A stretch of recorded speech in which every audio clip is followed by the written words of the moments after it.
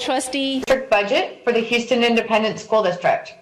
We'll begin with a presentation from the administration. This will be followed by individuals who have signed up to speak. I'm now going to turn the conversation over to you, Dr. Lathan. Thank you, President Dygard, Board of Trustees. I want to thank you for your feedback and the workshops that we were able to hold over the past several months. I would like to thank also our stakeholders. We can't hear you, Dr. Lathan. Oh, she can't hear me? Can you hear me now? Can you hear me now? President Dygard, can you hear me?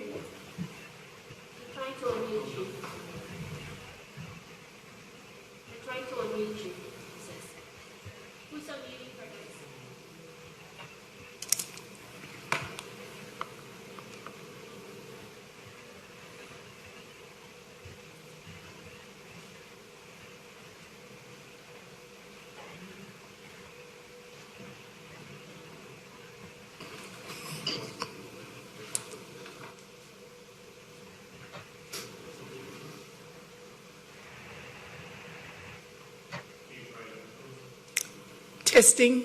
Can you hear me now? Yes. Thank you. Trustees, thank you so much for your collaboration over the past several months through our various board workshops, through your responses or questions, through our Q&A, and through your feedback. I'd also like to thank our stakeholders, our teacher union groups, our administrator union groups, and other staff members for your feedback as we present the budget for the 2021 school year tonight. I'm going to turn it over to Chief Reed. Thank you. Good evening, trustees, Interim Superintendent Lathan. Very glad to be presenting this to you all tonight. This is the public hearing related to the newspaper notice that was published on Sunday, May 31st. So things we're going to talk about a little bit are our property values, some of our revenue assumptions, the golden penny. We're going to go through the general fund, what the increases, decreases are. We also have a required discussion, part of our schools first requirement, and then talk about the other two funds that the board has to adopt, the debt service nutrition service funds. Then we'll talk a little bit about kind of just thinking ahead on COVID-19.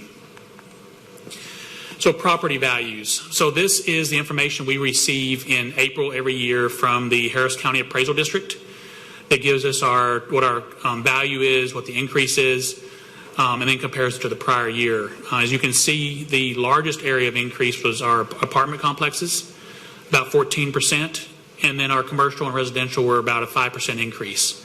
But overall, about a 5.84% increase to our property values over tax year 2019. We lost you, Glenn. Can you hear me now? Yes. Okay. This is another, some more information we also get from the Harris County Appraisal District that shows our average market and taxable values of properties. The average taxable value went up from 232 to 241 and market from 304 to 315. Taxable value is, of course, lower because of state exemptions as well as the district's optional homestead exemption that we offer of 20%.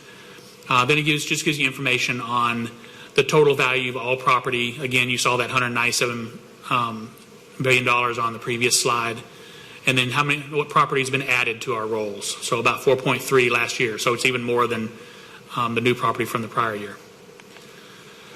Just kind of a chart showing the increases or the values of our property over the past 11 years, really.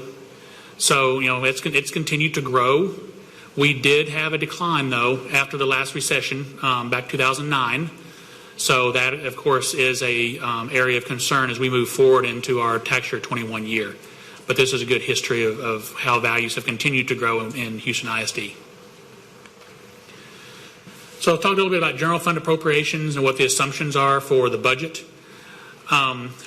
We used a taxable value increase of 5%, expecting that values will decline as we get further into the fall. We've also lowered our collection percentage as well, assuming that we're going to have a lower collection rate. And also just letting folks know that certified estimates are based off of January 2020. Notices get sent out in the spring, but the values are based off 2020. So those values, of course, won't be reassessed again until we hit January of 21. The current maintenance and operations tax rate, that funds the largest portion of the district's budget. It was 97 cents in 1920. Under HB 3, there is tax compression, and based off of the district's growth, that number gets adjusted now. In the past, it did not get adjusted by the state. Now, based off our growth, we will have a rate that gets adjusted later this summer. So in the notice, we've published the maximum rate that it can be, which is the 9664. But for the budget itself, we're expecting it to be about 95.10. Again, that will change, or it could be exactly the same, but it could also change once those numbers are received this summer. That 95.9510 M&O rate does include the additional golden penny, which, and when we say golden penny, that means that it's not subject to recapture, and we also are guaranteed a higher rate per penny of effort on those golden pennies. It generates about $24 million, and it assumes that in September, October, whenever we bring forward the tax rate, that we have a unanimous vote of the board. And again, TEA will notify us of our maximum rates later this summer, based off of values as well as some surveys they're going to be sending out. Enrollment was 209,309. We have taken about 1,500 students off of that. That's from feedback from our principals. We won't know the final number really until, of course, school starts and we get to our snapshot period, which is in October. And then under HB 3, this is the first year with a budget, adopted budget, where we were projecting a $12 million recapture payment. So a little bit on the salary and benefits package. I know we've been sending out some communications. So for those employees who are based on the teacher salary placement table or STEP table, are going to get a STEP movement. Plus, they'll get a one-time retention stipend based on their 2021 salary.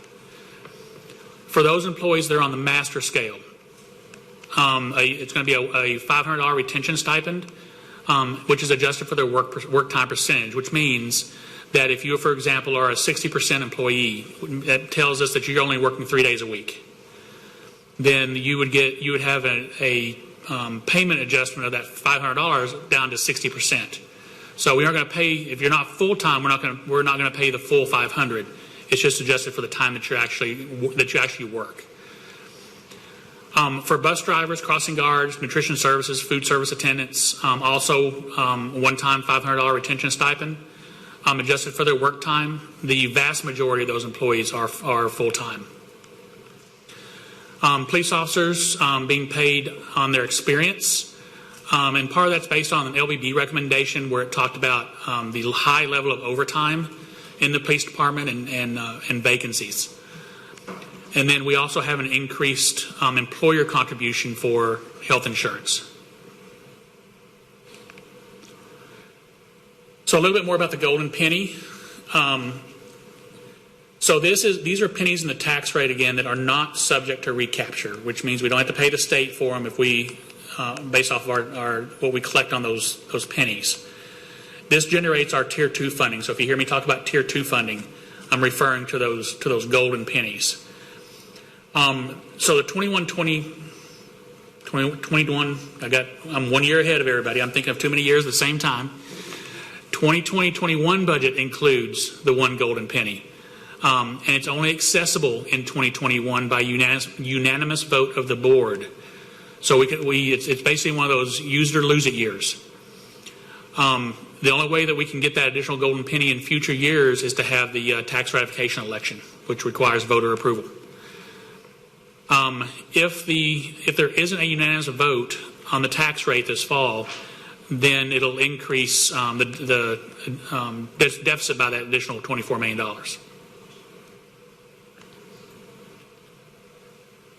So just a little bit on the financial analysis. I won't go through every single line here. You can see the increase in revenue, excess revenue payment. Benefits package, that's the step increases we talked about earlier, the one-time retention bonuses, and also the amount that the district is contributing to the health insurance plan. We've actually, over the past 4 years, contributed, the district has contributed over $40 million in employer contributions to the health insurance plan. We also have some reductions, capital lease recognition, but that also had an offsetting revenue. We are seeing now the cost increases for property insurance related to Harvey. It's taken some time to catch up to us, but we do have $2.5 million increase in our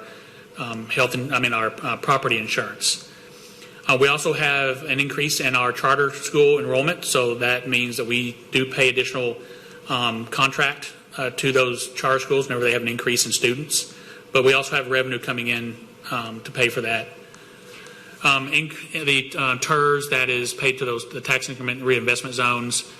We did have a net increase over what folks had projected last year, but it was mainly in at-risk students. At-risk students we do not receive a separate state funding for, but we do have to fund that increase in at-risk students through our PUA model. So the majority of that is that increase in at-risk students. And then we have some compliance items down here for state compensatory education and also early education allotment related to HB3.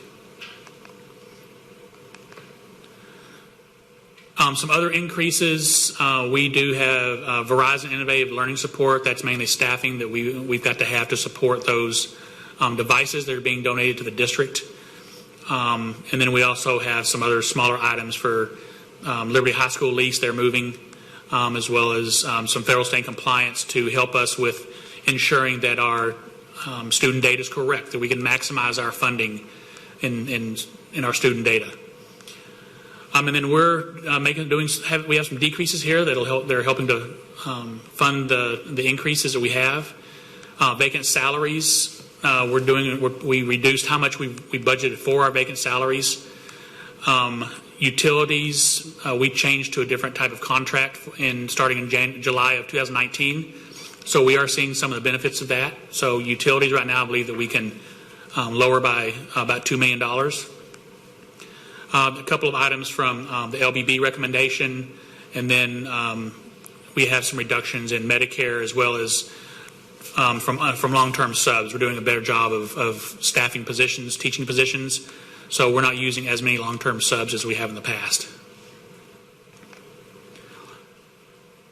And then we have a one-time item that we will be beginning. We funded it this year. The project hasn't started yet, but we don't need the additional budget in next year's line, so we cut that.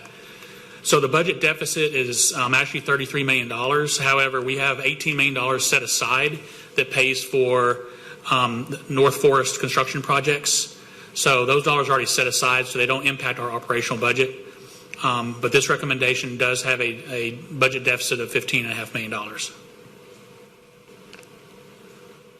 And all of that $15.5 million is the one-time stipends paid, retention stipends paid to staff. So that would come out for next year. This is just a schedule that shows it by function. As you can see, property taxes is the largest portion of our total revenues. And actually state sources is $166 million. $80 million of that is just a pass-through. It's just the TRS on behalf paper entry that we've got to enter to reflect how much the state pays into TRS. And then appropriations, the largest portion of our functional schedule is the $1.1 billion that's in instruction. Second page here is kind of the same information, just shows you the information by function. The transfers out you see there of $37 million is for payment of district debt. And then you can see there the net change in fund balance is the $33 million you saw on the previous page. 18 of that is already set aside. So this is a discussion that's required for the Financial Integrity Rating System of Texas first.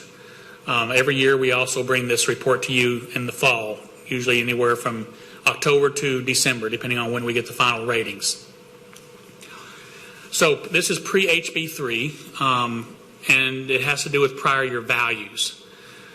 So in pre-HB3, in the box on the left, our Property Tax Assistance Division, which is the PTAD, we had $187.3 billion in value. Our PTAD value projected for 2020 is about 198. So the 2019 number is what they actually, the state pre-HB3 used for our entitlement. So they did not recognize that we were actually wealthier. They did not recognize the 198 until the next year. There was a lag in doing that. So what happened under HB3, and we got to keep the increase in those tax dollars, we got to keep. So as long as we had continued growth, and if you remember some of the presentations I did for you all last year, as long as we have continued growth, we got to keep those dollars, and we could use those dollars towards salary increases or fixed cost increases. In the box on the right, under HB3, you'll notice that 2019 PTAD number is no longer used, so it's irrelevant. So now they actually use our current year value. So there are no new funds as property values increase to the district. If we collect more taxes and we get more available school fund dollars than we get in an entitlement, then we just have to simply pay that back to the state as recapture dollar for dollar. It's no longer a percentage, it's dollar for dollar. And this only applies, this note number 2, this does not apply to those 5 golden pennies. This only applies to the what we call our compressed rate. So the determination, again, if our available school fund plus our maintenance M&O compressed rate are greater than our entitlement, then we owe excess revenue. If our available school fund plus our M&O compressed rate collections are less than our Tier 1 entitlement, then for us right now, we do not receive State Foundation School Program to make up the difference. And that's because this district offers a 20% local optional homestead exemption, and we get a credit in the formula to ensure we don't pay more revenue pay more excess revenue that would take us below our entitlement, but we don't get any assistance with the shortfall. So an FSP would only be received if our property value detections dropped below the amount that we are getting in the LOHI credit. So it is a true loss of revenue.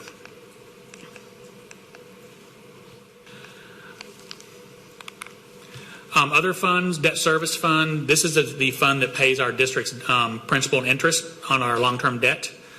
The primary source is property taxes. The rate is the same as it was last year. It's staying the same at 0.1667. Our current bond ratings are AAA and AA plus. Those, and for Moody's, that's the highest rating. Currently, we have about $2.6 billion in outstanding debt. This is the schedule for the debt service program. We have expenditures next year of about $360 million. And we will end up using about $5.4 million of fund balance. That's expected. That was planned for this year.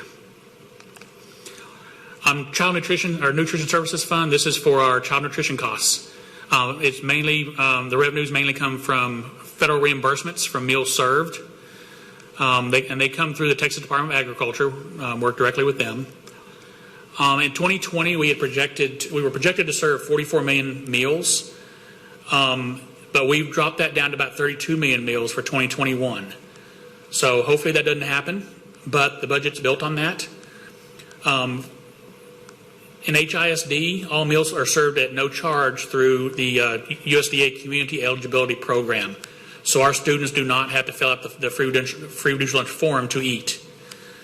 And then it does include reimbursement programs for dinner and summer-based feeding, but the majority of it is our regular year meals.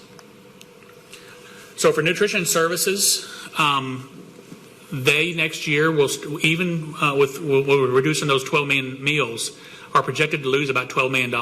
And I had talked to the board at the last workshop about a concern that if they drop below those meals or are shut down for an extended period of time that takes them below those meals, that to continue to pay staff, the general fund has the potential to need to supplement that fund. As you can see, their fund balance would pretty much be exhausted at the end of 2021.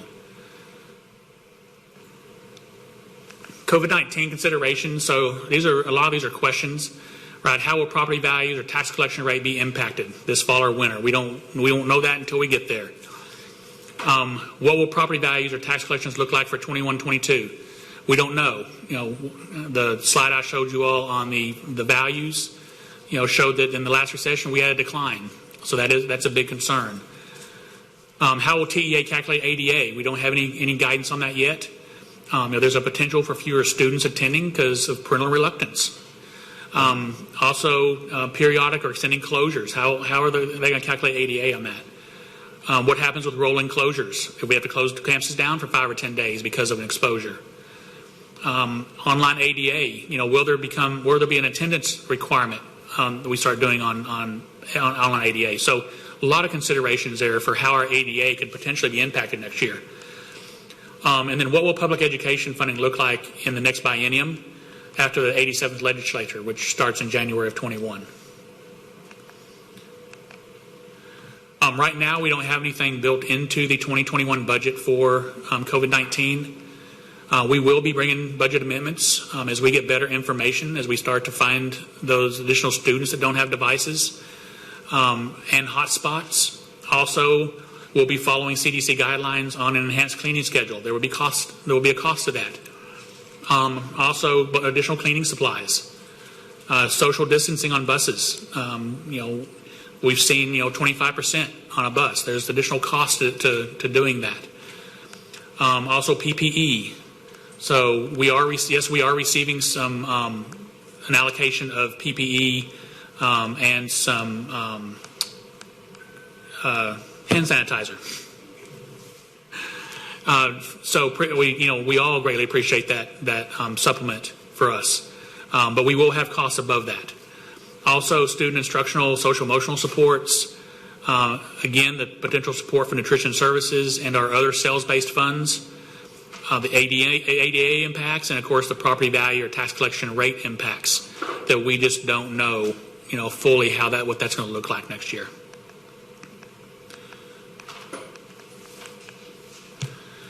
So summary, we're taking a cautious approach right now, especially in 1920 as we are trying to save what we can to help us get through 2021.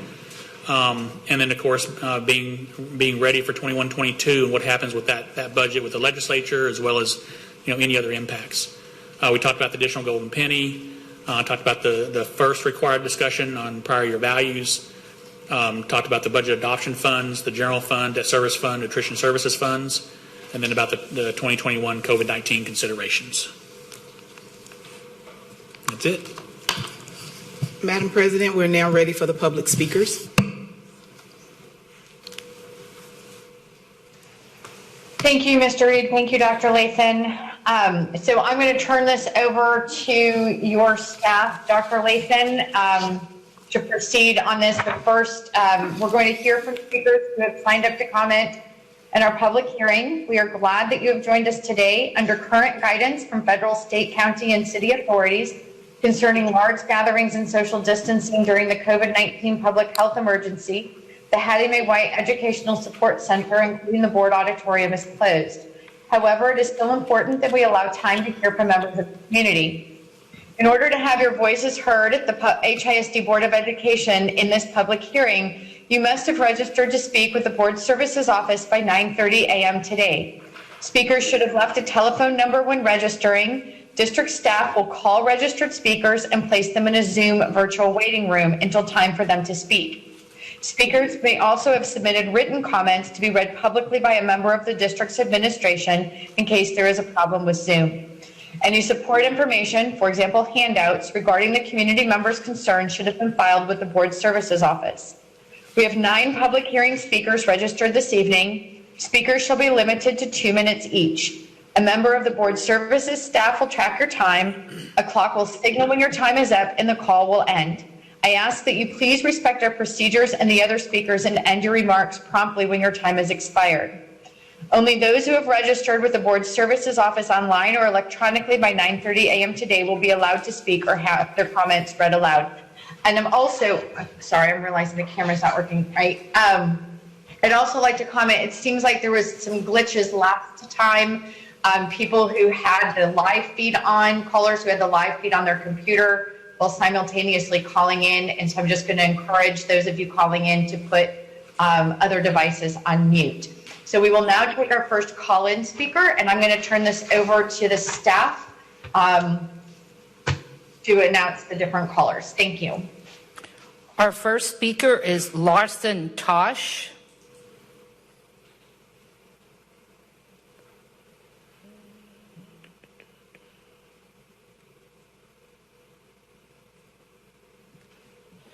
Larson Tosh, you may begin.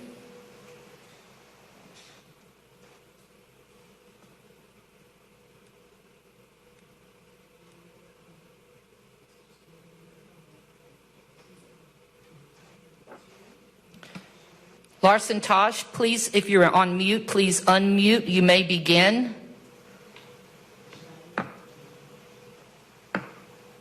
She's in the room.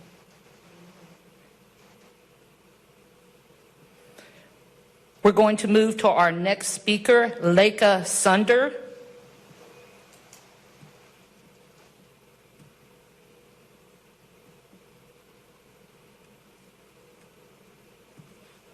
Leka Sunder, you may begin. Hello, can you hear me? Yes, please begin. You have 2 minutes. Okay. Hello, I represent a coalition of over 950 concerned members of the Lamar High School community who signed a letter urging Lamar and HISD to remove police officers from campuses. We urge HISD to eliminate funding for on-campus police and divest those resources towards greater mental health counseling for the following reasons. First of all, the issue of police presence on high school campuses is inextricably linked to race. School resource officers are statistically more likely to be in the poorest and least white schools. And students at police schools are almost 5 times as likely to face criminal charges for disorderly contact. So this means that students are more likely to be arrested and brought into court for behavior that was disruptive but not violent, showing that they're not actually threats to society. And this isn't just a problem for clogging juvenile courts. Students are much less likely to succeed in school when they're in the grip of the justice system. When schools place police officers on their ground, they're agreeing to send some of its students to juvenile court for behavior they would never otherwise be prosecuted for. So punishing students is counterintuitive and leads to more crime in the future. When we criminalize our students, they begin to see themselves as criminals. And this is a failure of the American school system and schools in HISD. We have given up on our students of color and we have reduced them to delinquents. We believe that the very presence of police instead of counselors criminalizes youth, specifically black youth, even when they haven't committed a single crime. Police in schools leads black students to believe that if they make a mistake, they should be punished instead of helped. Lastly, we believe the de-escalation tactics that school resource officers utilize, primarily on students of color, are often violent and grossly inappropriate for minors. One student we talked to reported that their siblings' interactions with the police at Lamar traumatized the student to the point of being placed in homeschool. For the above reasons, I believe HISD should stop putting police in schools. It promotes racism, violence, and a broken education system. Thank you. Thank you.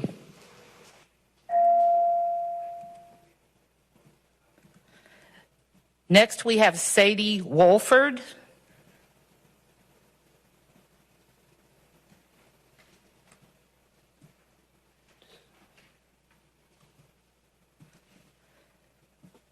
Ms. Wolford, you may begin.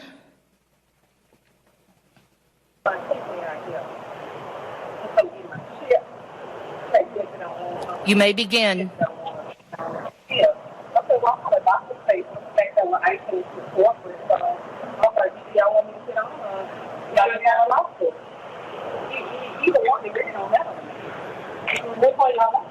Ms. Wolford, your 2 minutes has begun.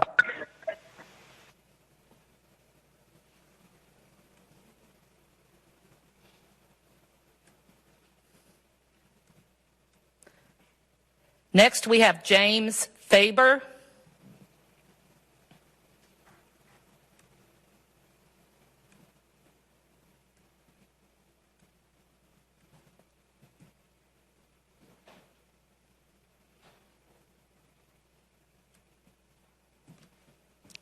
Mr. Faber, you may begin.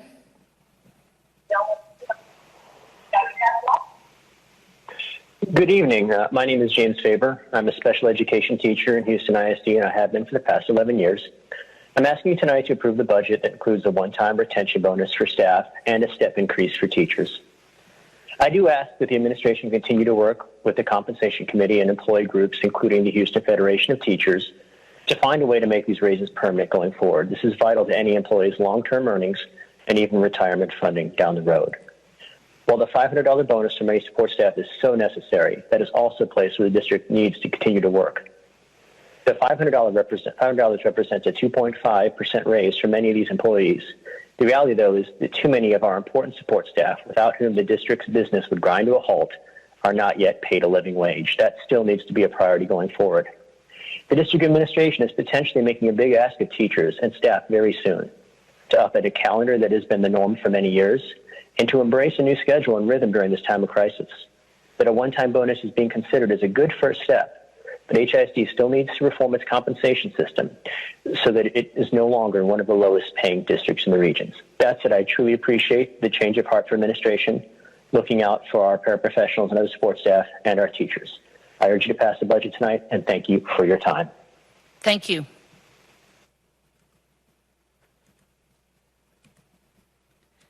Next, we have Simone Kern.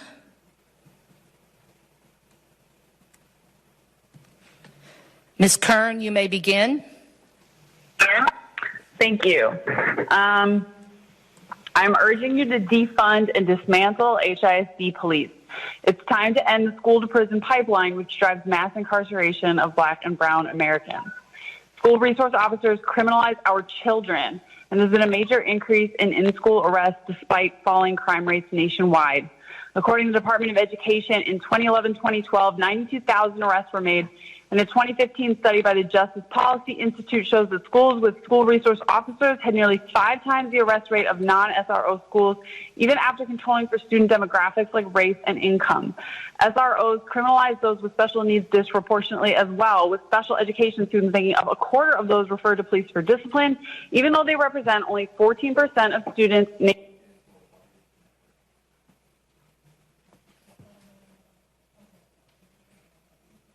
We're going to call that person back. I accidentally took them out of the room. So, Ms. Kern, we will call you back, and we will move to Aaron Sheena.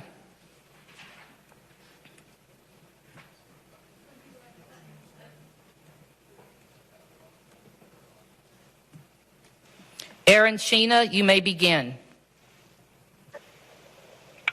The tragic killing of George Floyd in Minneapolis caused the city to reevaluate its use of police officers within schools. On June 2nd, the Minneapolis School Board voted unanimously to terminate Minneapolis Police Department's contract providing school resource officers, SROs, throughout the district. This marked the beginning of major cities discontinuing their contracts with local police, including Portland, Seattle, and Denver. Today, I am here to discuss HISD's budget and advocate for the same measures to be taken within our school district.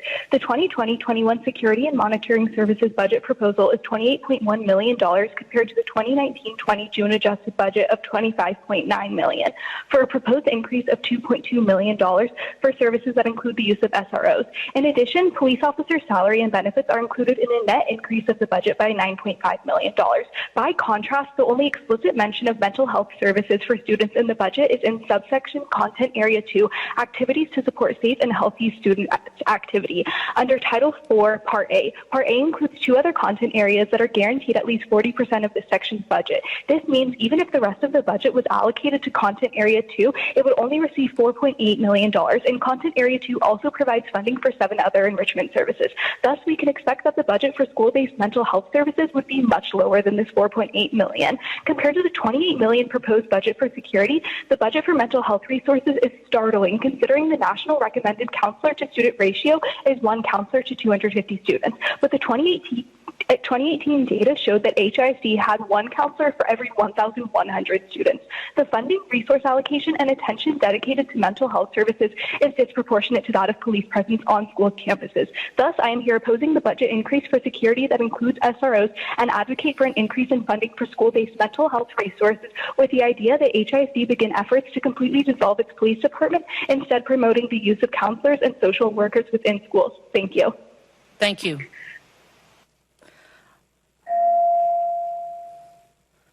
I'm calling back in Simone Kern to finish. Yes. Ms. Kern, please begin. My apologies for cutting you off. Okay, no worries. I was about to read a quote from Alex Vitel's The End of Policing. Schools with school resource officers increasingly turn over more and more school discipline to these officers, finding it easier just to have a police officer come in and remove and arrest a student than put in the hard work of establishing a reasonable classroom environment through enlightened disciplinary systems. Healthy and effective disciplinary systems take work and resources, though they are usually a lot cheaper than paying for extra armed police. So in a year of pandemic, when we're bracing for a hurricane season that is sure to bring floods, the last thing we need to do is criminalize children who are already traumatized and struggling. Our country is facing 20% unemployment. Millions of people are being pushed out of their homes. We should be reinvesting the $100 million we're spending on these cops into counselors and social workers who can connect students with the social services they need to navigate these troubled and unprecedented times. If HISD believes that Black Lives Matter, then we must stop treating Black children as criminals, defund, and dismantle the HISD police. Thank you. Thank you. Next, we have Michelle Blackwell.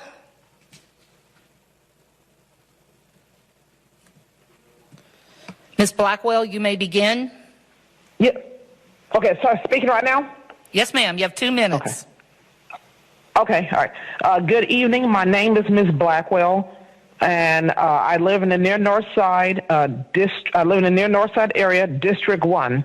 I'm a volunteer in public schools, and I do a lot of community work. My concern is that the HISD police officers they shouldn't be the only ones considered for higher pay raise. Teachers, teachers and teachers' aides, which are educators, cafeteria workers dealing with food services, and custodial dealing with the cleanliness of the school, bus drivers dealing with the transportation. All of these jobs are essential work, just as essential as the safety in the school that are done by the HISD police officers. It takes everyone to make the school flow. Therefore, it is important that it should be considered that a higher pay raise should be considered for all. If it's not considered for all, it should be considered for none. Thank you, Ms. Blackwell. Next, we have John Garcia. Mr. Garcia, you may begin. Hi, board. We are at a pivotal moment in time that will allow for the reimagining of what safety looks like in schools. George Floyd and Breonna Taylor's deaths highlighted the disproportionate rate of police violence inflicted on Black people.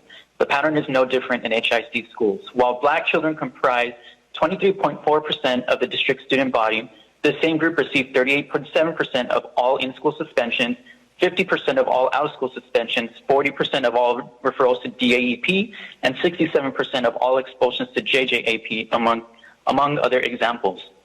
It's unacceptable. Increased police presence has been sold to us over the past several decades as a way to ensure our students' safety. In reality, more police simply means that more students can be arrested, suspended, or jailed with careless speed, while ignoring research-backed programs that are known to improve campus safety. Moreover, the HISD police use restraints and weapons like handcuffs, pepper spray, and other harmful tools as the tools of their trade, creating the violent environment we seek to avoid. The people in this room owe it to our students to take a critical look at policing and its fundamentally racist function within the United States. As we consider how to best utilize funds during immense economic and social upheaval, our solution makes HISD's commitment to actual safety possible. We must defund the police and move those monies to mental health supports and effective community-based safety solutions. HISD police must immediately end the disproportionate arrests of Black students, which means the elimination of arrests conducted on campus. There should be no money given to school officers for purchasing weapons to be used on students. And finally, HISD should establish youth empowerment models and restorative justice measures to lessen racially disproportionate and therefore racist suspensions and expulsion. Schools should be a place for freedom of expression, learning, and play, not a prison. HISD's budget must reflect this value. Thank you. Thank you. Next, we have Larson Tosh.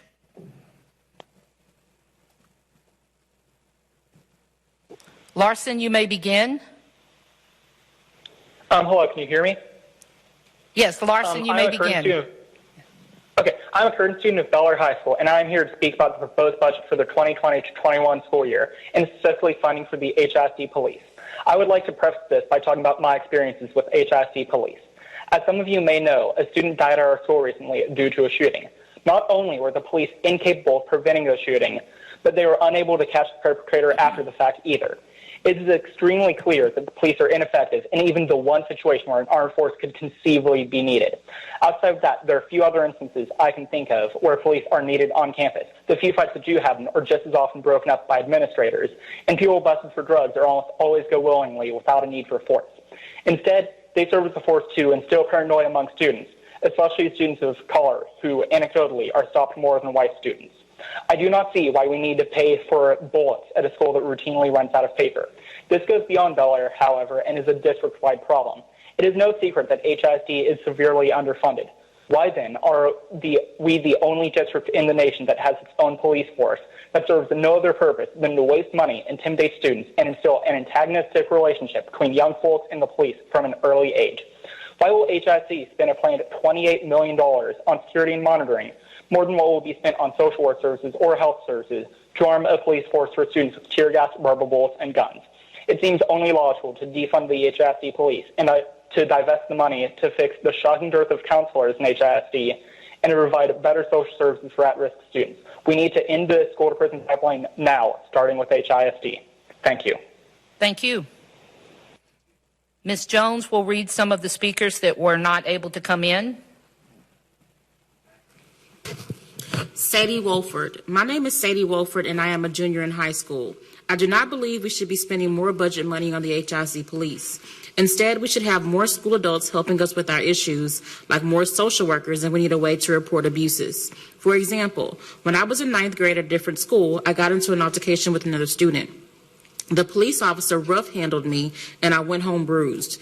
This should not happen in school. I'm a young, strong black woman, and I am smart and going places, but the police make me feel unsafe. The system is broken, and I think we should have less police in schools. It will make school about learning and less thinking about us as a threat.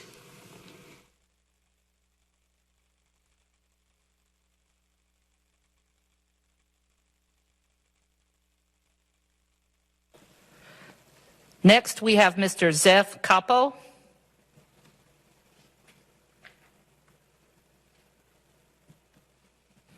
Zeph, you can begin.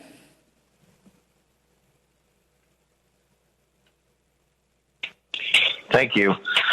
Good afternoon, Madam President and trustees, superintendent. My name is Zeph Capo. I'm the president of the Houston Federation of Teachers. And if you all have not been hearing much from me because I've been trying to step back as we push people forward, I felt it was very important to come in today and express our support for the proposed budget. I want to give an offer of thanks to Dr. Lathan for putting together the compensation committee. Even through all its ups and downs, one of the things that we have actually proven is sitting at the table with our employees, with our teachers and our support staff, we're able to come to consensus in a way to figure out how to move forward. And I think one of the things, regardless of one of the things that we can reflect upon and look back on is that I believe this process this year has shown us this is a better way to move forward with this. I'm glad that we could get to consensus, and I'm urging the Board of Trustees to support this budget so that we can move forward to focus on how we're going to safely reopen our schools. Thank you for your time, and thank you for your service. Thank you.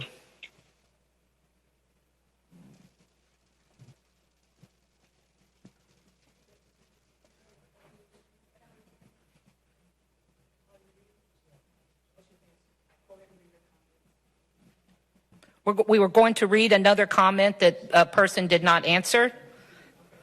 Well, now she's answering, so hold on just a second. I'll bring her in. Ms. Rios, you may begin. I'm here. Yes, ma'am, go ahead. Okay, just a second.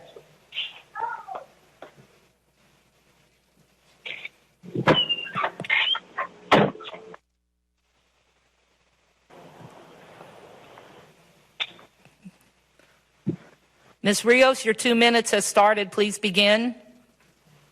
Estimada Presidenta y representante de la Mesa Directiva Escolar del Distrito Escolar. Soy Claudia Ríos. A mí me preocupa mucho que los fondos sean designados a la policía. Permítame explicar el porqué. La escuela del Distrito Escolar utiliza la práctica llamada a la policía, sin avisar a los padres de familia cuando ocurre una emergencia de salud mental. Me preocupa mucho que el distrito no tenga suficientes equipos de crisis profesionales de salud mental con una licenciatura para intervenir cuando sea necesario. En ciertas ocasiones ha ocurrido que el equipo de crisis no puede cubrir más que una situación a la vez porque no hay suficiente equipo de crisis bilingües. Adicionalmente, no se trata de esperar hasta que la situación escale a un nivel drástico. Se requieren programas de intervención, más terapistas con licenciatura para la salud mental, tiempo completo dentro de las escuelas. Mejor comunicación con las familias para crear planes de intervención. También me preocupa que en las juntas de ARM, cuando uno crea el plan de seguridad, no se incorporen los remedios de policía. Pueden poner a los estudiantes en peligro. Estas son las medidas de prevención. Le suplico que dirijan los fondos del programa puntativos para apoyar remedios violentos para prevenir, para apoyar a nuestros Gracias, señora Rios. No hay. We will now read Ms. Rios's comments in English. Point of order. Point of order. I do believe Spanish speakers get a little more time according to the new statute for hearing of citizens. We did stop it at 2 minutes since we're going to now do the translation. So she had her full 2 minutes to speak in Spanish. I know, but they get additional time. I do believe if Lisa could clarify, Board Counsel. It's additional time for the translation. Okay, thank you. So we'll now read it in English. Dear HISD President and School Board Trustees, I am Claudia Rios. I'm very concerned that more funds are directed to the HISD police. Let me explain why. HISD schools use the practice of calling the police without notifying parents when a mental health emergency occurs. I'm very concerned that HISD does not have sufficient professional, licensed mental health crisis teams to intervene when necessary. On certain occasions, the crisis team cannot cover more than one situation at a time. There are also not enough bilingual crisis teams. Additionally, it is not about waiting until the situation escalates to a drastic level. Intervention programs are required. More than one full-time licensed behavioral health therapist on campus is needed, and better communication with families to create intervention plans. It is also a concern that at ARD meetings, when a safety plan is created, a police remedy is not incorporated, and this agreement should be respected. Doing otherwise would place the student in danger. These are preventative measures. I beg you to direct funds to non-punitive programs to support nonviolent remedies to intervene and support our children to be educated and not be traumatized. I'm not in favor of punitive justice.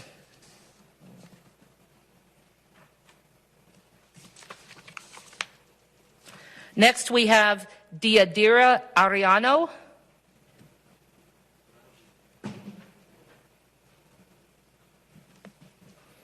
Ms. Aureliano, you may begin.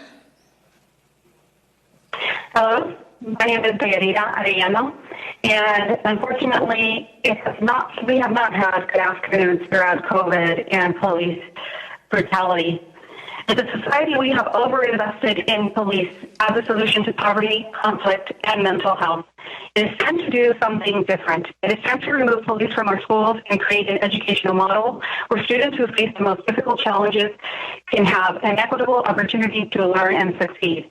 That needs to be the core mission of HISD. Police do not make our schools safer. Officers often fail to de-escalate student conflicts and instead escalate situations that are more appropriately handled through nonviolent crisis intervention specialists.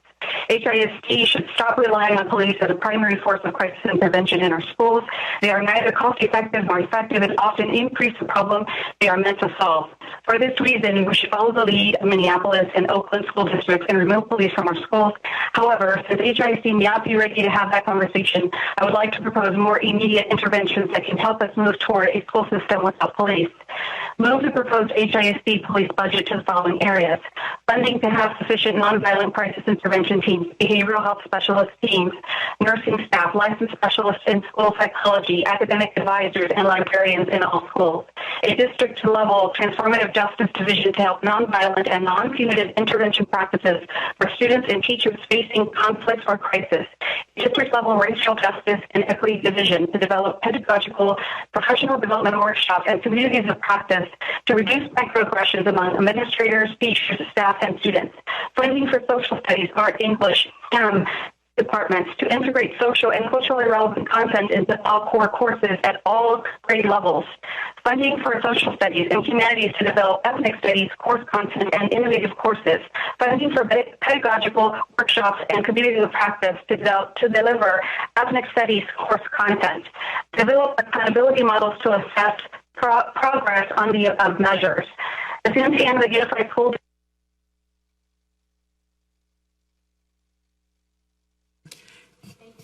We're going to keep going with A2 speakers that also signed up for the budget. Thank you. Those A2 speakers are first up, Karina Barbosa.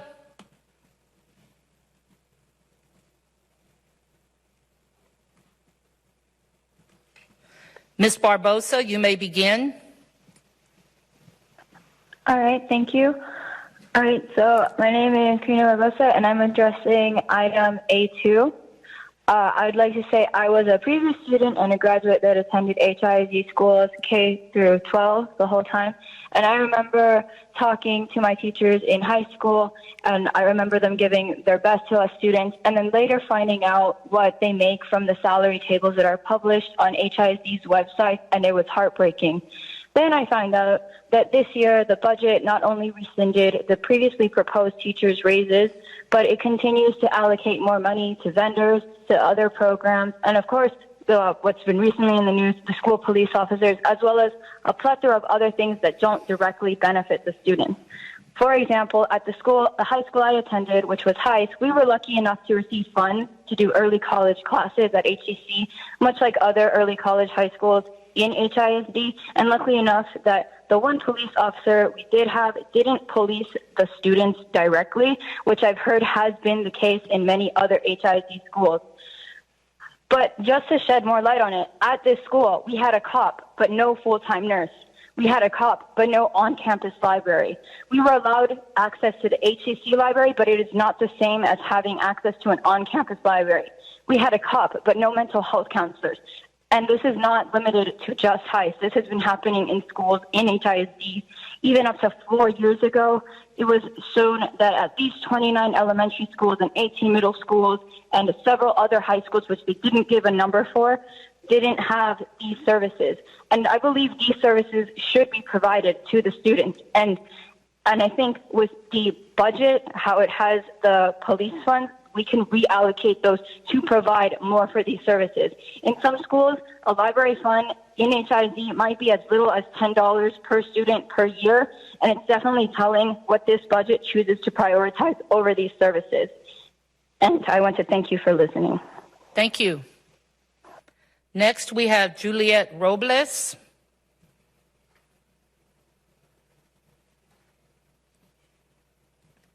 Ms. Robles, you may begin.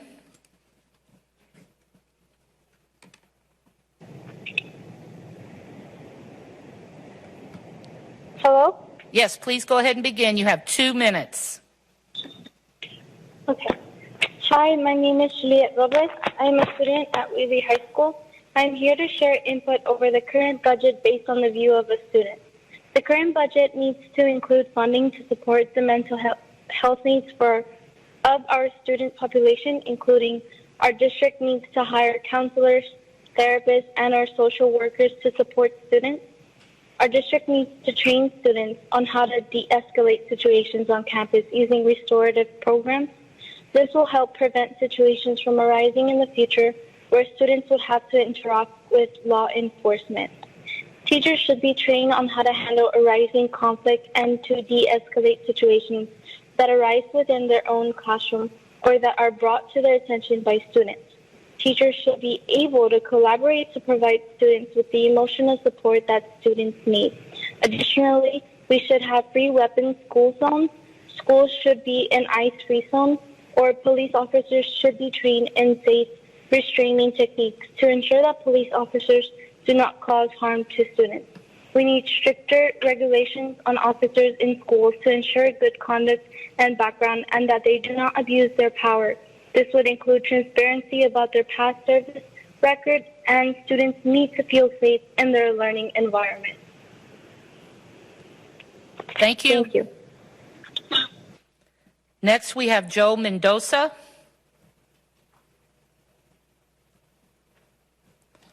Mr. Mendoza, you may begin.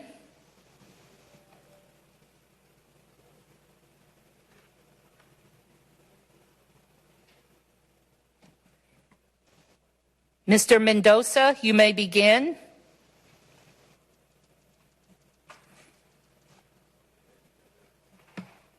Mr. Mendoza, check your mute button. You may begin.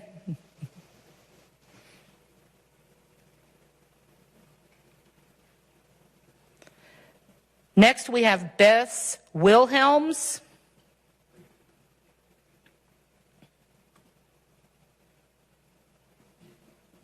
Ms. Wilhelms, you may begin.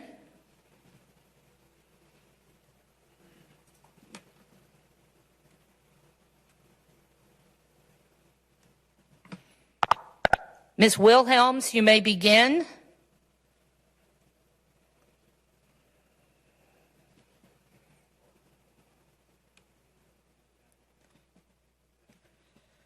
Hello, can you hear me? Yes, we can. Please begin. Your 2 minutes will start. Hi, I'm calling to echo what many of the other callers have said so far and encourage you to defund the police arm of the Houston Independent School District and increase the counselors available to students, as well as put into place restorative justice practices to make sure students have the skills and abilities to move forward from issues that they might have, be it disciplinary or otherwise, instead of having punitive measures taken out on the students. Thank you. And I cede my time. Thank you. Next, we have Araceli Garcia.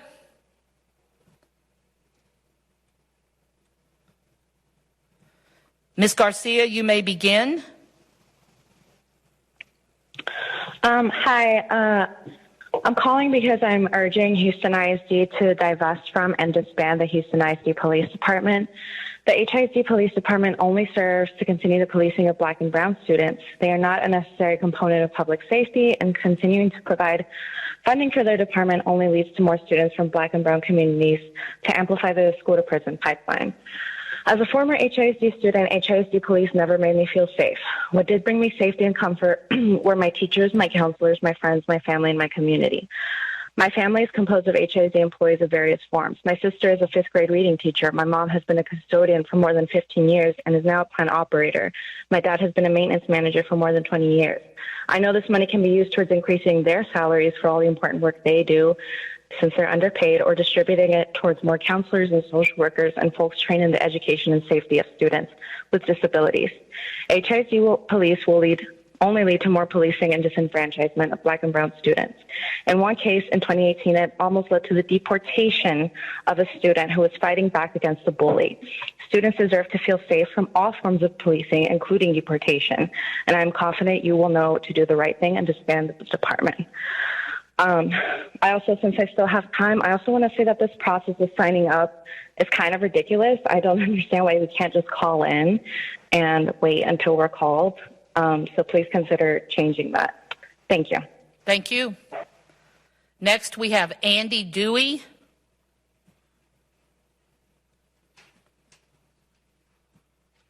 Mr. Dewey, you may begin. I'm Andy Dewey, Executive Vice President of the Houston Federation of Teachers. I'm here to urge you to approve the administrative budget proposal, which includes the latest version of the compensation proposal announced yesterday. The proposal includes a step increase for those on the teacher salary schedule, as well as a 1.5% retention bonus to be paid in September. It also includes a $500 retention bonus for employees on the master salary schedule, which includes some of our lowest paid employees. Coupled with no employee increase in health insurance premiums, this means that employees will actually get to keep those bonuses. Honoring the salary schedule and increasing its contribution to health insurance is an important commitment made by the district. It must be pointed out, however, that a retention bonus is not a raise because it does nothing to increase overall salaries moving forward. HISD must look forward and commit to their employees for the long term. If that commitment is made, I have no doubt the employees will commit to HISD for the long term as well. HFT will be back next year seeking that commitment. Thank you. Thank you. Next, we have Coretta Fontenot.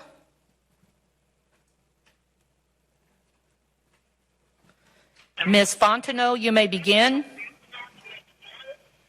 Good evening, trustees. I am Coretta Fontenot. I am speaking tonight to address the district's decision to go back to the proverbial table and reconvene discussions around teacher pay raises. My grandmother used to say that show me what you spend your money on and I can tell you what you truly value. In this case, the district has made a decision to revisit the teacher pay for the 2020-21 school year. Granting a one-time retention bonus is a small step in the way of valuing teachers. It is not what was originally agreed upon by the Joint Compensation Committee, but it offers some level of redemption of this administration's credibility.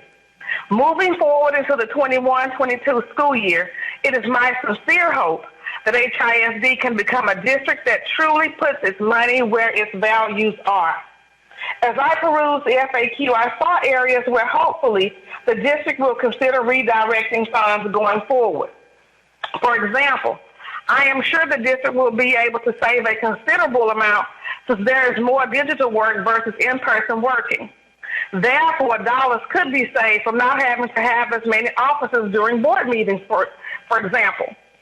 Keeping your word, having clear communication, and dealing with integrity will go a long way in improving pay standards, the district's reputation, and the overall culture for all stakeholders in HISD. Thank you.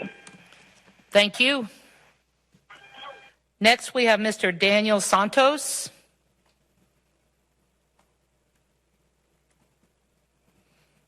Mr. Santos, you may begin. Thank you.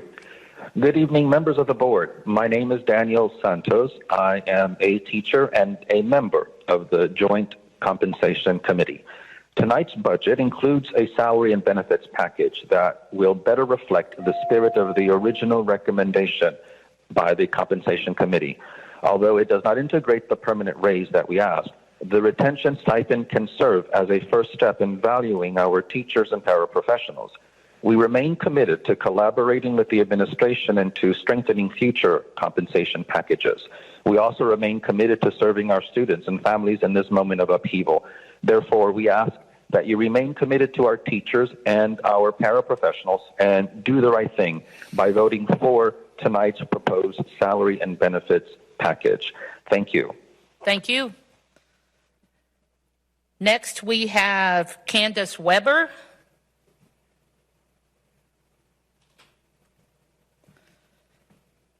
Ms. Weber, you may begin.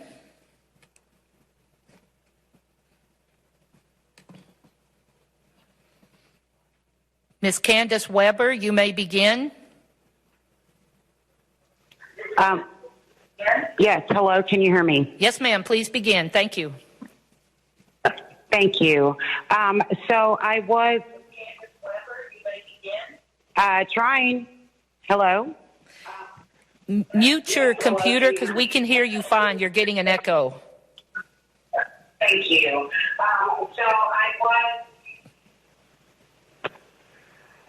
was. Okay, can you hear me now? Yes, ma'am. Please continue.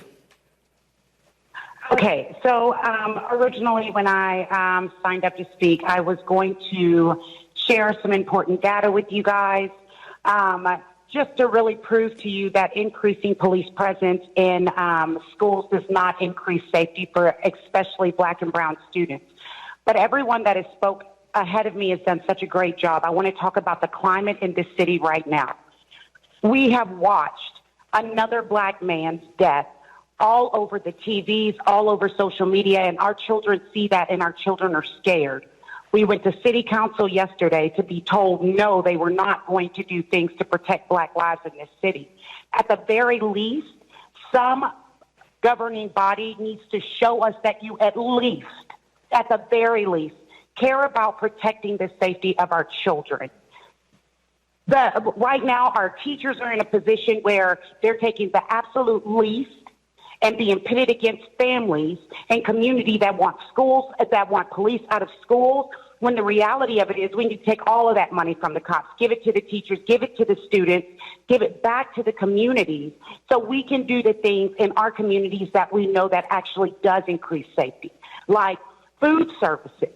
Let's give them back mental health services, give them counselors in schools, because cops don't make us safer. By the time somebody actually gets a gun in their hands, it is already too late for cops to save us. But a school counselor, thank you, ma'am. Mental health workers. Next, we have Alpa Sridharan.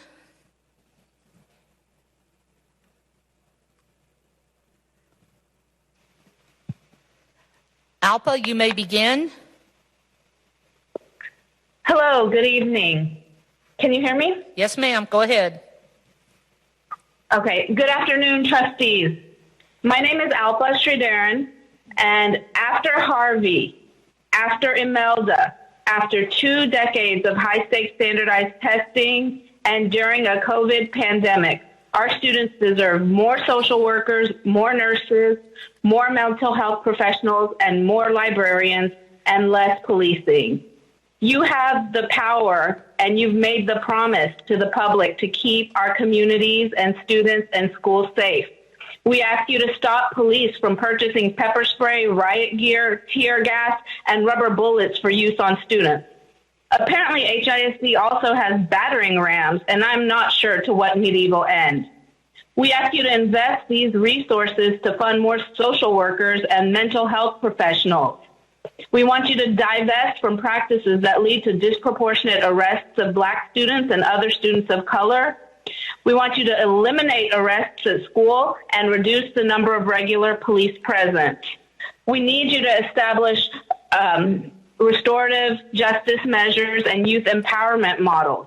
Regular police presence in schools results in more arrests for nonviolent offenses than otherwise, and we know that relationships among students, parents, and staff are more important.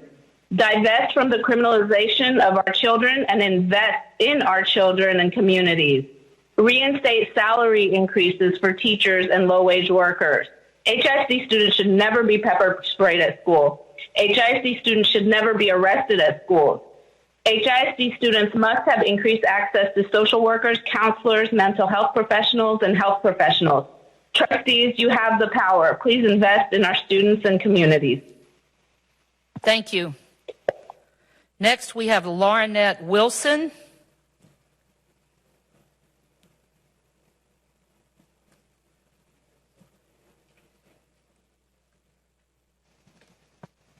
Ms. Wilson, you may begin. Salary increases for teachers and low-wage workers. HISD students should never be pepper sprayed at school. HISD students should never be arrested at school. HISD students must have increased access to social workers, counselors, mental health professionals, and health professionals. Trustees, you have the power. Please invest in our students and communities. Thank you. Miss Wilson, can you hear us? Miss Laurinette Wilson? Yes, ma'am. Please begin. Police officers in HISD Police Department need a raise because we are a full functioning police department and accredited by CALEA certified. The HISD police officers offer preparedness to address natural or man-made critical incidents, have a community relationship building and maintenance, complete independent reviews by subject matter, and continuously pursuit of excellence through annual reviews and other assessment measures. In 2020, police officer salaries in Houston, Texas have been increasing across the board, and we have not met the minimum pay. The average police officer salary in Houston, Texas is $58,000 as of May 28, 2020, but the range typically falls between $54,000 and $63,000. Salaries can vary widely depending on many independent factors, including education, the certifications, additional skills, the numbers of years spent in the profession. HISD Police Department is still at $43,000. Houston ISD police officers are still below the 10% mark. Stats are ranging from 10%, which is $53,000 a year, and 90% at $67,000 a year, according to the Salary.com website. The HISD Police Department has no incentives for the officers. We do not get equal pay. HISD does not take in consideration of officers' education, which is a bachelor's or master's degree for a pay increase, the bilingual pay, nor specialty pay for certification in the specific subject matter. HISD PD serves more than just a police department. We counsel, mentor, parent, house, and serve the community. We are asking for competitive pay mirroring our neighboring agencies. We are currently in the process of building better resources for diverting juveniles to change the dynamics of the whole pipeline of prison mentality. We are the largest ISD, and we don't get provided all the necessary resources for a complete functioning police department. HISD Police Department works with all surrounding. Next, we have Joe Mendoza. Mr. Mendoza, you may begin. Hi, I was originally calling to speak about agenda item 8.2, which seems to have been updated to include a stipend to teachers. So now I would thank you for making the change, prioritizing teachers and promoting better pay and benefits that will help reduce the financial burden teachers take on when they become public educators. It's a selfless job, and teachers deserve better than the funding they receive on both a national and a local level. There's still a long way to go, but this is the right step forward. Regarding police officer pay or HISD police pay, I fully believe that money that is available should be directed to help kids where they can get the most impact, and where that lies is with more educators, nursing staff, better counselors, and preventative measures that enable for change to take place where police officers and HISD will no longer be necessary. Thank you for your time. That's all I had. Thank you. Ms. Jones will now read comments from speakers that did not answer. First, Caroline Dublé. The time has come for us to defund the HISD Police Department. My comments will explain my reasoning. Natalie Santana. I demand that Houston ISD divest from HPD and use that money to fund mental health assistance and the arts because creativity fuels hope. And Charlotte Haney. Thank you for your time to listen to me. I'm a teacher in HISD with children in HISD schools. In my previous district, we had a socio-emotional counselor to whom we would refer students with needs. This counselor would make sure that such students got the services and therapy they needed so that they could learn. This resource made our classes more manageable and significantly reduced discipline issues. At my current campus, there is a budget for a police officer, but not a socio-emotional counselor. We have students dealing with all forms of challenges and abuse and who suffer from significant mental health issues. I make my required reports to CPS, but that is a far cry from having an available counselor. If we only have resources for one of these positions, police or socio-emotional therapists, then we must defund the police and use those resources to have trained social workers on every campus. The police are a luxury we cannot afford. Thank you. That concludes our speakers for agenda item A2. Madam President, turning it back over to you. And of course, we conclude that right when the postman comes and my dogs start to bark as I'm coming off of mute. So hope that doesn't bother y'all too much. All right. We have now concluded. Thank you to everyone who contributed their input in our public hearing on the budget today. I'm going to ask my colleagues, we're going to take a little longer break, but we are behind time. So we're going to take a 5-minute break, and then we're going to call our meeting to order. So we're going to come back at 5:25.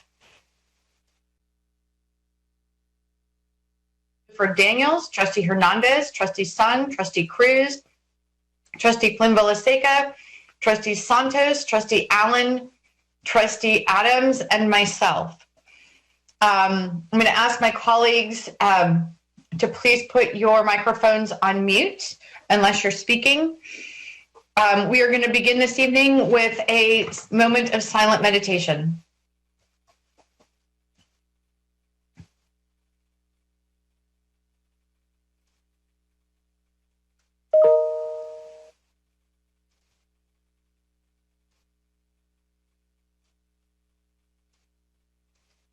Thank you.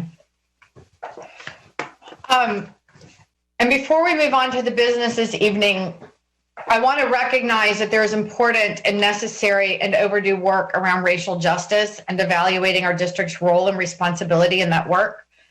I am assembling an ad hoc committee of trustees to review the district's police policies and practices and the impact on our students. The committee is going to be charged with bringing a resolution to the board at the next regular board meeting based on their work. And additionally, I've scheduled a board workshop with Dr. Lathan about our district's police function that we have planned for September 1st. So we are now ready to begin with a superintendent discussion on instructional continuity. Dr. Lathan? Thank you, President Dygard, and thank you for the opportunity for Chief Lopez and his team to be able to conduct a needs assessment and a root cause analysis as it relates to police services in the district. And thank you for the opportunity to be able to share that information with the board in September. Instructional continuity update. We completed the 2019 school year on June the 1st for students. And actually, summer school started this week for our students. Summer school runs June 8th through July 2nd. Currently, we have 26,503 elementary students enrolled, 8,956 middle school students enrolled, and 17,684 high school students enrolled, for a total of 53,143 students. We are still trying to reach some middle school students that we want to participate. Every child that was enrolled or that is currently enrolled in summer school, their parents also will receive, either if they didn't receive it today, they'll receive it within the next couple days, a paper packet also of all of the content that will be covered during summer schools. In addition to any parent that does not have a child enrolled in summer school but would like to receive a paper packet, please call our information line at 713-556-INFO or go to the district website at HISD at Home, and that information will be provided to you as well. Also, our reopening task force held their first meeting this past Monday on June the 8th. I'd like to thank Mr. Salazar for leading and coordinating the committee. We have about 61 participants, and I think Mr. Salazar reminded me of the number of participants so I don't add any other additional members to the committee. But the committee is comprised of district staff, parents, and community members, and also medical professionals. The task force and subcommittees will continue to work over the next 3 weeks with a goal to finish their work and come up with recommendations at the end of the month. Also this week, we shared with our parents and staff a possible 11-month calendar as we prepare for the 2021 school year. And we are still at a place where we don't know if we're going to be 100% virtual, a hybrid situation, or back face-to-face. An 11-month calendar would afford us an opportunity, if we're back face-to-face, to prepare for possible rolling closures as a result of COVID-19 throughout the 2021 school year. I know it is a different calendar than what we've all experienced in the past in our district. I do know and recognize that it shortens the number of professional development opportunities prior to the opening of school for our teachers. And so we still would need to find ways to make sure we're meeting the needs of our teachers professionally. And we're committed to doing that if the board were to be asked to do two things. Number one, vote to become a year-round designated district. And then number two, vote to approve an 11-month calendar. The board has a special meeting scheduled on June the 3rd. That would be the first opportunity for the board to consider and approve an possibly 11-month calendar. Pleased to announce that I'm excited that our virtual graduations will launch on Sunday, June the 4th at 1 p.m. You can go to the district landing page where we actually have a site dedicated to 2020 grads, and you can watch the broadcast. I want to thank the trustees for your participation in our virtual graduation ceremonies. We're also planning to launch a COVID-19 response parent survey on Monday, on June 15th, in collaboration with our Research and Accountability Department and HERC. I want to thank Research and Accountability and HERC for working with us on developing and designing this survey. I will say up front to our parents, it is a little bit longer survey than what you're normally used to, but we want to be able to utilize that data as we move forward if we continue our emergency constraints in the future as it relates to when school reconvenes in August, but also will help us make sure that we have the resources we need for individual campuses and for students by grade levels, and additional community resources that parents might be in need of as we move forward with the upcoming school year. Yesterday, we hosted our second annual virtual academics signing day. So congratulations to all of our students. Part of UIL's academic, music, and one-act play, students were able to declare where they were planning to attend college in the fall. So once again, congratulations to those students and their families. Produce distribution, the Fresh Bus is out delivering produce to our families. We've added new stops at apartment complexes and 68 participating schools. Please feel free to go to the HISD website where you can find out about the various locations. Summer meals, we are continuing to provide summer meals. We've had to close some locations due to COVID-19 exposures, and then those campuses will come back online once we've gone through the 14-day quarantine. There are various opportunities for our families to go to another school closest to them to actually pick up meals. As it relates to proof of enrollment, it does not have to be a report card. Parents just need to show that their children are enrolled in an HISD school. Also, we will continue, just like we did in the spring, to virtually put out our lessons for summer school. So they'll be out there on Channel 18 on Comcast, Channel 99 on UVerse, as well as Univision 67, Fox 26, My 20, and also on our HISD live TV webpage. Also at this point, as of June the 10th, when we closed out the school year, we were able to reach 96% of our HISD students from March the 13th up through the last day of school. We are still working, our wraparound specialists, our district staff members are still working to reach out to parents to ensure that we can provide academic support and also social emotional support to our families over the next several months as we prepare to reopen the school. Thank you, trustees, for the opportunity to provide you an update this evening.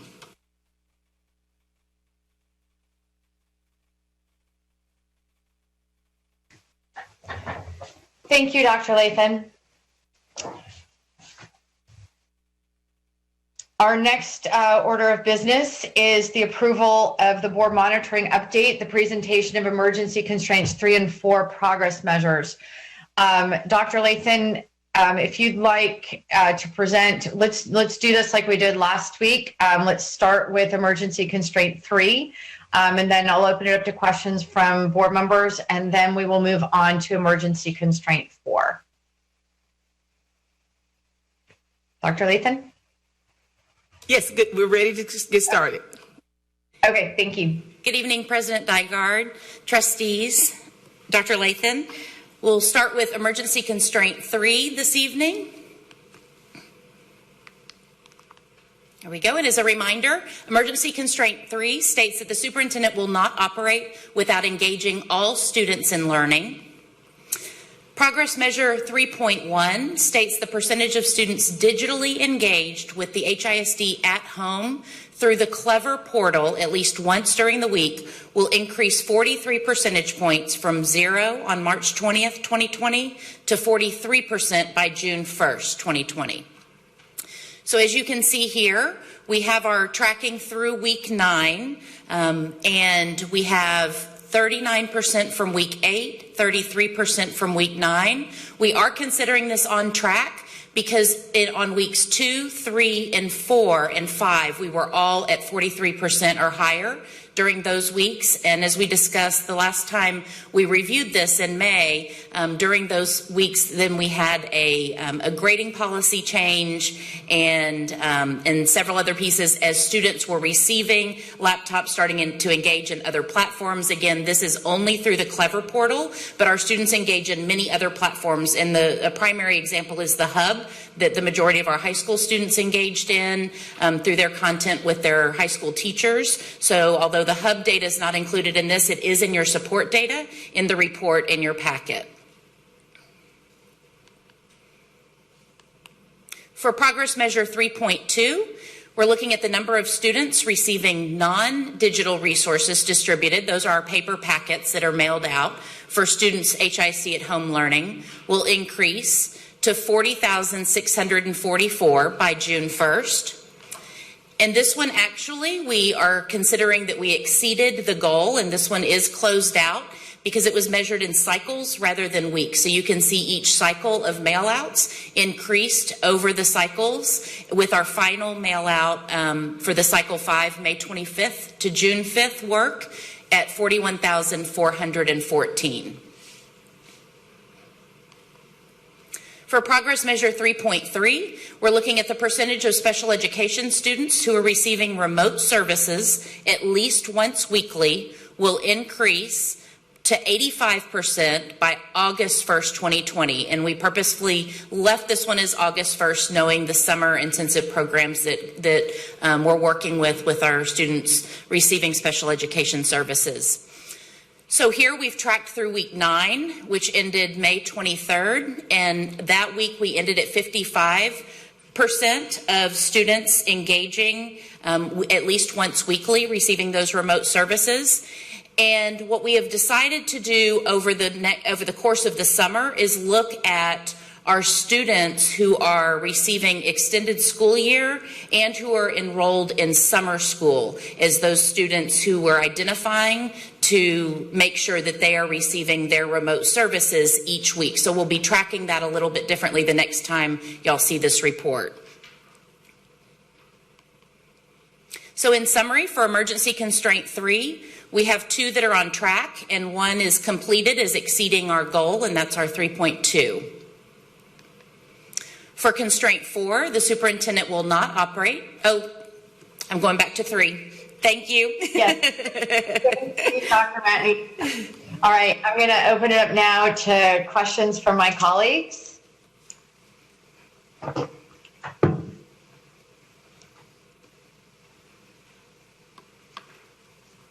Trustee Sung. Thank you very much for the presentation and for the work of educating our students. So to follow up on the explanation for 3.3, I want to make sure I understand. So right now, the denominator for these percentages that we're seeing each week is during that week, what percentage of the students with disabilities are receiving remote services, and the denominator is all students with disabilities, right? Correct. Okay, and so once summer school starts, you're going to change the denominator, is that right? And it becomes a smaller number of students? Yes, correct, because not all students with disabilities are needing or requiring summer programming, and so we have to adjust what that looks like so that it's not false data. So we're looking at specifically our targeted summer programs of ESY, as well as our students that we've identified who are in summer school, and then we're doing the same process that we did in those earlier months where teachers are actually recording those contacts. Okay, so can you tell me what the change in that denominator is? How many students with disabilities are we looking at now? And then how many would be looking at for the extended school year in summer school? So we will have that soon. We are finalizing that list. As students have just started summer school this week, we're still making sure that we're still waiting on some paperwork to be filled out by parents to agree to it. And so some of that's being worked out, and that'll all be reported out the next time. Okay. Do you have any kind of a ballpark? Like are we looking at 80% of the students in summer school, or is it more like 20%? Honestly, I don't have a ballpark in my head with me. Okay, but we know it's smaller. It's not all. Correct. Okay. I mean, my concern here, the reason why I'm asking is we've got, we've reached 2/3 of our students at our peak, right? 67% of students with disabilities documented as receiving remote services, right? And so I'm concerned that perhaps there's 1/3 of students that could go this school year without receiving services and then might not receive services this summer either, right? So I'd really like to know, how the students will be selected for the extended school year and summer school. I'm worried that we're missing kids here. Okay. So students for extended school year, it's actually written into their IEP. And so they're identified that they are in need of summer school. And then the other students that we identified for summer school, let's say it's not on their IEP, but we identified tier 3 students and students that are need additional supports. That's how those students were identified based on their academic achievement data. Okay. To address So your that makes 2/3. sense. Yeah. To address your 2/3, I will share with you that in working through this data, there were families, much like I shared last time with nurse contacts, that opted out, that said, I'm not going to sign for the remote contacts when my IEP says it needs to be face-to-face. So our staff had to really work through some of those pieces where parents said, this is not what I want for my children. Sure. Do we have, is it easy for you to pull how many families have refused services? Because to me, if a family refuses services, you can't do anything about that. But for families that haven't refused, I'd like to see students receive services. Yeah, I don't have that off the top of my head, but yes, that is being tracked. Okay, I think that would be helpful for us to see so we can get a complete measure from here of, are we making sure that students with disabilities are receiving those services? Yeah. Okay, thank you. Those are my questions for now. Thank you. Trustee Plum-Villaseka. Thank you so much for the presentation this evening, and thank you, President Dygard, for offering up the opportunity for us to talk to discuss 3, Constraint Progress Measure 3, and that before we go on to number 4, I think it's helpful for us to chunk the information out like this. So Dr. Lathan, and looking at Constraint Measure 3.1, I see that we exceeded our goal on week 2 and continued in that range, which is really good, especially just a couple of weeks of the pandemic. And then we noticed, and we talked a little bit about the data plunging towards the end of May, all the way from 48% in week 2 to 33% during the week of May 17th through May 23rd. And it sounds like students were engaging in other platforms. Is there anything else that you could think of that would contribute to that plunge? You were breaking up a little bit. I think your question, I'm assuming your question is, based on this percentage, do we know if students were engaged in other platforms? And so that answer is yes, because like I said, high school students are engaged with the hub, but also our teachers and principals were allowed to use other platforms to engage students, whether it was Google Classroom, Zoom, or other features, that they had that opportunity to do that actually between March the 12th and June 1st. Okay, do you think there's anything else that may have contributed to the plunge outside of which we want students to be engaging with their teachers and other platforms, but is there anything else?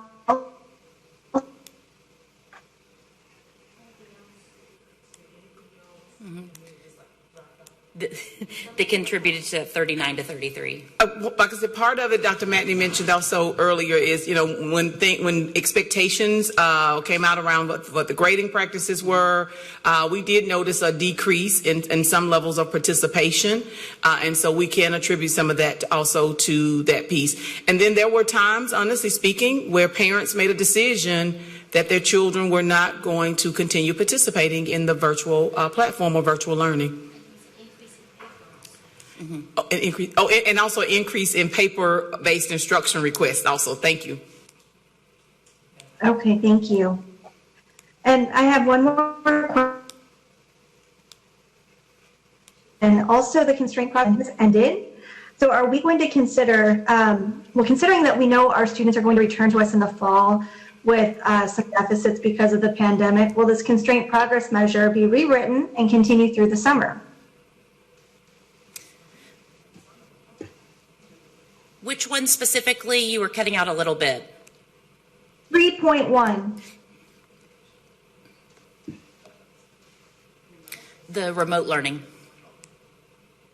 So the remote learning will not, the 3.1 will not be rewritten for the summer, because it was, like I said, this was designated as it relates to from March the 12th through June to the end of the school year.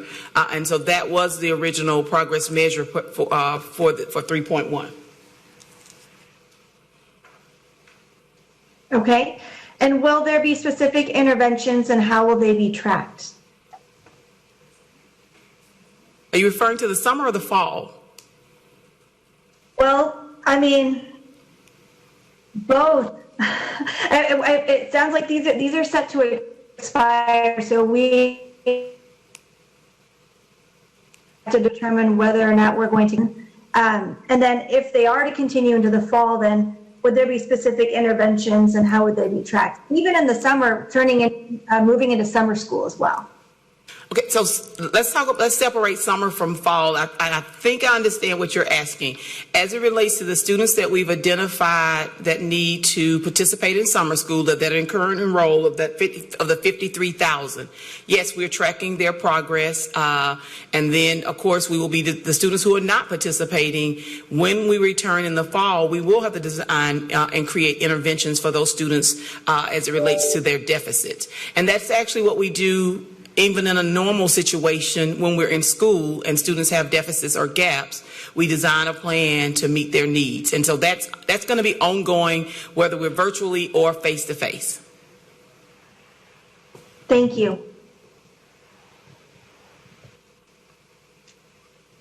Trustee Cruz.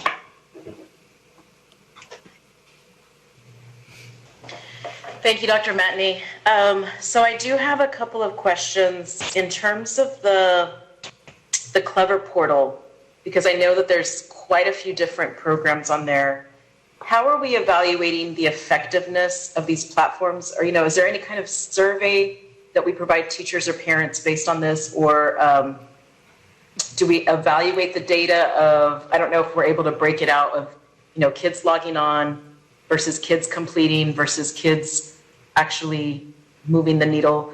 I just wonder, I heard a lot of complaints about some of these programs, and I would hope that if we continue to use these long-term, especially if this is kind of our primary measuring stick, I just wonder how do we know that these programs are effective?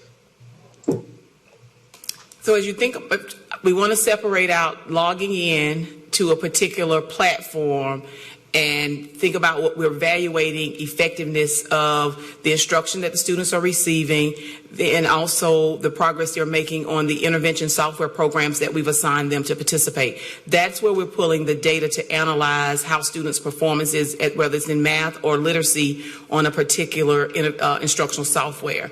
At other platforms, yes, those are options that will possibly be available in the fall. Our team is working on finalizing now what our instructional continuity plan and expectations will be for 2021. And they've looked at that, and that committee is also comprised of teachers and principals and district staff from the curriculum department. And so we'll be going through that process, analyzing what worked, and that's what they're going through now. They've actually been meeting for now about a month and a half. They've analyzed what worked over the past 2 months? And then what are the recommendations for moving forward in the fall? What will be the expectations? Let's say we're virtually first quarter or the first 6 weeks of school. What will be the expectations for teacher participation on a daily basis? What will be the expectation for student participation at the elementary level? Actually, it's broken out into kind of pre-K 2, 3, 5, 6, 8, 9, 12. And so they are working on all of that and finalizing those details as we speak. Okay, so a follow-up question, just of clarity. So again, how do they know, like if you're saying this committee's meeting to evaluate what worked, what are they using to know what worked? So what data are they looking at? Sorry, I'm not clear on that. The data that they're looking at definitely is around the login, but it's also around the participation feedback from teachers as it relates to the live lessons. Principals and appraisers actually still dropped into team meetings, and I'm saying teams because Microsoft Teams was the main platform, but they actually went in and conducted observations of how things were going as it relates to lessons. But looking, like I said, definitely looking at the login, looking at the length of time that a student was engaged in a particular platform, and then looking at student progress. If I was that particular student and I was in Imagine Math, Imagine Literacy, looking at my participation and the amount of time I spent in that particular software or utilizing that particular software, and then what my progress was from that time in March up until the end of the school year. And then, of course, if I'm continuing with summer school, then there's another set of data that they'll be analyzing as it relates to that particular student's performance. Do the providers provide any kind of data around like the number of glitches or the number of tech issues that maybe they received calls from? No, I would think that data would be really helpful. Not the providers are providing us with performance reports of analyzing how students are performing, but not as it relates to glitches, because you have to understand when it's a difference when we're in school and we're in the, whether we're here at Hattie Mae White or students are out at schools, we know when our systems go down or when the server goes down. Am I using the right terminology? But when at home, we can't. The glitch could possibly be on the user's end, and I'll own it. Say it's on Granita's end. So we don't receive those types of reports. Now, if a particular provider's system is down, we do receive and know when that system goes down, but not individual problems that an individual user has encountered. Okay. And I know with technology, it's so difficult. Am I out of time? I have more questions, but I don't want to keep taking the time. So just be mindful. Yes. Okay.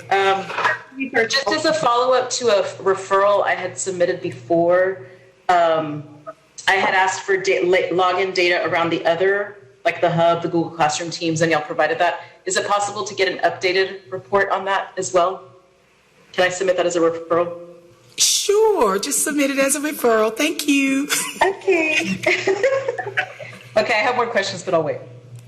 And Trustee Cruz, did you say more questions? Yes, you mentioned parents as a piece of that, and that's a critical piece of it. And so I'm going to do a shameless plug for the survey that Dr. Lathan mentioned that's going out on Monday. And we're really excited to get parents' feedback and input, even by child, with their experiences with the platforms that they were using. Wonderful. Thank you. And I know Dr. Lathan had mentioned before that y'all are going to not just send that out virtually, but paper at food distribution sites and everything, which I think is wonderful. So I'll wait on my questions. I'll let others go. Thanks.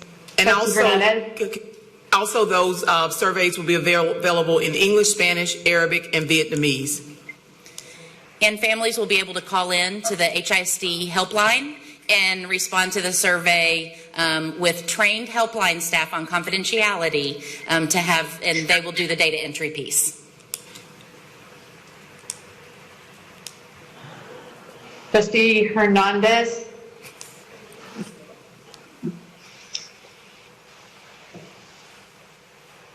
Okay, great. I don't know how to use a trackpad, so unmuting myself takes forever. So I had a question about your report on page 6 about the packets that are being sent home. So I know it was by cycle. Does that mean there was about 41,000 packets sent home that cycle, and so over the term since March 13th to the end of the school year, we would add all of those together, correct?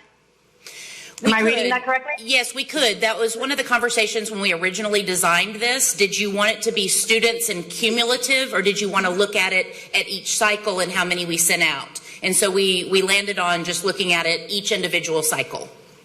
Yeah, just making sure that I was reading that correctly. But the total is not 41,000.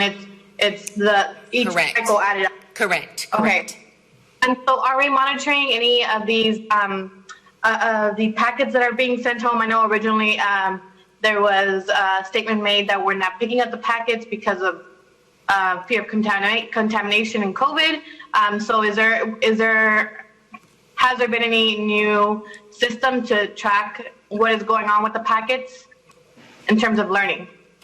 The packets actually are returned to the schools, and then the schools are actually evaluating or assessing and grading those packets. The individual teachers? Each campus has their own plan of how they are evaluating or grading those packets. Okay.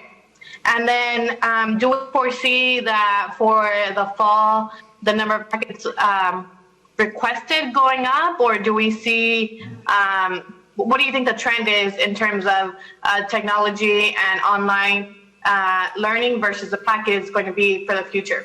So for the fall, if we start the school year virtually, every registered child in the district, regardless of the grade, well, K-8, let me start pre-K-8, would receive a paper-based packet. So one would automatically be mailed regardless of if they have technology or not.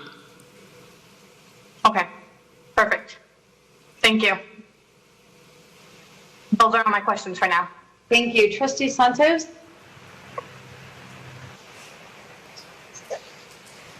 Thank you, President Dygart, Dr. Lathan, and Dr. Matney. Thank you so much for the presentation. Dr. Lathan, when it's around, we're talking about our students with disabilities. How are our principals and our special education department receiving trainings and/or information uniformly, particularly with blended learning in this blended learning environment? So there were professional development opportunities provided. Actually, they started the last week of March, and they ran up until at least a week before the end of the school year. And then even for summer school, there have been additional professional development. And actually, I believe Chief Rodriguez, yesterday there was training for special education, for teachers that were also teaching summer school. So professional development, even on how to utilize the various platforms, one-on-one assistance was provided to teachers that requested that, and also schools. Thank you, Dr. Lathan. I just want to let the administration know that certain families aren't receiving the same information, and according to families, principals aren't being given the same information. So I just would like to maybe put that concern out there.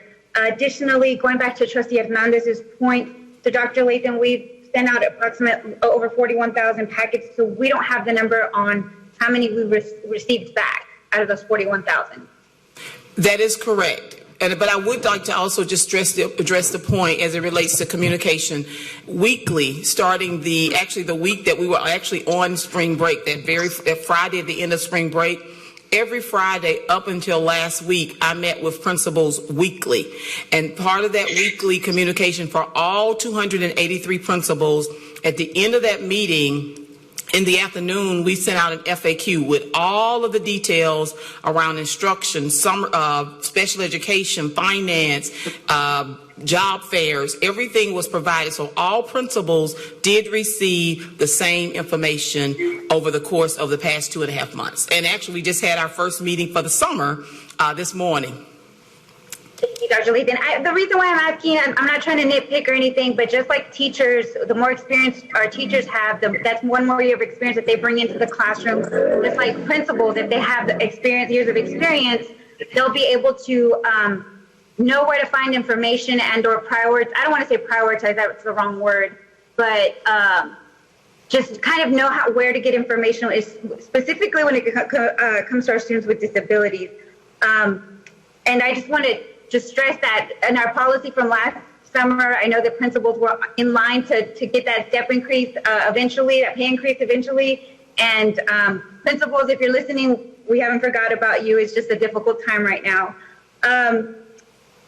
So then going back to Hattie Mae White, administrators, Dr. Lathan, I know you have a wealth of knowledge, and so does Chief Rodriguez and Ms. Dammit and everybody else that was a classroom teacher. And I know El Paso ISD has an initiative where in order to make classroom sizes smaller, they're coming in and popping in and helping out their teachers to reduce their class sizes and coming in and using the skills that they have to either model lessons, co-teach with other teachers, and to just to even do pull-outs. I know when I was at Sam Houston, Angela Borsone came and she would pull out my students to help me break things down. And it was an amazing experience both for she and for myself, because it enabled her to see what was going on in my classroom, and also it helped reduce the classroom size, so I was a little more effective in reaching out with my students with feedback. So have you thought maybe about, and back to Trustee Cruz's point about how we see glitches and how we, as on not the receiving end, but the administration end, we may not always find those glitches, but if you're a teacher or if you're stepping into a teaching role, you can maybe reassess or assess what's going on if you know what's going on virtually. So I don't know if you've thought about maybe somebody out in Hattie Mae White coming in and helping teachers out. The summer school would be a great time to do it too. Well, we have a whole entire team that works throughout the year supporting teachers and principals as it relates to professional development, as it relates to demonstration lessons, as it relates to instructional walks. That is a major function of the academics department. So, but they're not going in and teaching summer school classes virtually, are they? Because I mean, if they are, if they're not, I'm not trying to tell you how to do your job. I'm just saying that it would benefit both ends, parents and students, parents, students, and administrators to really know what's going on the ground level. Just throwing that out there because I know El Paso is doing it.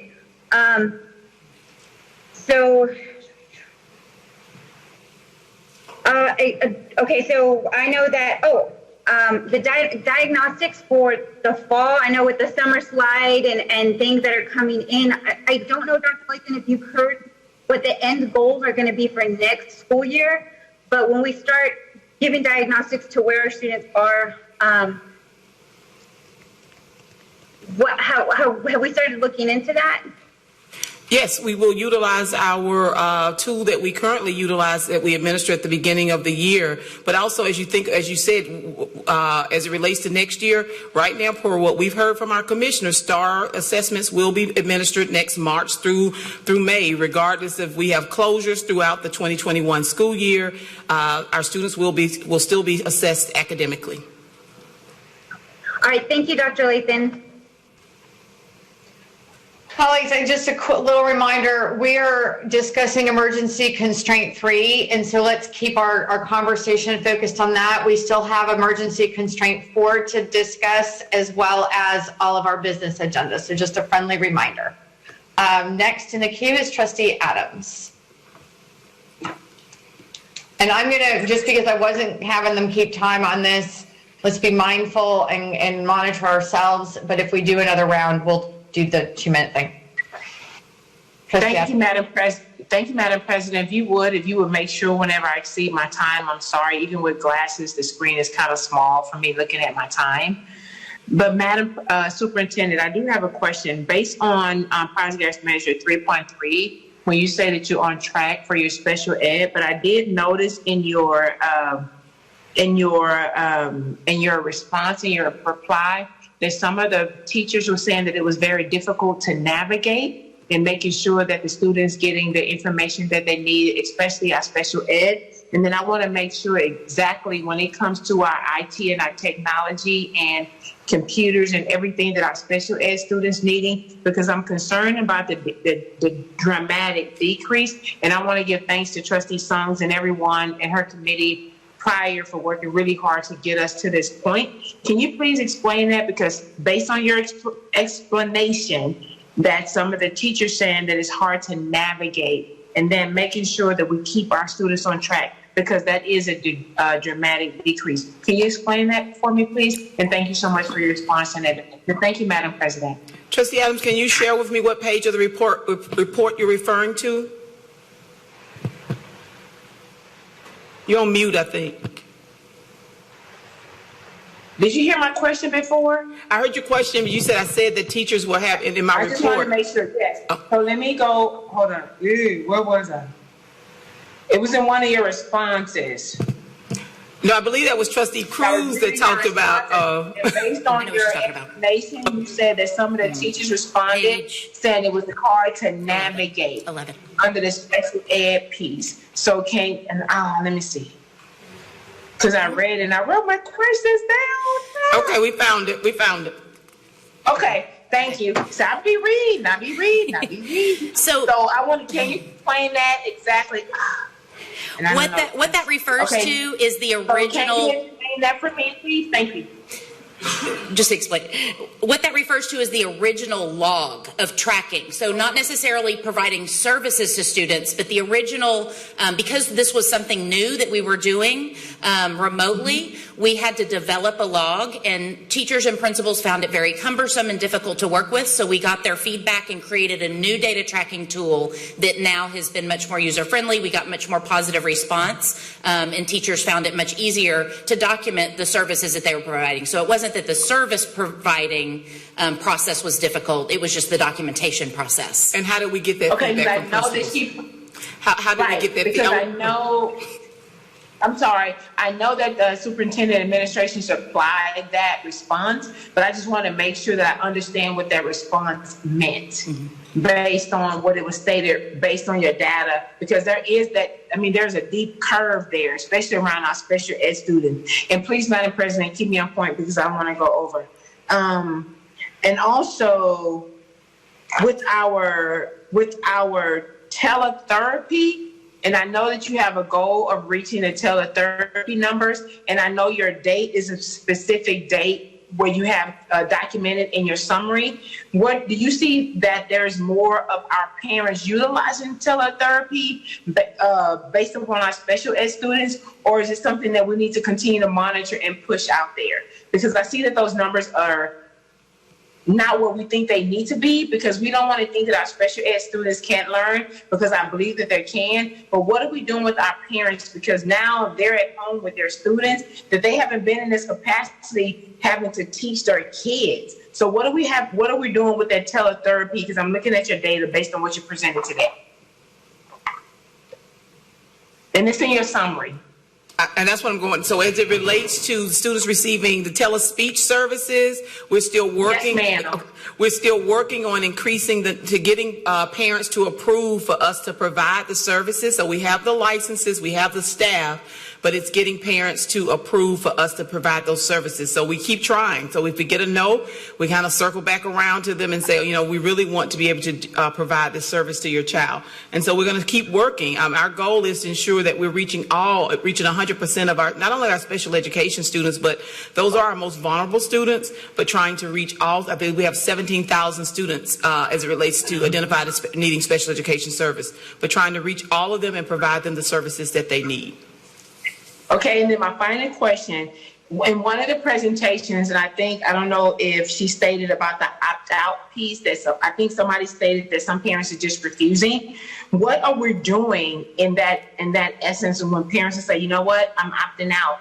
What is the reason on why they're opting out? Because I'm thinking I'm not a parent, but I can't even imagine the emotion and the workload that goes on that parent because they've been teaching, we've been teaching their students all this time.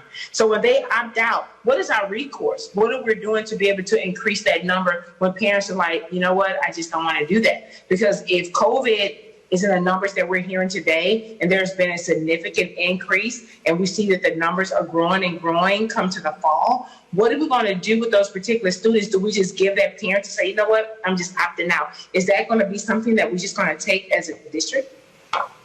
Well, we're not going to just take it. We're going to keep trying. But at the end of the day, the parents. Is the wrong word. But at the end of the day, maybe taking is the wrong word. I know what you mean. I know what you mean. Okay. Okay. So number one, we do have to we do document, because we are required by law to document that we try to provide the service. I would say one of the reasons that parents decline the services is because of the fact of the virtual format. And they would prefer a face-to-face where we're in the same room together. I'm sitting side by side with their child. And we understand that from the standpoint, parents know their children best, and we want to support them. So we're not going to just give up. We're going to keep trying. But we're also going to pray that we can bring students back, at least in small groups, if nothing else. And, of course, our special education students would be the first group of students that we would be trying to bring back that really need that face-to-face instruction. And thank you, Dr. Lathan, and of course, and to your team on all the hard work that you all have been doing. Madam President, that concludes my questions, and thank you, Madam President. Thank you. I don't see any more speakers in the queue for round one, so we're going to move on to round two. And I'm going to actually say 1 minute per round on this one, since we weren't keeping very good time on the first one, because we still have to move on to monitoring of emergency constraint 4. So, Trustee Cruz. So my questions are on progress measure 3.1. In the notes, it says centralized tracking across platforms to document that all students are being digitally engaged may require additional funding and resources to implement. Was that part of the budget that we are voting on tonight? No, if you were at the very end when Chief Reed spoke in his summary, he shared with you those items are not budgeted in, but when we bring back amendments, if we need to bring back amendments in late fall and early spring of 2021, that's when they would be built in based on the information that we have. Okay. And then a second question right under that, and also based on budget, it says an academic instructional technology department has been created to support leaders, teachers, students, et cetera, with virtual learning. So is that also an additional cost to create a new department? So what we did is we took a current department and we expanded that department's services. We already had an instructional technology department, and we expanded the services. We repurposed some positions that have been vacant, so closing out positions to repurpose this particular department, but to expand it. The instructional technology department, of course, most of their work was definitely around instructional technology, but it was a lot of face-to-face. We took this team, so this is the team that developed HISD at home. Okay, so it wasn't an additional cost. It sounds like people just got either added tasks or folks shifted. Am I understanding that correctly? That is correct, and that is built into the academics department budget under Chief Rodriguez. Thank you. That's all. Okay, let's now move on to emergency constraint 4. Dr. Lathan and Dr. Matney. Okay, so emergency constraint 4 states that the superintendent will not operate without protecting the health and safety of employees. The first progress measure in this constraint says the number of COVID-19 communications distributed to district employees will increase to 33 by August 1st, 2020. And as you can see here, we have each individual number of weekly communications in the green bar on the bottom, and the blue bar is the cumulative communications. And as of week 9, which ended May 23rd, we were at 36 total communications to staff, whether it was about health, benefits, testing sites, awareness, all of those pieces, our employee assistance hotline, all of those were included in these communications to staff. 4.2 states the percent of employees who are directed to work on site while the district is closed but instructing, who are equipped with personal protective equipment, will increase to 100% by August 1st, 2020. You can see again the green line shows our percent of employees. Week 9, we were at 100% of our employees being equipped, being equipped with PPE if they were required to work on site. And we will again continue to track this throughout our summer school months and on into August 1st. So we are on track for both of Emergency Constraint 4's progress measures, the communications as well as the PPE for staff.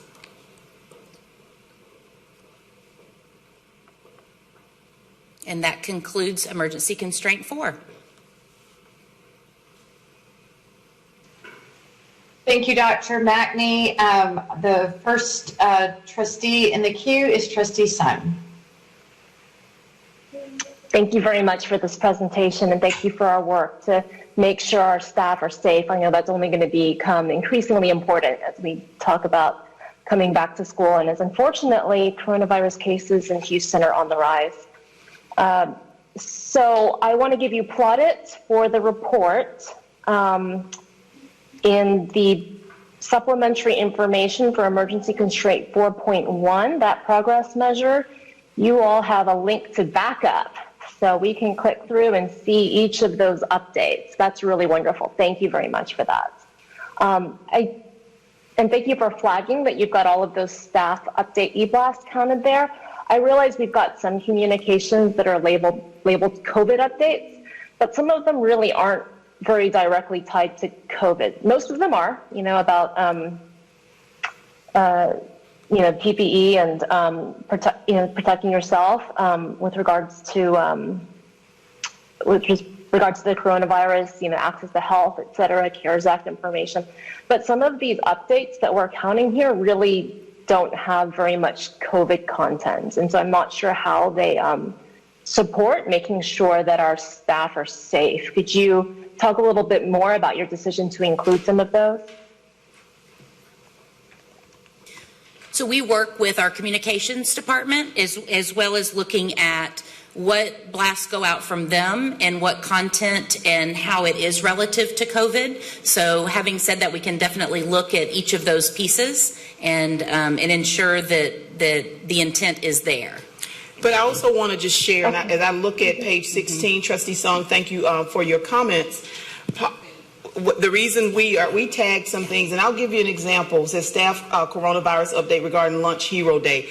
Part of what we've all been going through as just individuals under COVID is our mental health, trying to keep ourselves healthy, not only physically wise, but mentally.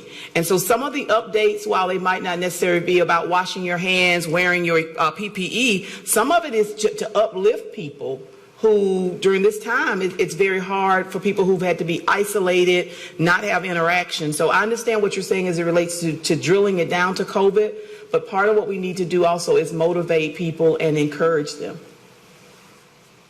Yeah. That's incredibly important, and thank you for calling that out, Dr. Latham. Okay, and then I want to make sure I understand the 4.2 measure. So, with regards to PPE, so the way that we are documenting this is, it sounds like, based on the report, there's actually a survey of employees. Employees are confirming that they received the PPE. Is that correct? So actually the supervisor is who confirms it. So the supervisor is responsible for ensuring that if they've required an employee to come up, that they go in and actually indicate. It is a survey method, but it's just a data collection tool where the supervisor goes in and indicates how many staff were required to work and how many received PPE for their role. And how frequently is the PPE distributed? It's as needed. If you go in to work, or if you come in here, if you need a mask or you need gloves, we are providing them. Okay. So then each week, then the supervisor is confirming that for this week, all of my employees have received the PPE that makes sense for their role and what they're doing.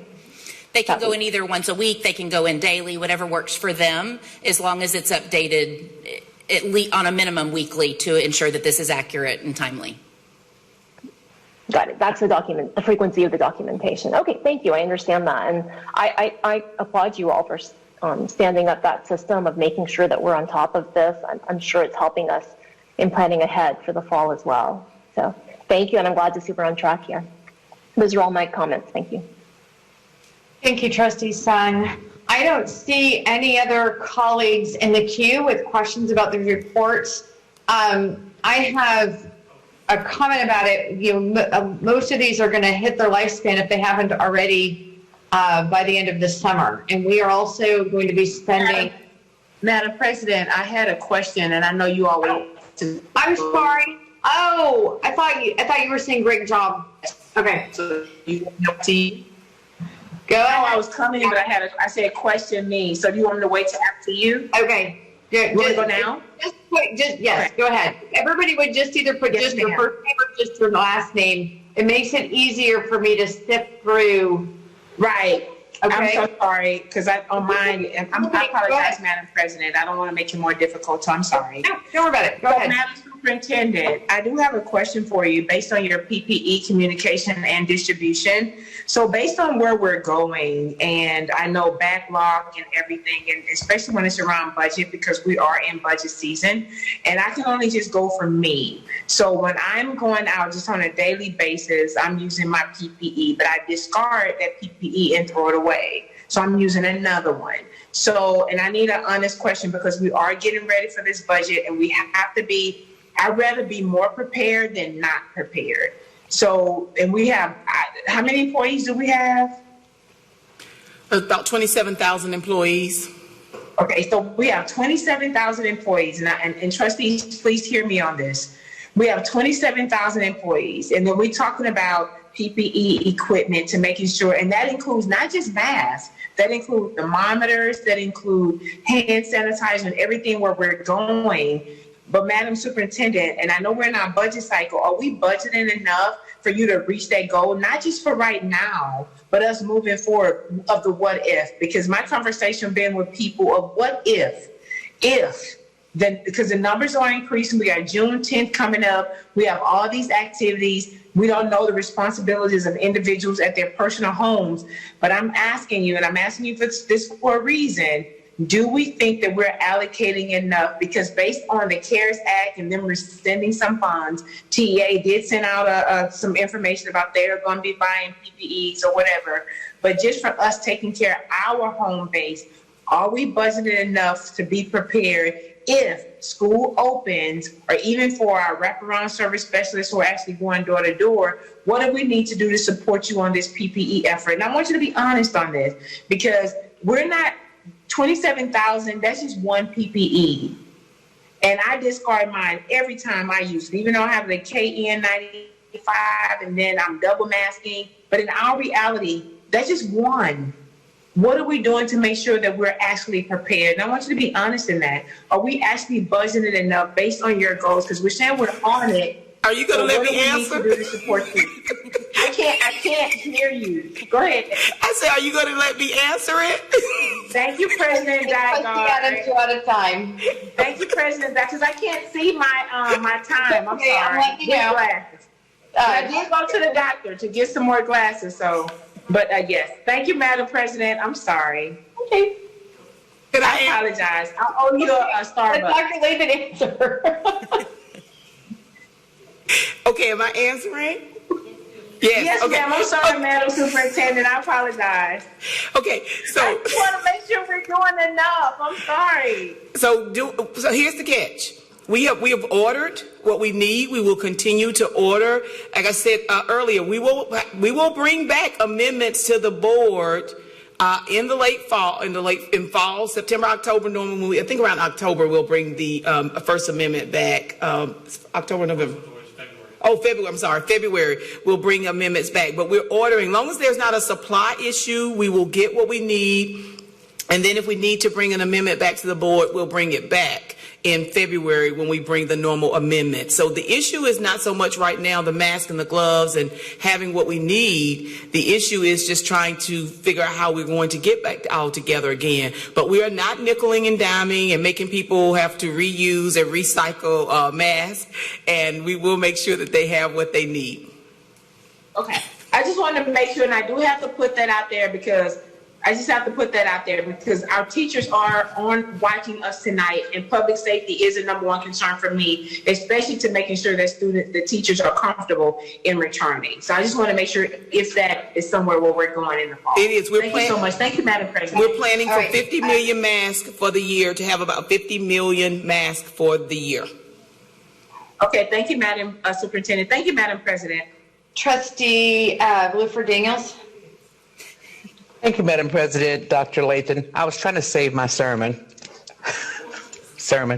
But we talked about that before when we initially talked about budget items, was the fact that we knew that we'd probably have to make amendments or some changes because of the way, we don't know where COVID's taking us. And so I just want to remind my colleagues to keep in mind that sometimes we may start in one direction with COVID and we may end up having to change directions. And so collectively, we've got to all come back to the drawing board to see what we can do for that, to offer or render that's a support for our students and our teachers. And one thing I want to also add is that when we left on March the 15th, then we thought we were going to be out of school the kids were going to be out of school for a couple of weeks. And so here we are now in mid-June, and we still don't know when the kids will actually be returning to school. Our target date is August. So with that in mind, excuse me, there will probably be some more amendments coming in the near future to our budget. And safety is paramount, especially for our babies and our teachers and our support staff, the drivers, etc. It's paramount to everybody. So we just have to be flexible and understand that we may have to come back and revisit this all over again. This is like a practice for what we may have to do differently in the fall. Now pass the plate. Thank you, Trustee Bluford. I just want to know what's on it. So, all right, I don't see any other speakers in the queue on monitoring of emergency constraint 4. And so I just want to lay this out there. We're going to be having our meetings about theory of action we're doing on June 23rd. And then in August, we have a series of workshops. We're going back to, we were supposed to have a long day workshop back in March where we were finishing our work on our constraints and our goals and our progress measures. We're moving most of that work now to August to align with the new deadline from TEA, as well as we're expecting some data from Dr. Lathan that she should be having in July. But, as Trustee Bluford Daniels just mentioned, we thought we were just going to be off for a couple of weeks, that it turned into the rest of the school year, and we really don't know what all of this is going to look like. And so I think we all need to start thinking about, as we're doing our regular goals, how do we want to work, the COVID emergency constraints into that conversation, especially since most, if not all of these have either already hit their lifespan on progress monitoring or will by the time school starts. So just be thinking about that and be prepared for those discussions in August. So we are now going to move, we need to vote to approve both of these monitoring reports. And because we can now all see each other, instead of doing a roll call vote, we're just going to do show of hands. And so may I have a motion to approve the monitoring reports? Motion to approve. So moved, Santos. Is there a second? Second, Bluford Daniels. Look at what board services just did for us. Thank you, thank you, thank you. That was there last week. Thank you very much. You just didn't pay attention to the screen. Okay. Right. All right. So all in favor, raise your hands. Let them tally it up. Are they going to put a little green? Yes. Yes, be patient, ma'am. Yes, they can see us. Madam President. Why were we? Hi, Sarita. This is awesome. All right. 9 in favor, 0 opposed, 0 abstentions. Item passes. Yes, they can see you. We will now hear from speakers to specific agenda items. We are glad you have joined us online today under current guidance from federal, state, county, and city authorities concerning large gatherings and social distancing during the COVID-19 public health emergency. The Hattie Mae White Educational Support Center, including the board auditorium, is closed. However, it is still important that we allow time to hear from members of the community. In order to have your voices heard by the HISD Board of Education, a member of the community must have registered to speak with the Board Services Office by 9:30 a.m. today. Speakers should have left a telephone number when registering. District staff will call registered speakers and place them in a Zoom virtual waiting room until time for them to speak. Speakers may also have submitted written comments to be read publicly by a member of the district's administration in case there is a problem with Zoom. Any support information, for example, handouts regarding the community member's concern, should have been filed with the Board Services Office.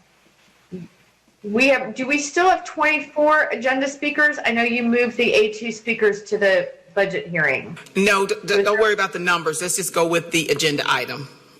Okay. Speakers shall be limited to 2 minutes each. A member of the Board Services staff will track your time. A clock will signal when your time is up and the call will end. I ask that you please respect our procedures and the other speakers and end your remarks promptly when your time has expired. Only those who have registered with the Board Services Office online or electronically by 9:30 a.m. today will be allowed to speak or have their comments read aloud. Should any registered speaker wish to distribute handout materials to the board, the materials must have been provided to Board Services via email at boardservices@houstonisd.org by 9:30 a.m. today. Our first item held for registered speakers is item A2. Do we not already hear all of those? Trustee, President Nygaard, if you would allow us to take over now to go through all of the public speakers. Okay. Thank you. Awesome. Thank you. Thank you. All speakers already spoke to A2, so now we will move to item B2. The speaker is Ann Eagleton.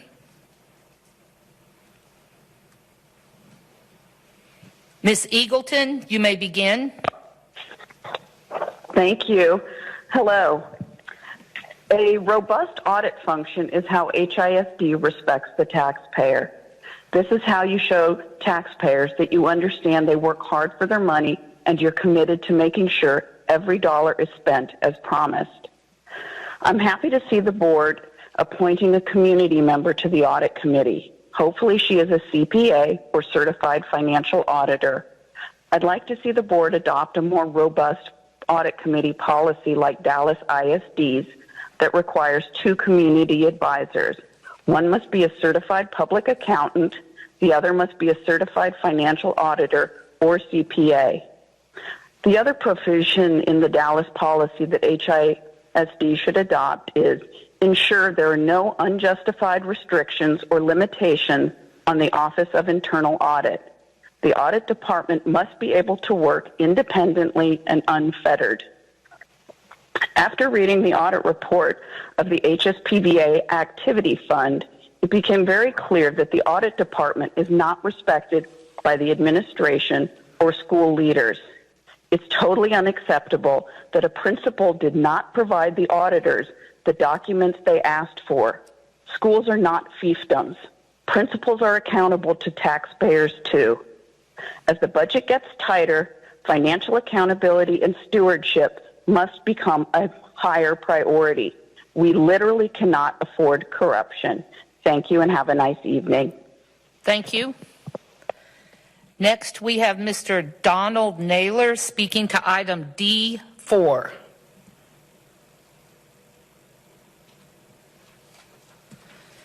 Mr. Naylor, you may begin.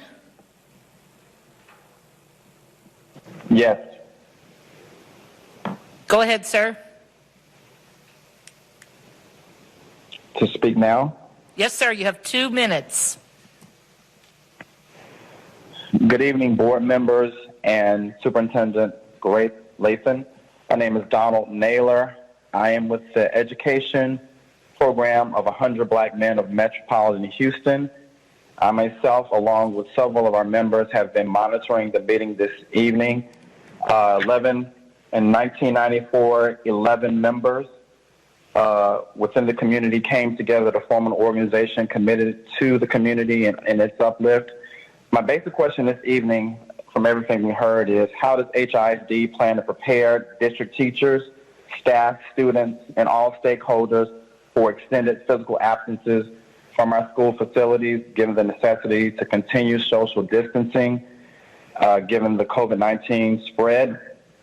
And how do we plan to execute extended e-learning for its students to ensure all students have equal access to resources and equipment necessary for them to stay on track academically, specifically those in underserved communities as well as our black and brown students? That's equipment, internet access, and et cetera. Some of those have been addressed already. We understand that they're going to continually be addressed in the budget and in the superintendent's priorities, but understand 100 Black men of Metro Houston are going to be here to continually observe as things progress. Thank you for your time.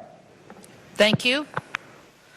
Next, we have one speaker to item F2. That is Jason Oliver.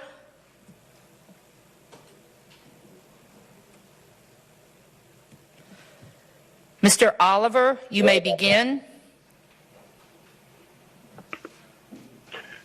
Hi, I'm calling to discuss equity and implicit bias, and not just in policing, where there's no research-based evidence that police make schools safer. Short of defunding HISD police and moving that money into SEL staff, interactions with police must be strictly limited. Next, I urge revising this long code of conduct. It should encourage staff to use a mix of supportive, positive interventions and disciplinary consequences. 70% of HISD's disciplinary records in 1819 were code of conduct violations. Critical if we want to take on overrepresentations and suspensions and expulsions for Black students, students receiving special ed services, and Black students receiving special ed services. Disparities are big for both male and female students. Consequences in the code of conduct focus mostly on administrative intervention strategies rather than restorative ones to repair harm and therapeutic ones like counseling and therapy.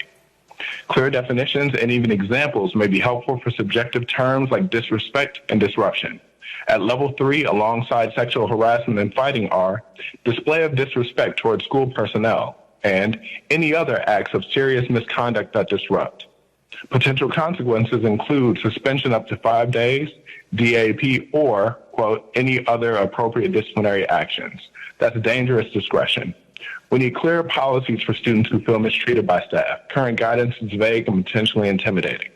Before a student is suspended, they should be allowed an informal conference with faculty where they must be allowed to call a guardian, be informed of allegations and evidence, be allowed to respond to allegations, and be allowed to present evidence in their defense. We also need specific reporting on disciplinary actions utilized against Black students receiving special ed services disaggregated by gender. Because while boys make up a higher number of students overall, Black girls are often more overrepresented. And I'd also like to know what opportunities students have to shape the code of conduct. Thank you. Thank you. At this time, we do not have any other callers in the waiting room, so Ms. Jones will begin reading comments. The next group of comments are for item I-5. Kendra Yarbrough Camareno. I want to thank the board for your supportive teachers, and I want to thank the superintendent and her staff for identifying how the upcoming budget could include a small increase in pay for teachers as a retention bonus and their willingness to continue discussions with the compensation committee if additional funds become available. It is imperative that HISD has a salary scale that is competitive with other local school districts, not only to attract highly qualified teachers, but also to retain them. This is a step in that direction. Thank you. I ask the board to approve the proposed budget with the teacher retention bonus and the step salary increase.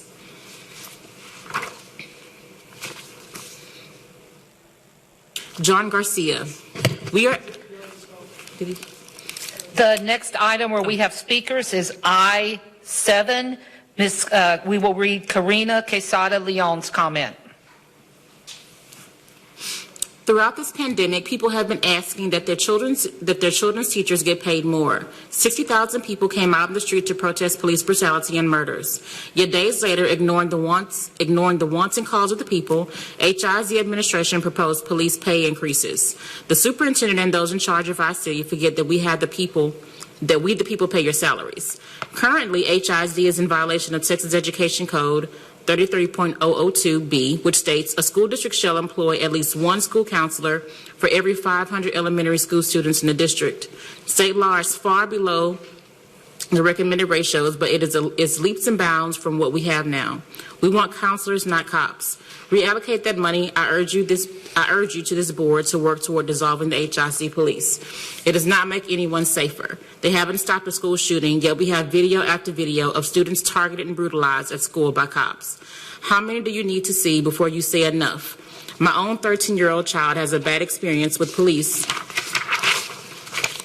at one of your schools. When we spoke to the principal about the incident and asked that she stop trying to indoctrinate our brown autistic boy with her beliefs that cops are good, this white woman told us that we had implicit bias towards the police. She was choosing to involve the police in matters that could easily be handled at school, choosing to set in motion the school-to-prison pipeline. Last summer, I put in a PIR to see if I could get a hit and see the citations for a month. I have provided them for you. Please look at them and notice that all of those cited were either Latino or black. HIC police are racially profiling people. Thank you. Next, we do have a speaker in the waiting room. I'll bring in Ms. Sarah Terrell to speak to item K1. Ms. Terrell, you may begin. Thank you. HISD, am I unmuted? You're fine, Ms. Terrell. Go ahead. Hello? Yes, ma'am. We can hear you. Oh. Okay, great. HISD has supported the owner of Energized Schools long enough. She stole millions from her own students. She was running 3 scams, borrowing millions from the schools, then forgiving her own debts, charging millions in management fees, and charging overpriced rent on a school building.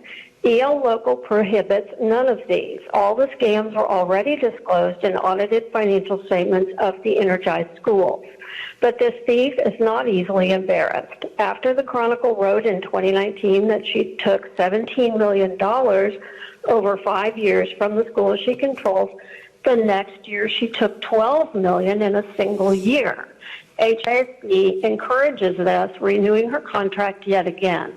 Educating students is a side project for this thief. She is not going to change unless forced to. But the new policy says just file a bit more paperwork and make sure your kids pass STAR. Financial oversight in this policy is toothless. All it does is continue the existing requirement that she provide an annual audit report. Material weakness and internal control, her auditors never noted any, despite massive, open, ongoing theft. The theft was disclosed. GAAP doesn't say you cannot steal. You just have to account for it. Why have her provide her own market appraisal of the rent she charges? That's toothless. Loans to herself? Not even mentioned in this policy. That's toothless. Exorbitant management fees? Also not mentioned. Toothless. As the District 9 trustee has so often pointed out, the rules must apply equally to everyone, and under this toothless policy, others will be inspired by the excellence of misenergized schemes. Self-dealing and loans and cushy contracts are classic frauds. That concludes our speakers. Madam President, the meeting is back in your hands.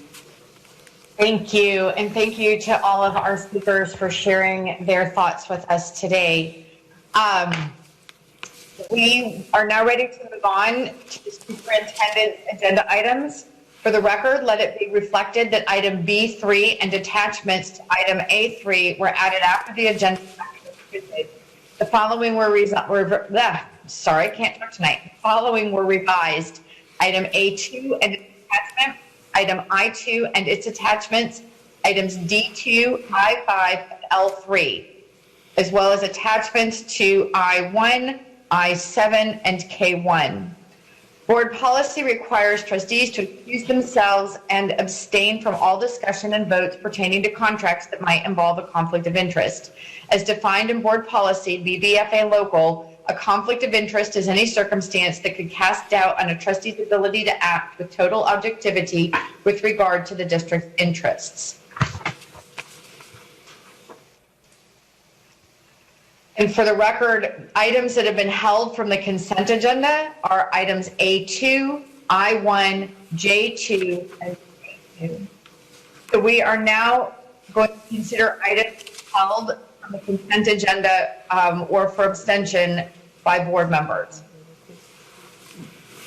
And as a reminder to my colleagues, I am asking that each trustee limit your total time, including questions and responses, to a maximum of 1 minute per agenda item. Board Services will track the time. As I stated in the email I sent to you earlier today, we don't have to do 2 rounds. If we can get our conversation done in 1 round, it would be great.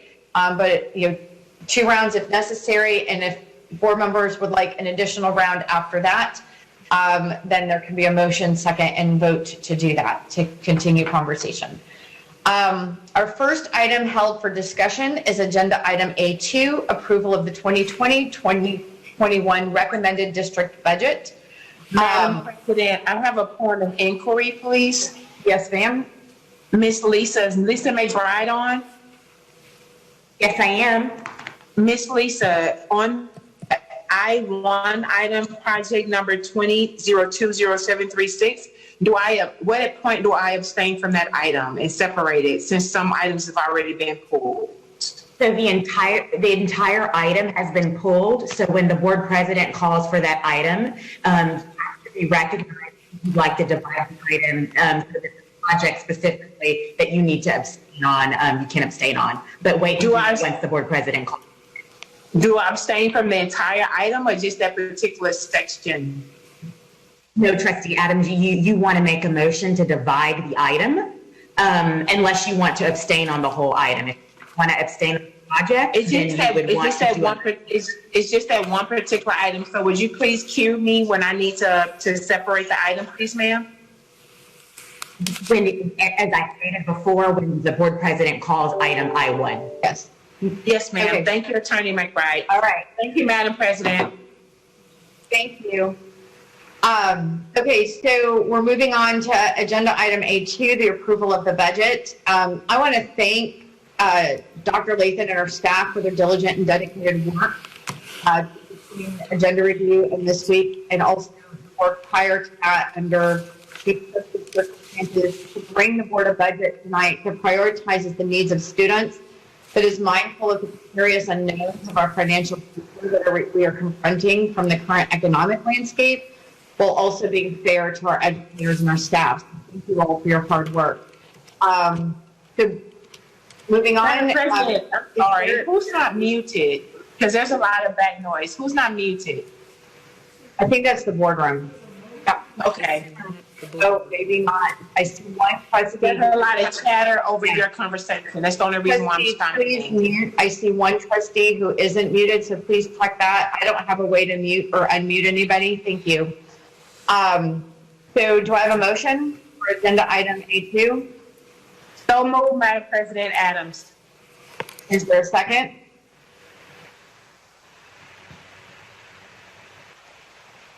I heard Trustee President Dygard, I couldn't hear you at all. I'm unclear what we're doing right now. I'm sorry. Because I think the boardroom isn't muted, so you come in and out. I can't hear what's going on. Sorry. I will repeat this then. Our first item held for discussion is agenda item A2, approval of the 2020-2021 recommended district budget. And I shared that I wanted to thank Dr. Lathan and her staff for their diligent and dedicated work to bring the Board of Budget tonight that prioritizes the needs of students, that is mindful of the precarious unknowns of our financial future that we are confronting from the current economic landscape, and while being fair to our educators and staff. So now we need a motion to proceed on this agenda. So moved, Madam President Adams. Is there a second? Second, Allen. Is that a second from you, Dr. Allen? Dr. Lathan, do you have any comments you'd like to make before we start board discussion? Just want to thank the board members again for your feedback. Once again, thank you for the meetings. Thank you for asking questions through the Q&A responses and submitting those. And once again, thank you to our employees and everyone for their feedback. But I definitely want to also thank Chief Reed and the entire all of the members of Team HISD for their hard work over these past several months. And thank you again, Trustee, for the opportunity to present this budget to you tonight. Thank you, Dr. Lathan. First colleague in the queue, Trustee Santos. Yeah, and it's 1 minute per board member. Can I have a point of clarification first, Trustee Dygard? Yes. Just because I don't want to monopolize the time, and I am going to bring forth an amendment. I sent it via board council, but I don't want to. I can hold my amendment if you'd like until we've had just the discussion. But I do want to get input from Dr. Lathan and Chief Reed before moving forward with the amendment. Madam President, this is Adams. I have a point of inquiry for Trustee Santos. May I? Yes, Trustee Adams. Madam Trustee Santos, can you tell me your amendment that is different from Dr. Lathan's, what she's already put on the table, if I might ask for the respect of your amendment? So that has been, Trustee Adams, that has been emailed to all board members by legal. Yes, I know. I'm only doing it for the record because maybe it's something that we don't, we can never assume that everybody's reading, Madam President. So that's why I'm asking her the question, because her amendment has been brought forward. So I'm just asking her difference in her amendment. Hasn't brought forward an amendment. So what I'm going to suggest, what I hear from Trustee Santos is she would like to, she's stating that she has an amendment, but she would like us to, do you want to proceed with your amendment? I want to be fair, Trustee Dygard, that's all. And I want to have an actual dialogue and get no, that's why, Madam President, that's why I opened up the dialogue. So it would give Santos the opportunity to discuss her amendment based what Madam Superintendent brought forward. So we can give Santos the floor, please. I'm going to let Trustee Santos decide. Do you want to present your amendment, or do you want to let our colleagues have their discussion on what's already on the table before you present your amendment? How about I present it, and then if y'all don't want to move forward with it just yet? Okay, then proceed, Trustee Santos. Yes, thank you, Madam. Board Services, discussion, 1 minute per agenda item, and that includes amendments, but the stating of the amendment doesn't have to fit within that 1 minute. So, go on. All right, thank you, President Dygard. It is widely recognized that poverty has a significant effect on school attendance. In HISD, high schools with at least 90% of students classified as economically disadvantaged are penalized by an average of $66,097 per year due to attendance alone. For middle schools, the average penalty is $34,396. For elementary schools, it's $5,450. 20 are penalized for over $30,000. We are taking resources from our neediest children for no reason other than that they are needy. That is why the proposed amendment is to eliminate the poverty penalty. Factors that negatively impact attendance include family and neighborhood socioeconomic status, student physical and mental health, and presence of intellectual and developmental disabilities. Essentially, students who need the most resources are most likely to lose them due to attendance-based funding.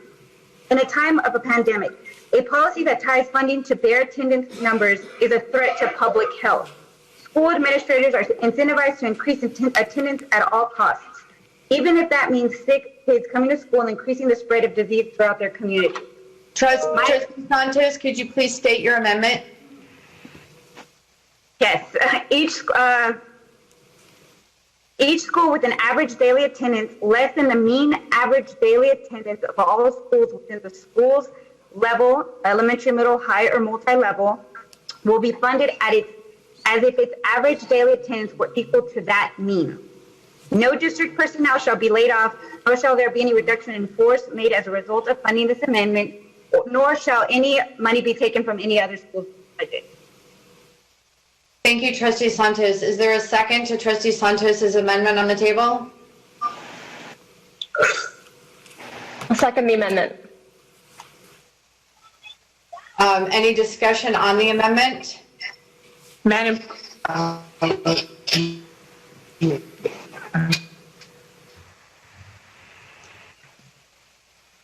I have any discussion on the amendment before we vote? My question. Yes, ma'am. I'm in the queue. Okay. Yes, I just put it, Madam President, I just. Hang on one second. I have Trustee Adams and Trustee Bluford Daniels in the queue for the original agenda item on the table. We are now discussing an amendment to that agenda item. So our discussion is now about the amendment. And once we finish our vote now on and discussion and vote on the amendment, then we will move back to the original agenda item. So if you have a question or comment, any discussion for the amendment, I'm keeping track of who's on the other part, but on this part. So Trustee Adams? Yes, thank you, Madam President. Madam Trustee Santos, I do have a question for you. Based on your amendment that I read, you're saying that it's only cost $5 million. Can you please share with me the difference between your amendment and the amendment that Madam Superintendent brought forward, and what would be the difference, please, ma'am? Yes, thank you, Trustee Adams. Yeah, basically, I'm asking for a little less than $5 million more dollars. I know Trustee Sung, and again, be patient with me because this was Trustee Sung's proposal originally, and I kind of went with it, was that we fund based from average. Madam Trustee Sung, Madam Santos, you're breaking in and out, so we cannot hear your response. Please, thank you. Can you hear me now, Trustee Adams? Yes, ma'am. Go ahead, Madam Santos. Thank you. So Trustee Sung proposed a budget neutral enrollment funding where we do the average of enrollment base for each elementary, middle, and high school. And so I've asked for 3 years in a row, and Chief Reed is always really gracious and awesome about responding to me. And he's 31 million. So there were 4 proposals set forth from the referral process, and the one that I chose was it would have cost $9 million to do it based off of the district level, mean level of funding on enrollment for elementary, middle, high. This amendment is not taking away from any other budgets from any other schools.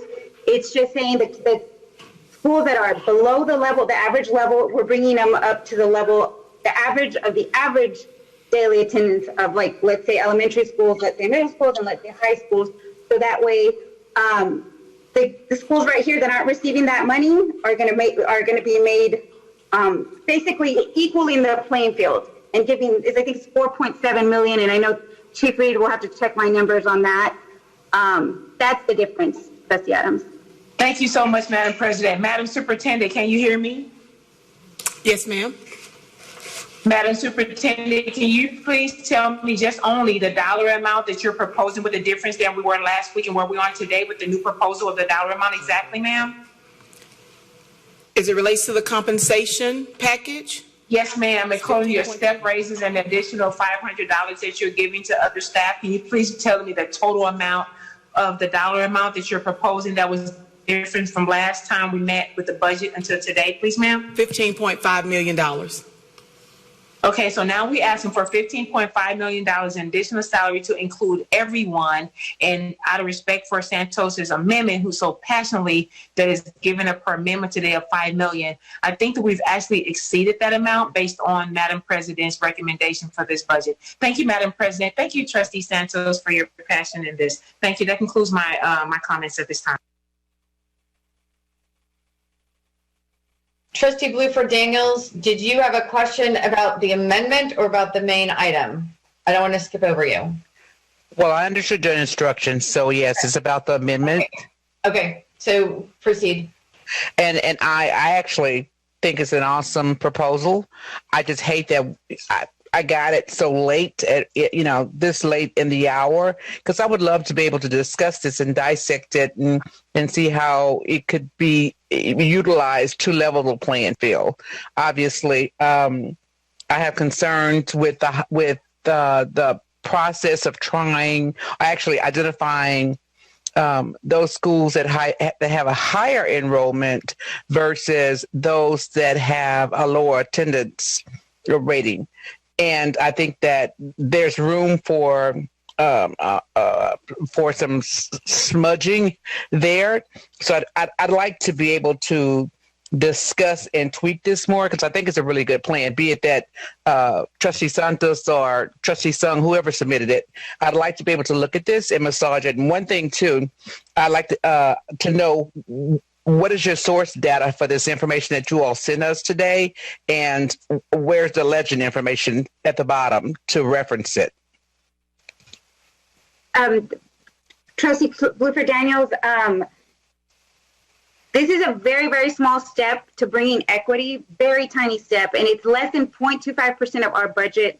What I used was the Chief Reed and Dr. Lathan sent Trustee Sung and myself sent it. Well, I know we sent separate referrals about the budget, but what the graphs that they sent us in, I don't know if you received that. And the reason it came in late is that I got the referral back, the response to my referral Tuesday evening. And so I spent Wednesday getting it together, and then, I have a baby and we are in COVID-19. So my time is stretched thin, just like I know many other parents are. But just a reminder, this is a step towards equity. It's 4.7 million. And Glenn, please check my numbers. I majored in English and not in math. So I would love feedback. Dr. Lathan, with all due respect, if this could be something, I would love to include you and Chief Reed and not take over. That's my main concern. I don't want to take over this.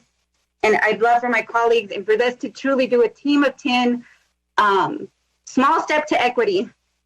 Thank you, Trustee Santos. Trustee Bluford Daniels, did you have further questions? Well, just a comment, because I actually like the idea. I just think that we need more time to play catch ball and discuss it. I just don't think it's enough time to be able to dissect it. So I actually do like the idea. Well, we could move this vote to next Tuesday when we see each other again. Kathy, Trustee Bluford Daniels. Anything further, Trustee Bluford Daniels? No, thank you, Madam President. Thank you. Thank you. Next, Trustee Sung. I want to thank you, colleagues, for entertaining Trustee Santos's proposed amendment. And I want to just provide a little background, because I know that we didn't have the opportunity to workshop this. So one, what Dr. Lathan has brought forward to us today is a change in the compensation. And thank you, Dr. Lathan and the Compensation Committee, for that. What Trustee Santos has brought forth is not employee compensation, rather it's how our schools are funded in HISD. And new trustees, you haven't really had a detailed workshop on that this year.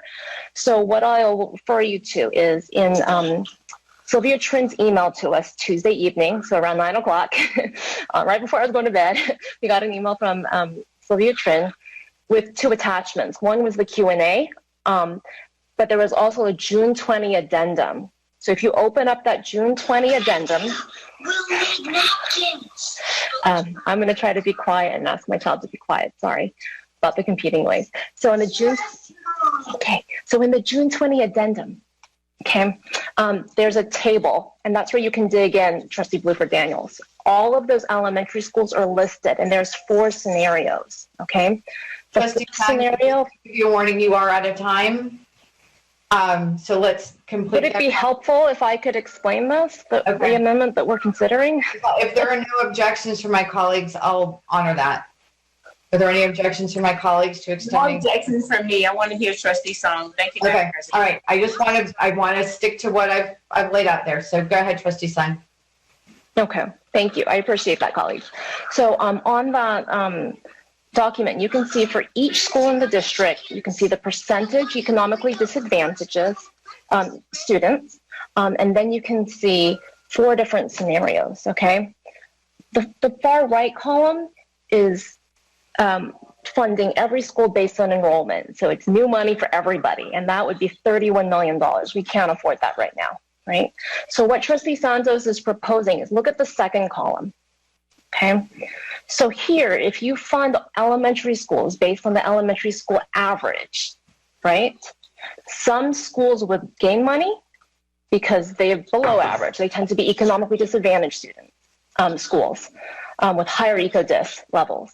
And then some schools would lose money right? Because they have above average attendance, right? So what Trustee Santos is saying, it's too late in the year to take money away from schools, right? So nix that. All of those parentheses, that means negative, zero that out, right? But what Trustee Santos is saying is for schools that struggle year in, year out with attendance for factors like access to healthcare, right? Which the COVID epidemic is showing us, our communities struggle with, right? It's not the fault of effort from the school necessarily, right? Like let's bring some equity here. Let's add those dollars back. And so what she's done is she's added up all those positive numbers in column 2, and she has gotten, you must have worked hard on this. This is an Excel document, and she's gotten less than 5 million.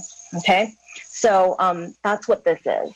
It is equity. In the email Lisa McBride forwarded us earlier today from Trustee Santos, you can see the graph, right? Let's see if I can pull that up. And that shows you the scatter plot, right? I mean, it's pretty clear. If you can, well, I don't know if that shows up. If you look at that scatter plot, you know, like schools that struggle with attendance tend to be our poorer schools. And so this would be a way to equalize us. Is this perfect? No. So my request to Dr. Lathan would be for us to consider this earlier for the coming year so we can have a more thoughtful back and forth and discussion on this. But also I think it's worth considering this year because it is a small cost. Thank you for the... Madam President, may I respond? Actually, so let's finish round 1 and then we can go on to round 2, but I don't see any further trustees in the queue. So go ahead, Trustee Blue-Verdinho. And I thank you. I won't be long. And thank you for the information, Trustee Sung. I don't have access to that, and I didn't see it prior to after 12:30 today. 12:30 today to be able to dissect that. And all I'm suggesting is that I believe it's a great plan. I really, really do. I'm just saying it's not enough time today between 12:30 and now that we're getting ready to vote to be able to adopt and access that. I'm District 2. I have one of the poorest districts in the HISD. I live it every day and see it. So, and it's an Excel spreadsheet. I'll be able to utilize it because I'm the Excel queen. I promise you. I do that in my sleep. But I just want to have access to the information so that I can dissect it and so that we all can have further discussion. I think it's a great plan, but just to be able to have further discussion about it. Thank you, Madam President. Thank you, Trustee Blue-Daniels. Trustee Adams, you have another question round 2. Thank you, Madam President. You're doing an amazing job. And thank you, Santos, and of course, for really researching this and bringing the data forward. But Madam Superintendent, are you there? Yes, ma'am. Okay, based on, and the number that you gave me earlier was how many millions? 15.5 million. Okay, how was equity included in that across the board? Even because remember when we started this journey as a team of 10, we stated that we're going to be the trustees for the entire district.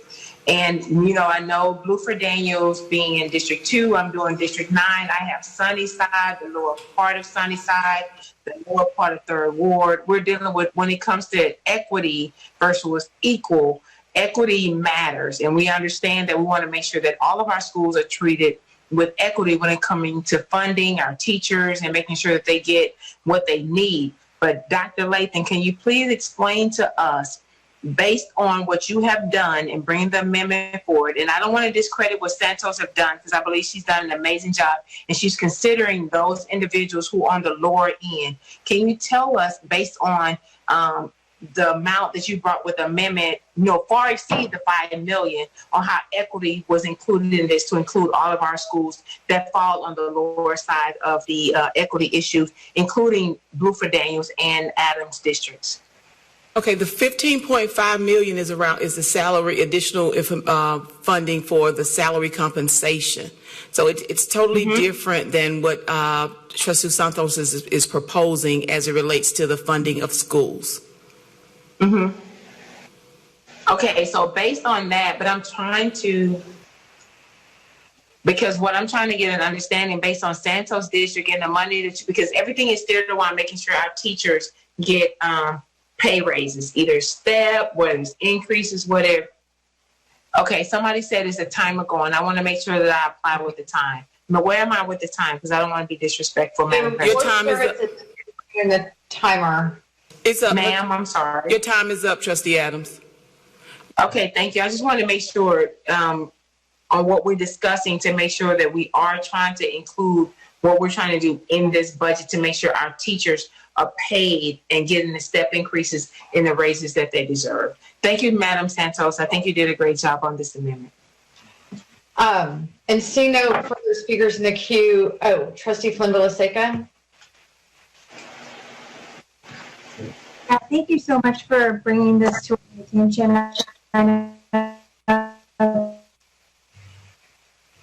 Your audio is a little wonky. I did bring this up in previous meetings. Board Services, would you start Trustee Flynn-Villaseca's time over? And Trustee Villaseca, would you please start your comment and your questions over? Can you hear me now? Yes. Okay.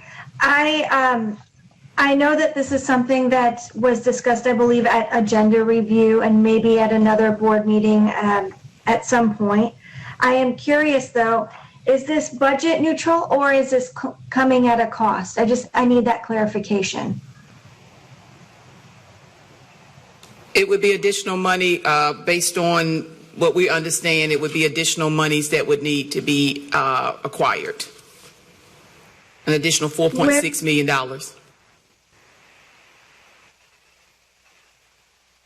4.6?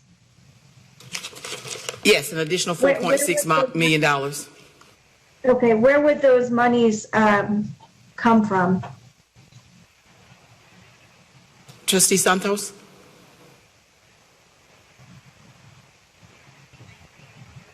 Thank you, Dr. Lathan, Trustee Villaseca. I just want to remind, Dr. Lathan, again, you're our superintendent. I was going to ask to state that this is a small price tag for equity. We're moving towards equity, and as my few colleagues have said time and time again, equity is their focus. And Dr. Lathan, our poor schools are going to have to fund their own nurses. I was wondering, if it were me personally, I would cut facilities rentals, I would cut keynote speakers, I would cut certain things that we haven't used, or that we, that are going to be, we're in uncertain times right now, that we might not use that we've normally used in the past. And it's 4.7 million, fund balance. I don't know. I would have to use you and Chief Reed's professional opinion of where to find this $4.6 million. Well, our professional opinion and recommendation would be for us to explore this throughout the 2021 school year as we prepare a budget for 21-22. As you're aware, over the past week and a half after the feedback we received at agenda review and the feedback I received from trustees, we went back to enhance the compensation package for all staff. And so, I said, overall, the concept is great, but I respectfully ask that you allow us an opportunity. You sit down with us. Trustee Bluford Daniel said she thought the concept was great, and Trustee Song, and maybe we sit down and explore this together and have more details. We have spent our time developing a budget that we can answer to and understand. We can see where the pitfalls are and the things that the unintended consequences. With this right now, we can't speak to that tonight because we did not sit down and have enough time to explore and look into it. But I will, like I said, my word to you is we can sit down and explore this as we prepare the 21-22 budget.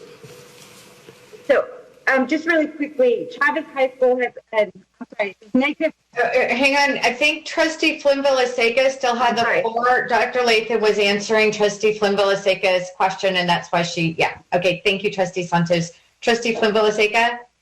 Yeah, that was my main question, because I know that it's important for us to make sure that we reflect our values and our budget, and I understand that this is, I really appreciate all of the work that has gone into this, and we need to continue to talk about what is it that we're doing to take a stand on equity, to define it, to incorporate it further in our governance, to make sure that our values are reflected here. And especially, taking this into consideration coming into a COVID year where attendance is probably going to be who knows? I mean, who knows what's going to happen? So I'm just curious, though, like based on what the CFO and Dr. Lathan, what you guys are thinking, if this would be something that's like, where would this money come from? So it would come out of fund balance. Yes. Yeah, we just increased the budget deficit from 15. I don't have any to other 20. questions, so those were more comments out there. Okay, thank you, Trustee Plum-Villaseca. We are still on round 2. Trustee Santos. Again, this is just a tiny amount of money to stand with equity. The things that we are supposed to spend money on is our students. This is what we're pushing for. Chavez High School loses $313,000, $274. Sharpstown High School loses $201,000. Over $200,000, North Forest $195,000, Madison $160,000, Liberty High School $145,000. These are numbers. This is the numbers that they lose based off of attendance-based funding. This is a very small step. It's $4.6 million. We can find it in the budget. I know we can. I believe in you, Dr. Lathan. I believe in you and Chief Reed. If fund balance, we can eliminate the steps that we are not spending. We're not prioritizing our students with. And I know that that's from a teacher on the ground level, there's so much money that goes into other things that $4.6 million. How much did we spend on the graduation ceremony? Not that I'm saying our kids were not worth it. They absolutely were, and I would spend that money in a heartbeat. But we have to prioritize, especially in time of COVID-19. Thank you. Thank you, Trustee Santos. Next in the queue for second round is Trustee Hernandez. I have a question. I'm not necessarily understanding the amendment that well. Is this proposing that whatever, like you just said, Trustee Santos, a school lost $200,000, that HISD supplements that school whatever amount they are losing, so every school would have different? So you're taking the average of the average daily attendance. So let's say Chavez is the average is $100,000 and Chavez is only at $90,000. This would bring it up to $100,000. So that's not. I'm just saying any high school, any school. So you're bringing it up to the average. It's an average of an average, and that's all we're doing. We're just bringing it up again. Just remind you that some of my schools cannot afford to fund a nurse. And a lot of your schools, not just my schools, all of our schools. So this is just a very small price tag. I know we can find the money, and I'm asking you please to stand with our students, and they're going to need nurses, y'all. One more question to Dr. Lathan. I know that you have previously stated that we will have to make amendments later to this budget. Is this something that could be brought up later to this budget? Is this a type of amendment that's available for that? No, when we bring amendments, it's normally for items that had not been previously placed in the budget. And as we've talked about amendments that would come in late fall or early spring, it would be around COVID and other expenses that we had not planned for as a result of whether it's a hurricane or weather-related events. Thank you.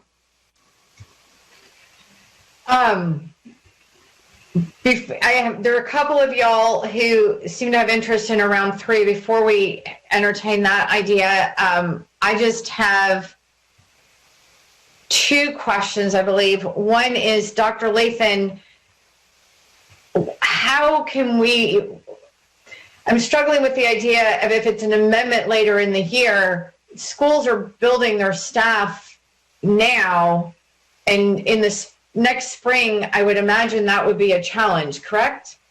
Correct. I said we could work on it. Is that the best way of funding school is adding more money in the spring? No, I said the best option for us as a district would be to plan for during the 2021 school year to plan for implementation for 21-22.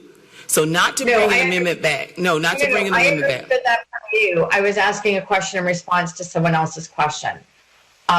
Okay, so, and then my other thing is, what I'm hearing from the administration is the possibility, if we do this, for the coming school year of it coming out of fund balance, this is a recurring expense and we are heading in a precarious year. And so I guess this is just really more of a concern about impact of making this kind of decision this year that we might have to take away next year.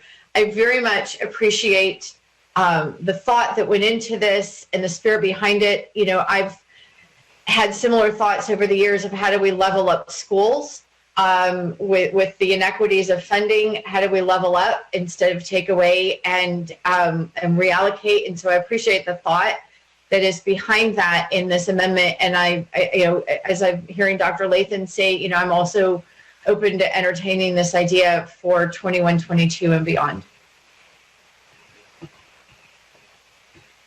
I see 3, 4, I see multiple board members interested in a round. Trustee Sung, did you already? Okay, Trustee Sung has not spoken for round 2. Everybody else, we would have to vote, make a motion to vote for round 3. Okay, so Trustee Sung for round 2. So there's a couple of things going on here. One is the substance of this amendment and what it would do from a public policy consideration. The second issue is timing that's come up here. And, you know, perhaps perfecting this, right? There's different forms this could take. It could be a budget neutral change. This is not a budget neutral change. Let me speak first to the substance. You know, in terms of public health, I get questions from parents, are we going to be pressured to come to school when we're sick, right? I think that it's always been bad practice for principals to do that. And now with the pandemic, we're seeing why that's even worse. There's an equity concern, right? We have reaffirmed equity as a board, right? That went into our policy in 2017. This board has reaffirmed it. There are circumstances beyond our students' control that affect attendance, beyond our schools' control. So from a substance, you know, standpoint, you know, justice delayed is justice denied, right? And so I'm kind of torn because I really want to not be delayed. This first came up in 2017 at our budget meeting. It is 2020, 4 years later, right? We're still talking about this. I don't want to let this go by again. On the other hand, it's true that with regards to timing, you know, the later you give schools money, the less they can do with it. I would welcome a chance, Dr. Lathan, for us to work with this in a substantive way, get feedback, kind of perfect this so that we address the incentive issue. We keep an incentive for schools to do this well, to bring in attendance, and yet make schools whole, right? That's from an equity perspective. So Dr. Lathan, I'm willing to honor your request to work on this substantively over the coming year, but I'm going to hold your feet to the fire on that. I really want to see us start to work this soon. Thank you. Thank you, Trustee Sung. Okay, so there are some trustees who, if you all want to entertain a round 3, can you call on me, please, Madam President? Excuse me? I think I'm the first. Can you call on me, please? I'm the first in the queue for round 3. Well, so as I've stated in the past, and as I stated in the email to y'all earlier today, because I want to be respectful of those who have things to say as well as those who want to move on. So with a motion, a second, and a vote, we can move on. Madam President, based on Robert rules, I would like at this particular time to call the question because I looked at all and I think everyone has spoken on the agenda item more than twice. So according to Robert rules, there's only 2 requests. And so I would like to call the question on this particular item. Thank you, ma'am. Okay, then let's vote on calling the question. If there's a second.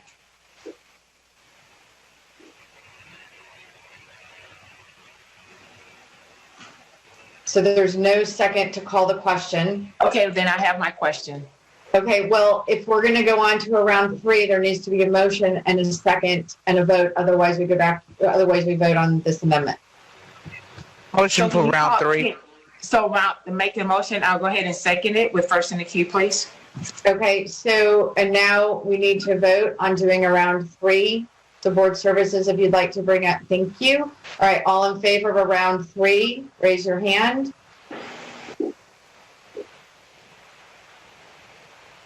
And I promised y'all I would always vote for it, that I wasn't going to be the deciding vote or pick and choose.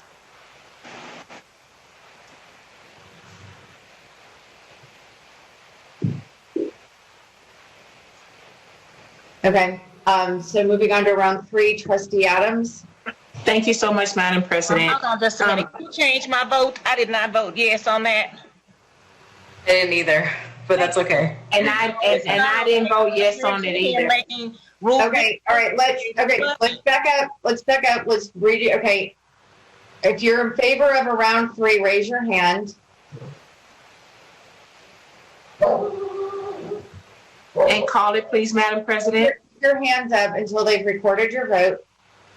The problem is they probably can't see everybody, I don't think. Your hand, make it clear. All right. Now, who is opposed to round 3, raise your hand. If you're opposed to round 3. 1, 2, 3, 4, 5, 6, 7. One person hasn't voted. Okay. So we will have around 3, 1 minute per speaker. Trustee Adams. Thank you so much, Madam President. I just want to make a comment based on fund balance. We have to always remember that fund balance is a one-time payment. It's a one-time payment. And when we're doing stuff in fund balance, it's something that in governance that we normally don't do, because fund balance is usually used for those emergency situations that we have to do. So I'm asking this board to make sure that we govern the way that we need to govern, in a way to make sure that our budget remains healthy, and make sure that when we pass this budget, we're passing it with a zero balanced budget, and we're making sure that we're providing the step increases in the raises. Now, we always said here that we had some of the teachers unions and people called in that was in favor to the amendment that Dr. Lathan had brought forward. And I'm just asking us to please remember that. And again, I just want to compliment Santos on bringing this amendment with heart. And I understand on why she's bringing it. I really, really do. But right now, in this time, we need to pass a balanced budget to not exceed what Dr. Lathan has already brought forward. She went back to the administration based on some of the comments that was brought forward in our last budget hearing, hearing the teachers, hearing their plea. And I think we're at that moment. So I'm asking us as a board to trust the superintendent on where we're moving right now. So, Madam President, I want to conclude my comments on saying that. And again, thank you, Madam President, and thank you, superintendent and staff, for your hard work in us moving us forward. And thank you, Santos, for that amendment. Thank you. Thank you, Trustee Adams. Next in the queue for second round had been Trustee Bluford Daniels. I want to echo what Trustee Adams said. Thank you, Dr. Lathan. Thank you, Glenn. Thank you for the Joint Compensation Committee for working on this. I thought it was really important. Thank you for addressing our concerns, even afterwards when we call you and voice our concerns personally about the amendment, about the budget. But let me say real quickly that we have to keep in mind that we had already pretty much decided on what we're going to do. And so she went back and she gave us what we asked for the teachers and for the staff and the drivers, et cetera, and food services. But what we've got to keep in mind is here we've got an opportunity for improvement. I just think that we need to have more opportunity or more time to dissect it, because if you have a principal or that, for instance, I say I probably shouldn't use principal. If I had 100 kids that attended school every day, and I'm supposed to have 95. And if I'm going to lose money, and I normally have 97, if I'm going to lose money by showing that I have 95, then I'm going to suspend some kids potentially just to be able to keep my attendance average lower, just to keep from giving up money to another school. That's my comment. Thank you. Thank you. Then Trustee Santos. Thank you, President Thurgood. Like Trustee Sung said, justice delayed is justice denied, and we've been denying justice for the last 4 years. This has been brought up multiple times. We keep bringing it up. This is a small entry. It's a small entry fee to equity, and if it doesn't work, guess what? We don't have to do it again next year. If you want to chalk it up to COVID-19, that's fine, but this is less than 0.25% of a $2 billion budget. It is a foot in the door for poor kids to actually get a nurse or something that they're going to need just basic survival. This is something we should start with. Teachers support this, and thank you, Trustee Adams, and everybody that appreciates this and my passion. But it's not just passion; it's brains and it's experience, and that is what I bring to this table, and that is what I bring to fighting for teachers and for students. And we keep talking about equity. We keep talking about it. You've been talking about it since your campaigns, but you know what? Now the time is now. We are policymakers. This is the time to act for our children. It's today. Thank you. Thank you, Trustee Santos. Okay, so seeing no further speakers in the queue, please vote. We are voting, just to give complete clarity to everybody, we are voting on the amendment. We're not voting on the budget yet. We're voting on the amendment that has been put on the table. So please vote. We're going to start if you are in favor, raise your hand, and Board Services will record your vote. After they've recorded your vote, you can bring your hand down.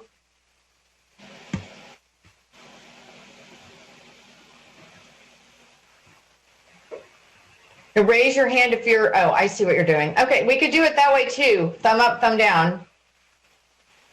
That might be easier for Board Services. So let's do it that way. Thumb up, thumb down. Oh, wait, that's what I meant to. Sorry, I did it the wrong way. My bad. Thank you. Madam President, let us know when all the votes have been counted, please. So all of the votes have been counted. Sorry, I need to pin the video to see. Okay, 3 in favor, 6 opposed, 0 abstentions. Item fails.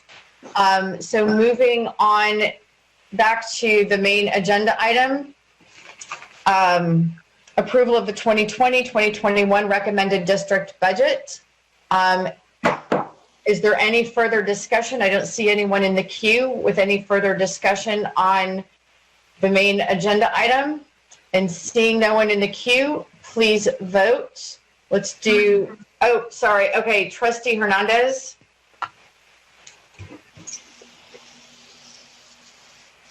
Okay, I had a couple of follow-up questions to the FAQ to A2, correct? This is what we're doing. Yes, Trustee Dygard?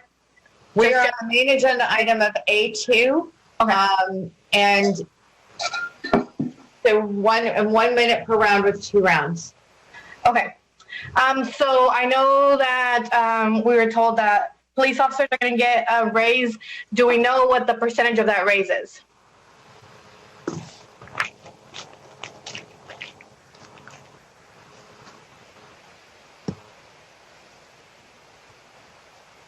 Dr. Lathan? We're pulling up the information. Oh, okay. I didn't know if we had lost you. Sorry. And where they will be on the, compared to other districts? So the average percent is about 30%, and we will make great movement against other school districts. We will be towards the top, but our biggest competitors, which are other police agencies, will move from 11 to 9. What will be the actual hourly rate? Okay, give me just 1 minute for that.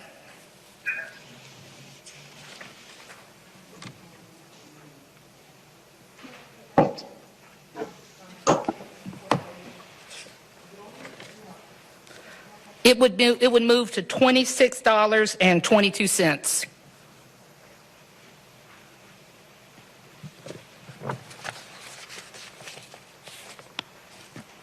Have we done a comparison to see what other school districts are going to be at?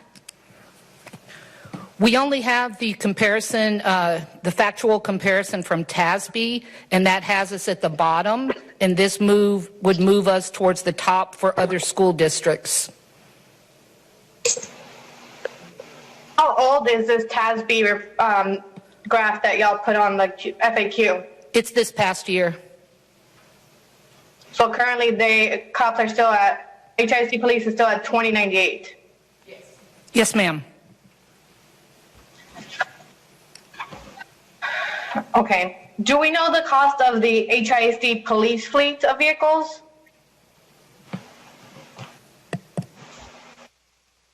No, I don't have that broken out by vehicle. When I run GL, it doesn't track it that way. We can ask. Yeah. Thank you. When we say this past year, that means 1920? Yes. So going back to the FAQ, page 2, it says we currently have 188 officers. The chart says 159. Plus, where is that discrepancy? We hired some at the very end of the school year? It's what? We also have hourly police officers in that total. So the 188 are full-time, and then there are hourly police officers also. But they have not started because of COVID. What is my question? Okay. 30% right. Hourlies are the field of vacancies that we currently have in the police department. Let's just fill the vacancies, please. Okay, thank you.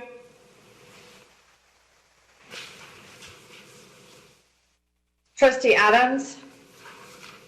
Thank you, Madam President.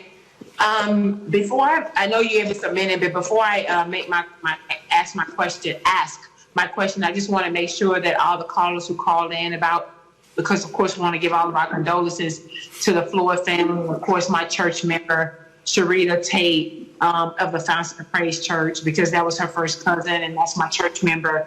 But the conversation around defunding in police department and where we are. Dr. Lathan, I do have a question for you based on the concerns from the constituents who called in. Are we looking to, I know you're going to put together, task force and all that, and we're looking at racial justice and things like that. And I know it cannot be reflected on this budget because all of this happened in the midst of us doing the budget planning. Can you tell us exactly how are you going to address this issue moving forward in future budgets? Because I want to make sure that our constituents who did call in, that they do have a voice in this matter moving forward.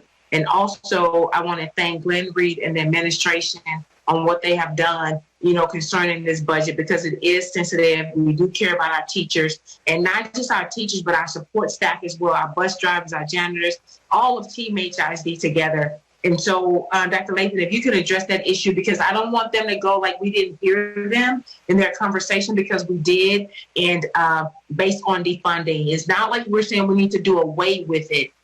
Coming from city council and other governments, in the city of Houston, defunding means that we can look at some of those. Okay, so it's your time is up, Trustee Adams. So as it relates, I know I'm looking at my screen, so that's why I said. Right, I'll do it that way. It seems to be working better that way. Yeah, thank you, Madam President. Madam Superintendent, if you can address that, thank you. And one of the things I've actually shared with trustees this week, those of you that we've had an opportunity to hold some one-on-one discussions, and also shared at a panel on Monday, and thank you, Trustee Villaseca, for the invitation. What makes HISD different than other districts around our state is we have invested, meaning we with the support of the Board of Education, invested money and dollars into social and emotional support. And as it relates to our budget, that will continue to be funded as it relates to counselors, social workers. If you go back to the implementation of Achieve 180, 3 years ago, now we're moving to our 4th year. Remember, every school was to receive a counselor or a social worker. We also have our partnerships with communities and schools, and you're actually being asked tonight, board members, to approve a contract with communities and schools. Our police officers are actually on our campus to ensure that our campuses are safe and that people are not breaking the law. But they are not to be utilized for disciplinary purposes. And I'm not saying, I'll make sure everyone that hears me, I'm not saying that is not how they've been utilized at some campuses, but every year we provide training to our principals on the role of a police officer on their campus and how they should interact with students and staff. Also, we've talked about, as I shared with you, Chief Lopez is going through a process now where he's conducting a root cause analysis and a needs assessment of his department, including surveying all of the stakeholders that utilize the police department. We've also talked about implicit bias or some type of training, because I want to make sure, and Trustee Sung and I actually had a conversation about this on yesterday, training for our police officers.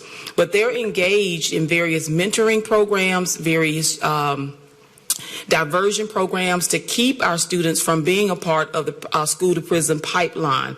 So there are other things that they work on, and they try to be an active member of the school community in which they serve. But our budget ties into definitely wraparound specialists. Remember, this budget tonight, board members, that we're asking you to approve is adding an additional 70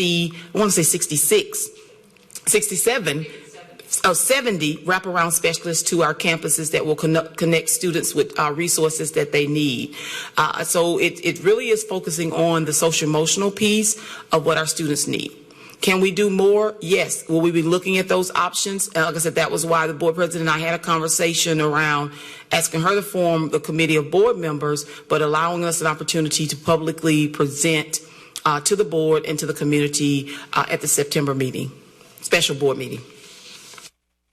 Thank you, Dr. Lathan. I was looking in the chat room. Do we have any other comments from our colleagues before we move to the vote? Madam President, have to step aside. Trustee Santos, you're next up. Thank you, Trustee Adams. So, Dr. Lathan, Chief Reed, what's the difference between last year and this year's police budget? It's basically the raise. Oh, and what was that again? It's basically the pay increase. What's the dollar amount? 3.5 million. 3.5. So we're giving 30% raise to cops, where teachers have never, ever in their ever in the history of HISD have ever received a 30% pay increase. And I just want to remind my colleagues that the unintended policy consequences. As a teacher for 10 years, I felt those unintended policy consequences it directly affect my students. Now, unfortunately, with all the training that's provided for everything, we cannot help that. Being reactive is police officers. That's their duty. They react to situations, and we can't always say that they're gonna. And don't get me wrong, because I've worked with amazing police officers in HISD that want what's best for our students. I just think like you're gonna find nearly $4 million for something that does not prove student outcomes, benefit from that. But you know what? Money for attendance to educate our children does. So, as far as equity is concerned, are we prioritizing equity for our students or raises for police officers? Thank you. Thank you so much, Madam Trustee Song. Thank you so much for your passion. Next we have up is Trustee Song, followed by, Kathy, I think, canceled. Trustee Song, followed by Hernandez. Thank you, Madam Chair. So, Dr. Lathan, thank you very much for the special education update report today. The final page of that report referenced new initiatives for this year. I'm being quiet, sweetie. So my question is, are all of those initiatives funded in this budget? Yes, ma'am, they are. Okay, thank you. And I was pleased to see the progress in that report. And I hope, President Dygard, that we can have a workshop on special education sometime soon so that we can discuss that report in more detail. But I'm glad to hear that we're on track and that that we're funding what we need to in this budget with regards to special education.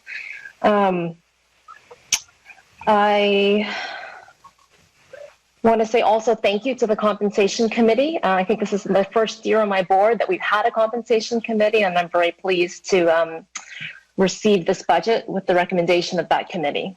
So thank you for your work, and I look forward to us continuing to collaborate this next year to make sure that we can be competitive with regards to teacher pay. This is a small first step, but we need to do more.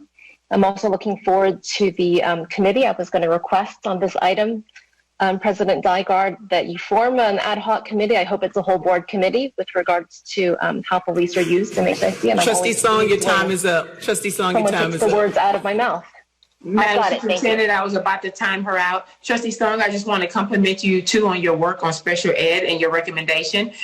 Madam President had to step out for a second, but if you would do me a favor, if you would submit your request to Madam President in writing so she can go ahead and document that and set up those times that you would prefer. Is that okay? It looks like it's back, so I'll let her speak for herself. Okay. Yeah, Okay. you all Thank have- you, trustees. you all have- Thank you, trustees. Thank you, Trustee Song. Trustee Hernandez is next in the queue. And thank you, Trustee Adams, for stepping in for a minute. But yes, in general, y'all, if you have something that you want me to do, send me an email, please.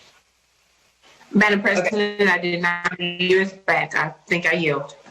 Thank you. Trustee Hernandez? I've already gone my first round, so I think. Okay, I'll hold you for second round then. Trustee Cruz?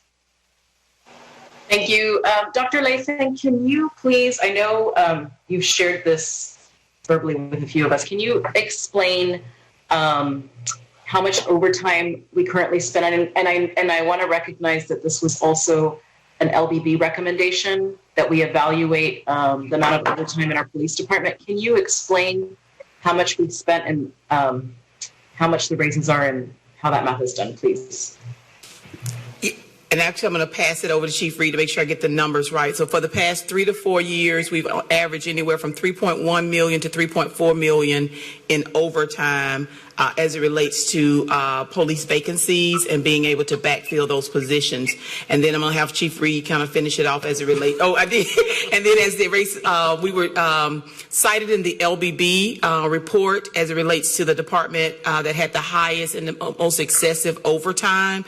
And so the rationale when the committee was looking at the salaries of the police department and what we could do to address the vacancies, based on the research last year, it was found, of course, that our salaries were not in line with neighboring school districts and also with other police agencies. And so taking that, what we've spent on average, so either we spend it in salaries to try to level out our salary schedules, or we will continue to spend this amount or greater in overtime. And so that's why we're coming with the recommendation to make the adjustment to the salary schedule so we can fill positions, reduce overtime, and address the issues that were pointed out in the LBB report. What did I miss?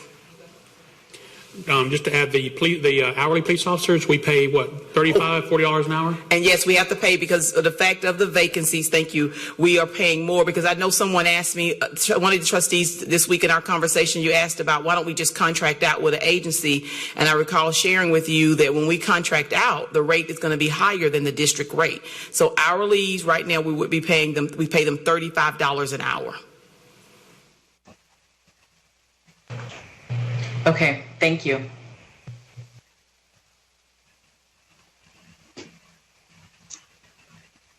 Seeing no further speakers in the queue for round one, we'll move on to round two. Trustee Hernandez. Thank you. I had a question around this overtime too, because on page 4 it says we're spending $3.4 million on the overtime. On page 3 it says that we have around $1.6 million for the required overtime. So does this require overtime that, since there's a difference from 3.4 to 1.6, does that make the actual police budget different? So right now it says the police budget is 9.6.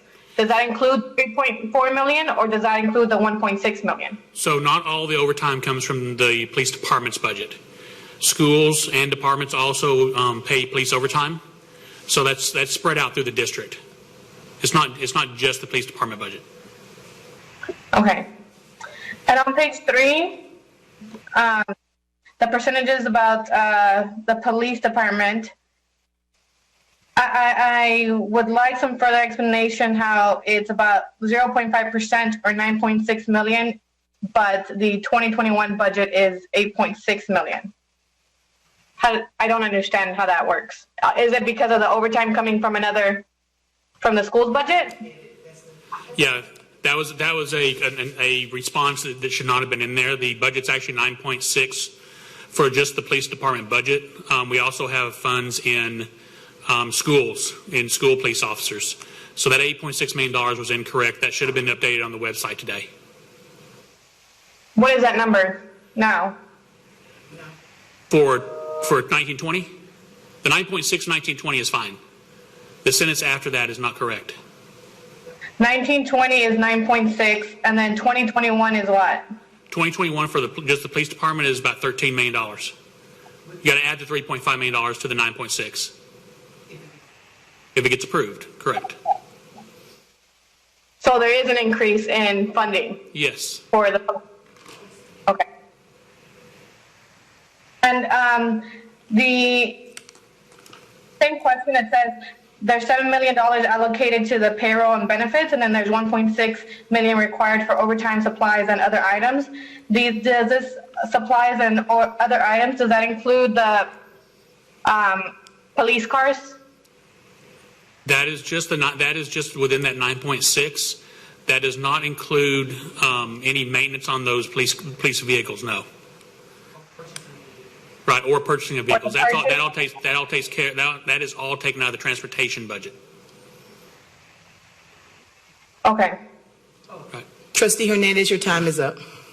Thank you. Seeing no further speakers in the queue, I have a quick comment. I want to thank my colleagues for our thought. Are you waving me down, Trustee Adams? Madam President, I think Trustee Cruz was in the queue. If you look at under her name. Sorry. My apologies. No, that was for the last one. It was from round one. Yeah, I'm done. But thank you, Trustee Adams. Okay, Trustee Adams. Okay, I just want to thank you, Madam President, for leading us through this conversation. And I just really am amazed at our new colleagues who are coming on board and really putting their elbows in. It is really enlightening for you to really, and I want to thank the team, HISD, for coming together on this, because we're in a different time than we were before. We're dealing with COVID, and many of you, we need to really consider during Harvey, we had 214,000 students prior Harvey. After Harvey, we went down to 2009. Now, based on Dr. Lathan's recommendations for students, it's 2007. So we have to look at that, all of everything that we're dealing with right now. We have to look at students, how we're getting funding, the PUA, the pandemic, other budget items that we would not have had to consider a year ago. We're having to consider now. And of course, for your passion and your diligence and what we're doing right now, I want to commend each and every one of you, because you have the passion and the heart to make sure we get to this point. Thank you, Madam President, for what you have done to get us to this point concerning communication around this budget and making sure, because we all have a heart and we have a stake in this and what we're going, because I know everybody, and I want to Trustee Adams, your time is up. Right. Thank you. And I want to thank Candace Weber and everyone who called in and making sure that we consider social justice. And we're dealing with everyone that we've been dealing with George Floyd. And point of order, Trustee Adams, point of order. Your time is up. Madam Superintendent, you. Thank you, Trustee Adams. Thank you. And I want to echo that. Thank you to all of my colleagues and Dr. Lathan and the administration and staff for all of their hard work. This has been a particularly challenging year with all of the unknowns. We're also going into a challenging time economically, and we've got some really hard work ahead of us.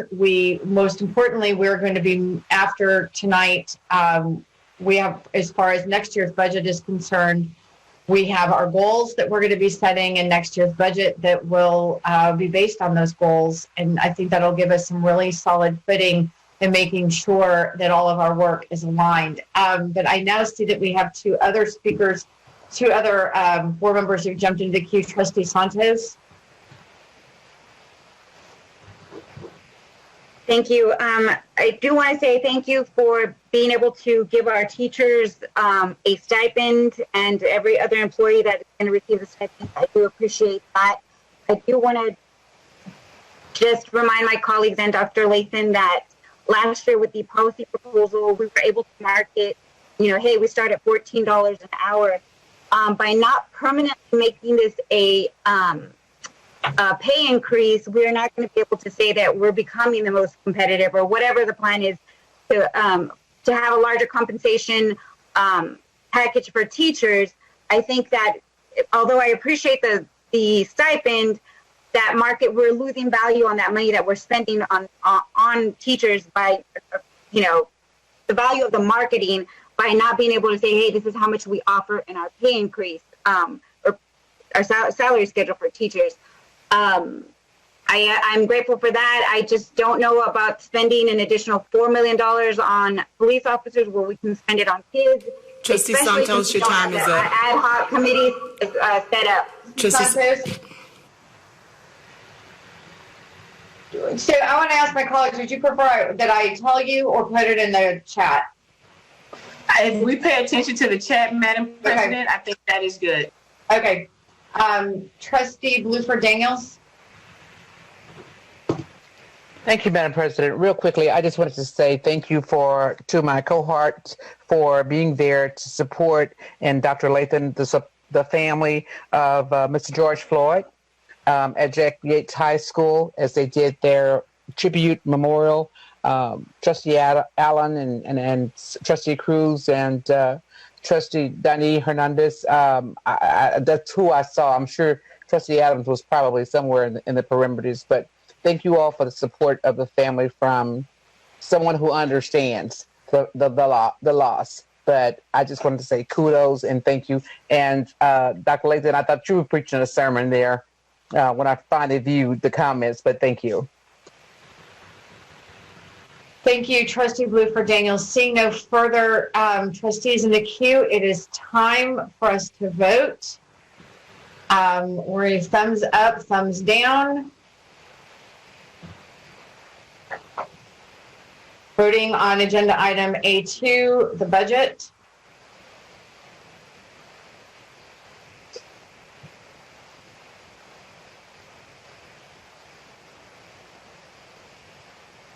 So, okay, 4 people have voted.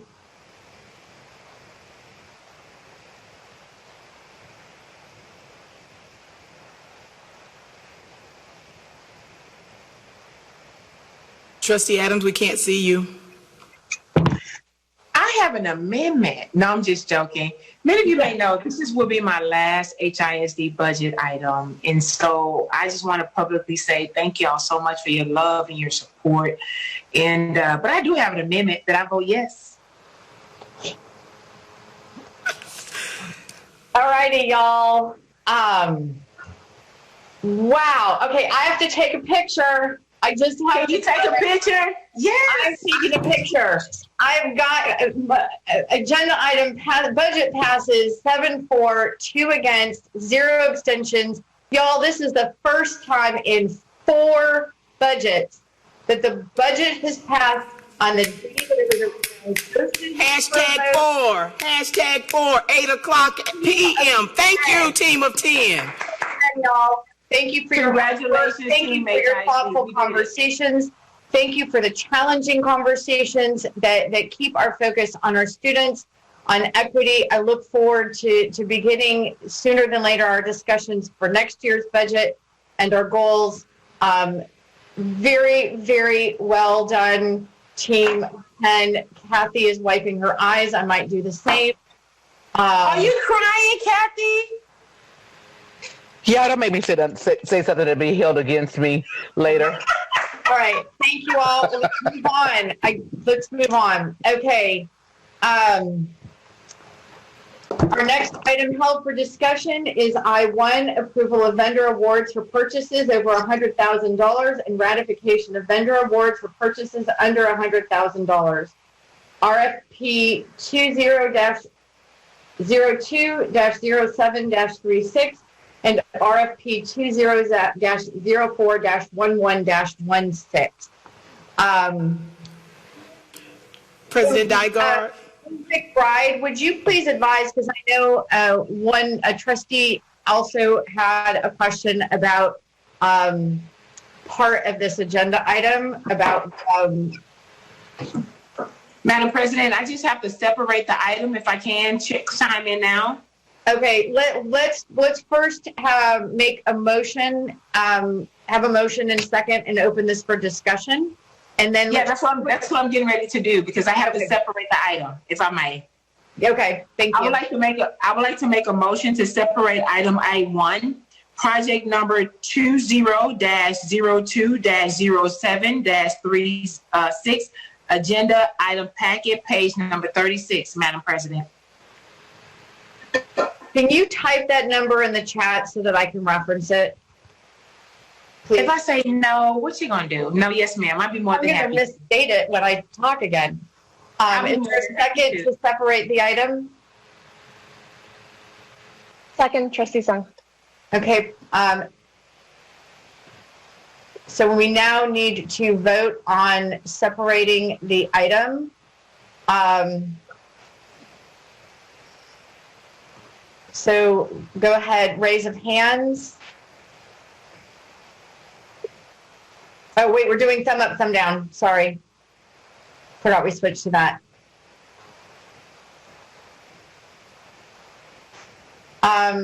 It's confusing to see the thumbs, I think. Oh, wait. So, wait, I see a thumb down.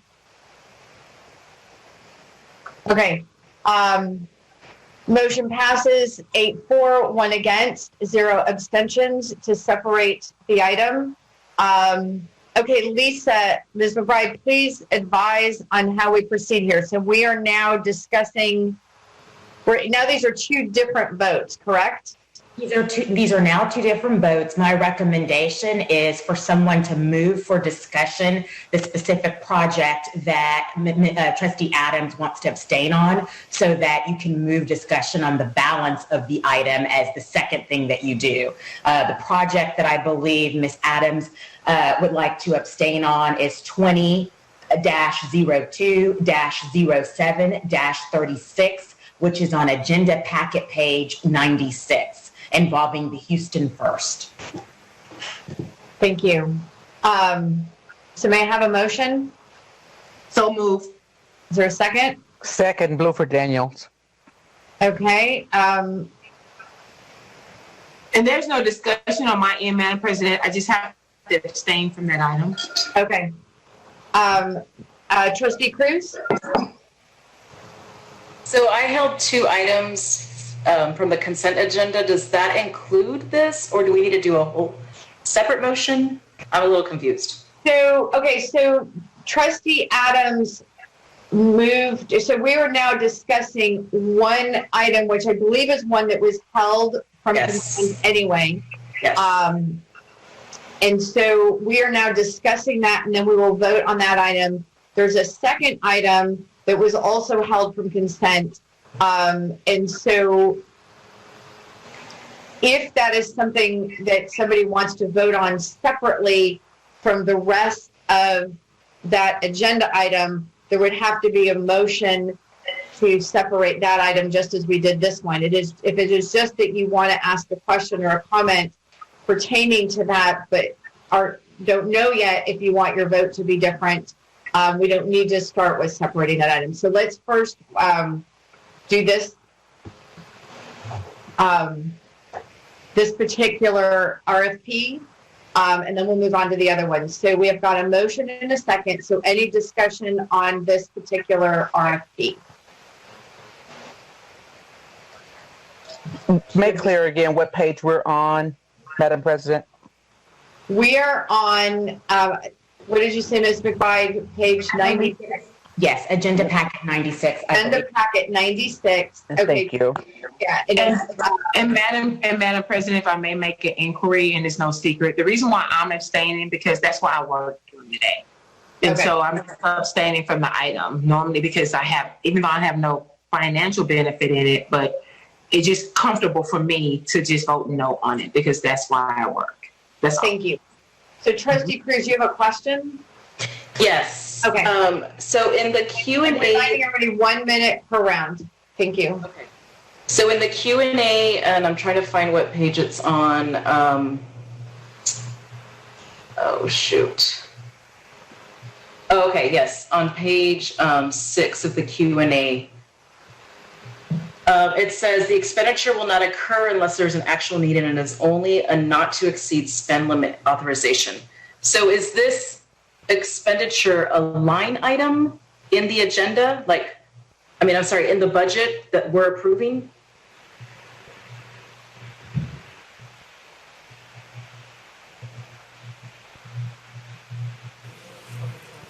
Can you hear me now? Okay. So, no, ma'am, this is not a line item in the budget. This is a simple not to exceed amount. This is should a campus or department need to secure a facility rental, it would come out of their department or campus budget and charge against this project. But this is not actual money. There is not $2 million set aside in a line item for Houston First. So if the department or the school doesn't spend it on this, that means they could spend it on something else, theoretically? Yes, ma'am. Okay. Thank you. You're welcome.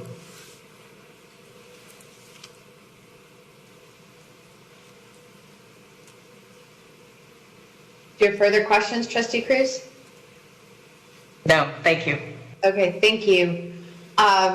Seeing no further speakers in the queue for this particular RFP that we have separated from the agenda item, please vote.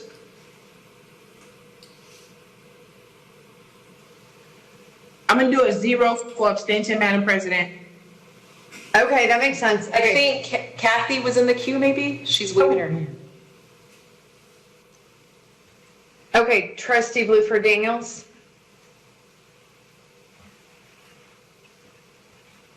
We can go ahead and vote, Madam President, but yeah, I was waiting. I had something I needed to say in general about all of them, but we can go ahead and take the vote. Okay, all right, thank you. All right, so please vote.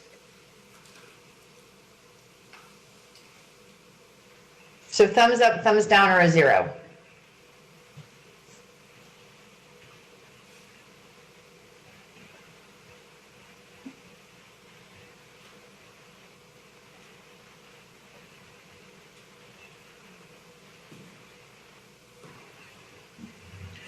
Item passes 6-4, 2 against, 1 abstention. All right, so now there was another item held for discussion from agenda item I1, and that is RFP 20-04-11-16. Do I have a motion for discussion of that item? Keynote speaker. Is this one of the? Yes. Okay. So is there a motion? We'll move to Dr. Laseca. Lathan, 107. Second, Cruz. Okay. Any discussion from my colleagues? What page are we on now? Which item number? And what page number? It's package page 107.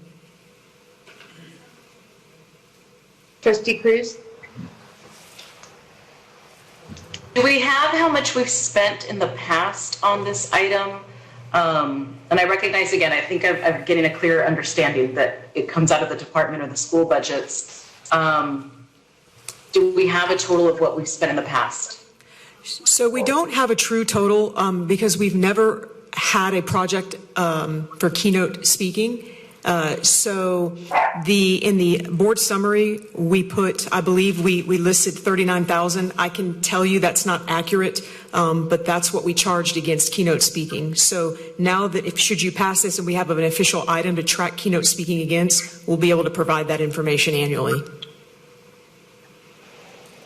Okay, I understand.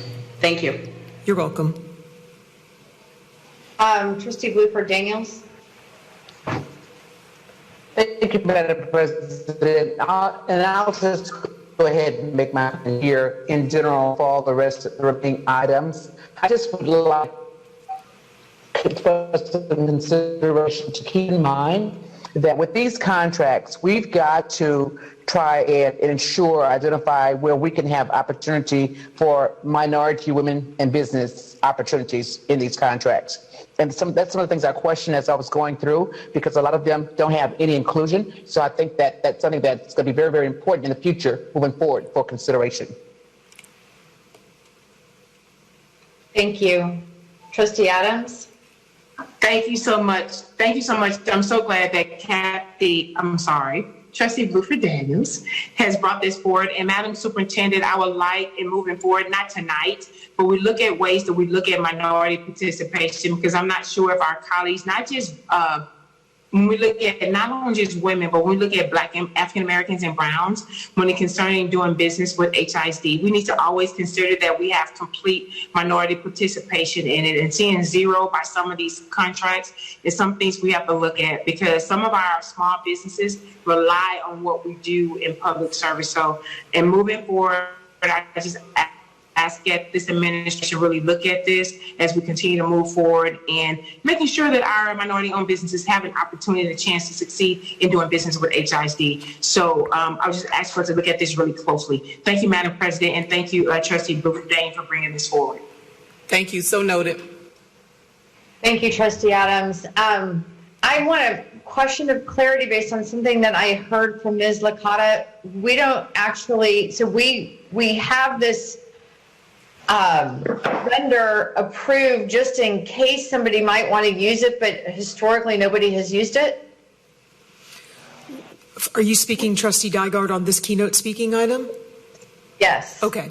So we have not historically had a keynote speaker agenda item. And so this is somewhat of a new item that we're bringing forward so that we're able to track keynote speaking. So you'll notice that there's really not any vendor or vendors listed here, because we don't know when a school or department might want to call in a keynote speaker. If you see, we've drafted this item to give them guidance on what the law considers to be a keynote speaker. So this is a unique item because historically we bring you items with approved vendors. There are no approved vendors to this. Essentially, we're providing them guidance of what keynote speaking is. They submit that to a procurement for approval, and then we will initiate a contract, if you will, for that keynote speaking event. But yes, ma'am, we can track it now because it'll track against this project. This work has been done before by various vendors, but it hasn't been tracked through your system because it's this school here or that department there or this school there. And so you're trying to get some oversight really over that work. Exactly. Am I hearing? Yes, ma'am. Okay. Thank you. That provides a whole lot of clarity to this item. Thank you. You're welcome.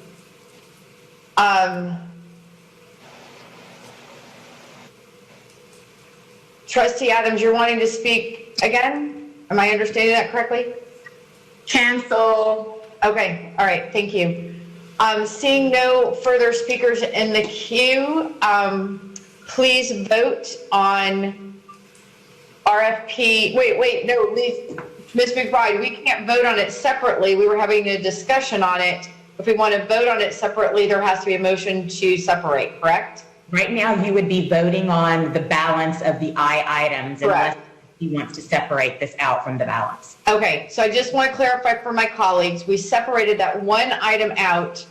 We've been discussing this other item, but the vote that is on the table right now is not just this one RFP, but this RFP and all of the other RFPs.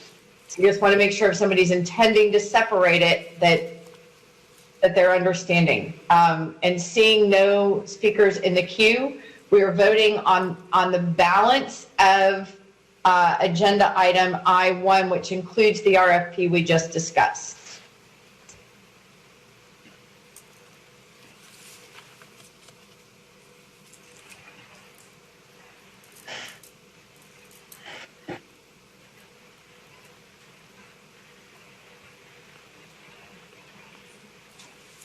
So that's 8-4, 1 against, 0 abstentions. Item passes. Our next item held for discussion is J2, approval of the 2021 internal audit plan. May I have a motion? So moved, Buford Daniels. So moved, Madam President Adams. Is there a second? Second, Yula Seca. So I asked to have this pulled from consent, having served on the audit committee, and especially because we have a lot of new colleagues, and also because I wanted the public to hear the question and answer. And it was a question that came to me through what is essentially the best way I think I can explain it to everybody is the audit of our audit function. of the district or our audit department with BDO. And the question is, what kind of risk assessment is done by our audit department in building this this audit plan? And if Mr. Blackwell would please, is Mr. Blackwell on here? Is Mr. Blackwell in the auditorium, Dr. Lathan? She's not there.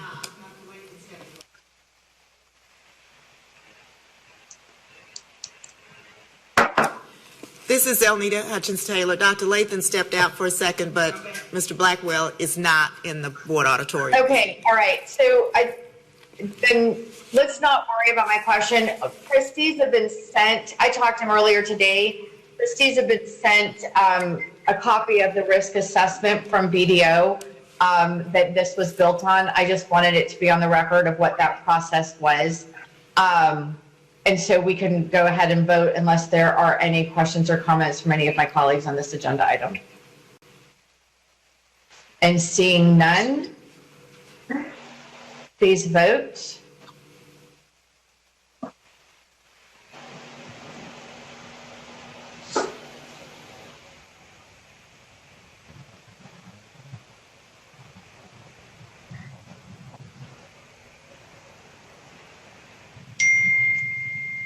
Nine in favor, 0 opposed, 0 abstentions. Item passes.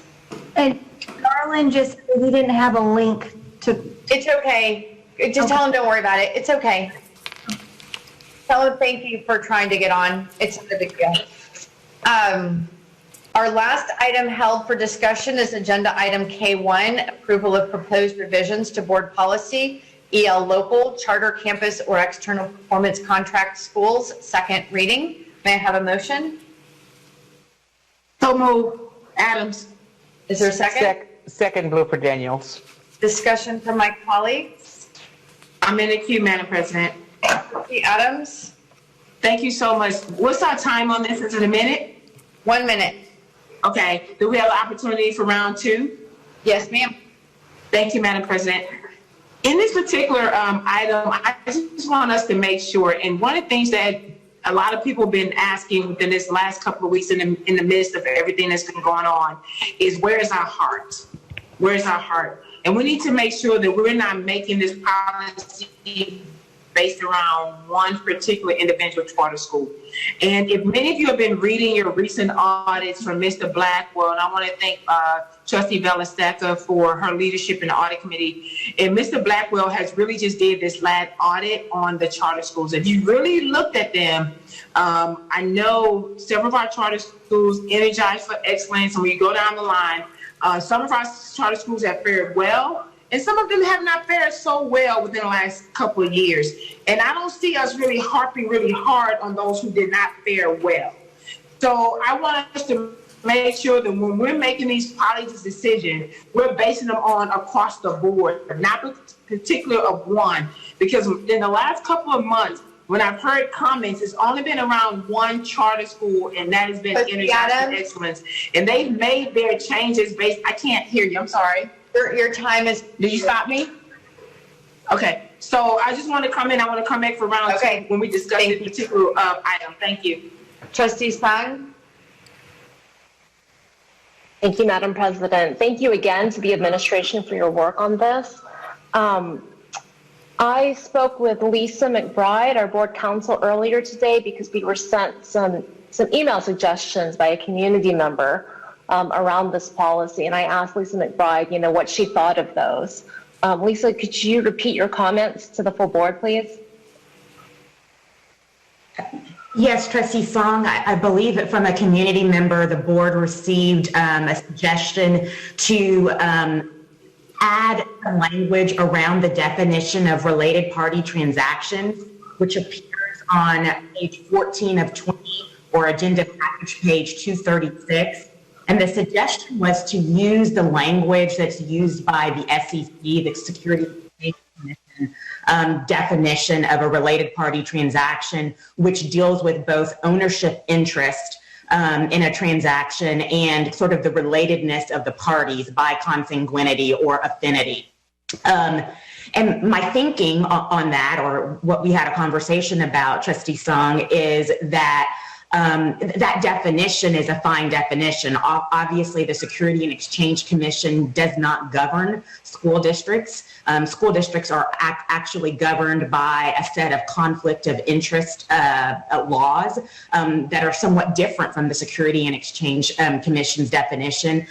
Those laws, which you guys comply with as trustees, if there is a transaction in which you have a real estate interest, or you receive income, or you have an ownership interest in the company, you disclose it, and then the individual trustee abstains from voting on that. But it's not an outright ban, because sometimes if it were an outright ban on the entire board being able to enter into that transaction, there might be things that are sole source that a school district would not be able to have access to.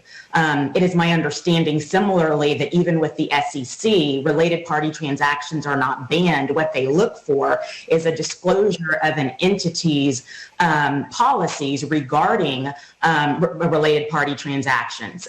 Is there disclosure? Is there abstention by the person with the conflict or the relatedness? What policies are in place to make sure that the transaction is still fair market value and is still an arm's length transaction?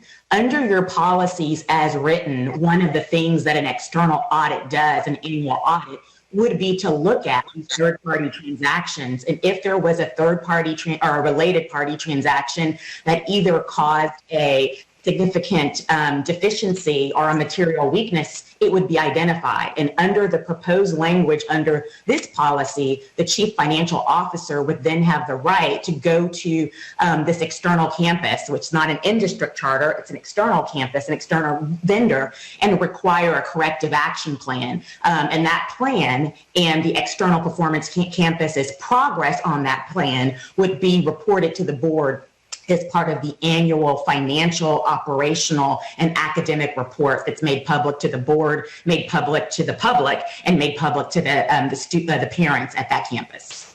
I do know, and I don't want to speak in front of the administration, and so I might let Elnita Hutchins-Taylor speak to this, that what the administration is working on is working with the audit department and the finance department to look for a universal definition of related party transaction that can be used by the administration in the process of preparing its contracts. Right now, there's a definition there that includes several parts. It includes the relatedness of the transaction, but also CEOs, as part of the disclosure, have to disclose whether they have a relationship with the vendor and whether board members of the particular entity have a relationship with the vendor. So those things are disclosed as part of the disclosure requirement that the CFO of our school district then looks at and sees if there's anything that is concerning, and that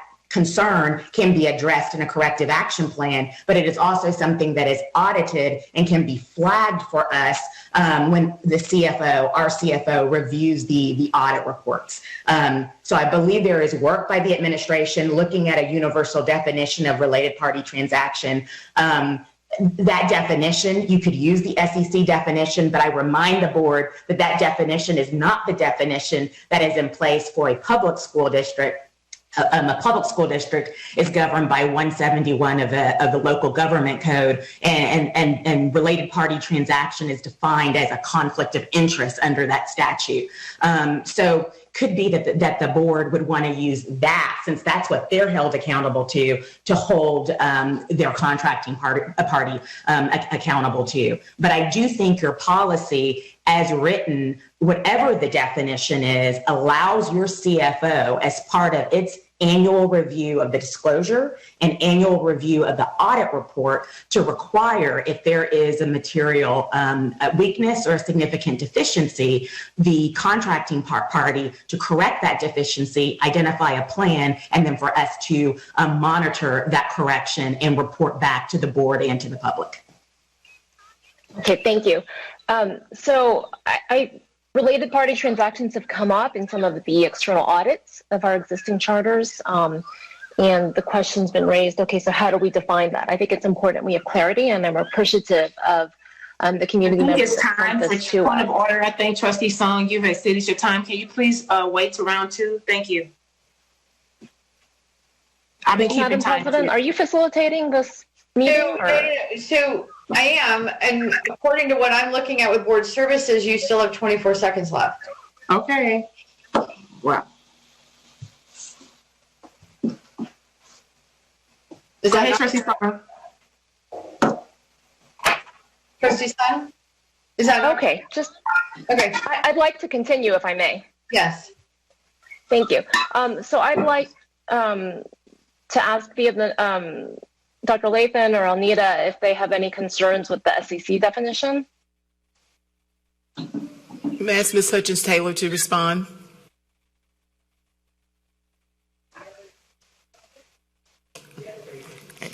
I agree wholeheartedly with the comments that were made by our board counsel that the definition that might be appropriate for the Securities and Exchange Commission, which governs an entirely different industry, may not be the appropriate definition that we want to use in this policy.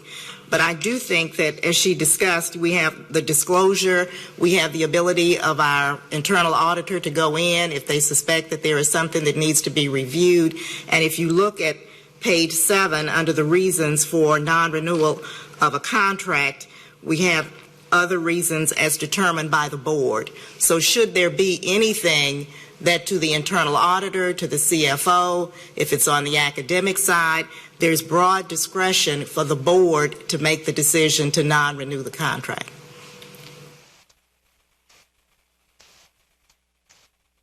I think it's good that we have those disclosure parts. I think provisions in the policy, but I think that it's important also that we have clarity around what we mean by a related party, that that's defined, because that's come up in our discussions. Well, there is a definition in the policy. So, could you read that to us, Alnita? Yes. And then I know that's the end of my time. Okay, it's on page 14. It's in the disclosure section. Disclosure of any related party transactions which shall be defined as a contract or arrangement between two parties who are joined by a pre-existing business relationship or common interest.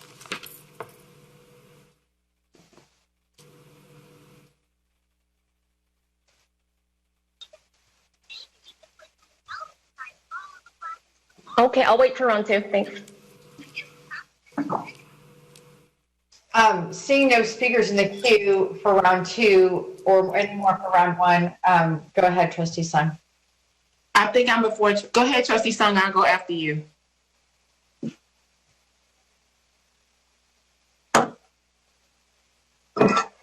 So I would like to see something more specific than than what we have currently in our policy. So, Alnita, is Lisa correct in saying you're researching another definition?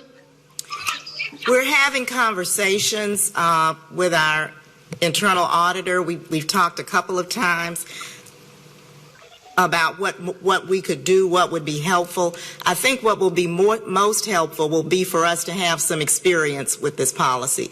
This policy has become significantly stronger in financial accountability as well as academic accountability, and we need to have some experience with it, I think, over the next year or so that will help us to yield maybe what we do need to strengthen some more or how we apply it. But there are a lot of tools in our toolbox under the proposed revisions to this policy that we did not have in it previously. So we are talking about how we flesh these out. As you know, the board has given us that charge of what they want us to do with accountability, and it's up to the administration to come up with how we do it. And so those conversations have already begun. But I think that the policy is far more robust than it was, and as we get some experience with it, we'll know more about how this new accountability framework will work.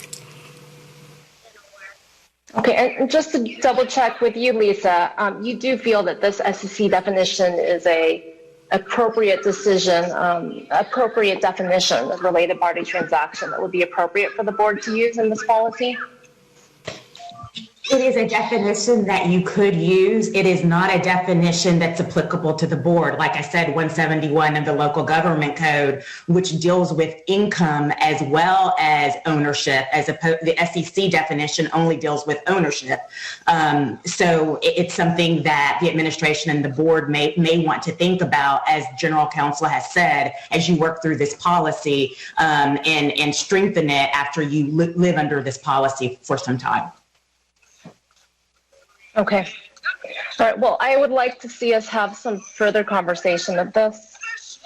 So, Madam President, if you could guide us in the best way to follow up with looking at some options for related party transactions, I'd appreciate that.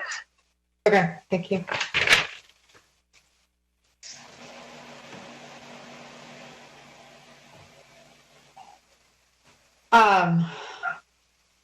Trustee Adams. Thank you, Madam President. Based on Trustee Sung's previous comments, and we need to have more conversation around this policy, is there an opportunity to send this policy back and not vote on it tonight? So that, I'm presuming, is a question for me. So here's what happens. We passed last month, we approved amendments to our existing contracts. Remember, they're the third year of a 3-year contract, and that approval was contingent on this policy existing at this meeting, so that the administration could then, or legal could then go negotiate those contracts under those additional provisions that we stated last month. And so I would like legal to chime in on like what happens with that process in June if we don't vote on this item tonight. And it's based on Trustee Sung's comment just a second ago. Yeah. That's the wrong reason I'm asking. Like And I'll come back to my I mean, on what happens to those contracts in last month's vote if we do not vote on this tonight? The administration would have to come back to the board for the board to tell the administration what it would like the administration to do, because you've agreed to renew the contracts and release the funding under the contract subject to an amendment that is mutually agreed upon, and that amendment cannot be perfected without the language in this policy. So you would have given a directive now that cannot be completed. And so the administration would come back to the board saying, what do you want us to do now? Because we cannot comply with the directive you've given us via your previous vote. Okay, and then Okay, well, in that case, It's my time. I'm sorry. It's my time. I'm sorry. And we may have to go to a third round because I was asking Madam President. I'm sorry because Sung chimed in, so I hope that it'll move towards my time. The reason why I'm asking because based on information from the auditor and where we're going from this, and I'm asking our board members again, I'm going to ask you to check your heart and what you're doing when we're actually sitting in seats according to governance, and we ask the auditor to do the work, and they put in the work, and then when the findings come back and the findings are strong against whoever charter that we use, we need to fall in compliance to whatever the audit says, because that is data and investigation that have moved forward. So I just have, I was listening to Trustee Sung and to hear some hesitation on where we are based on language.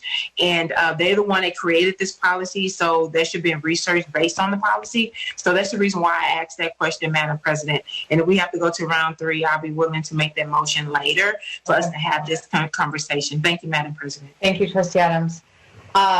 Trustee Sung, back to you. Thank you.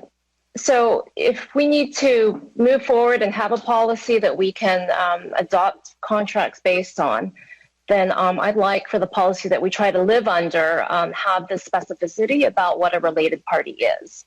We can always come back and change it as council has discussed. So I move that we amend K1 on page 14 to define related parties as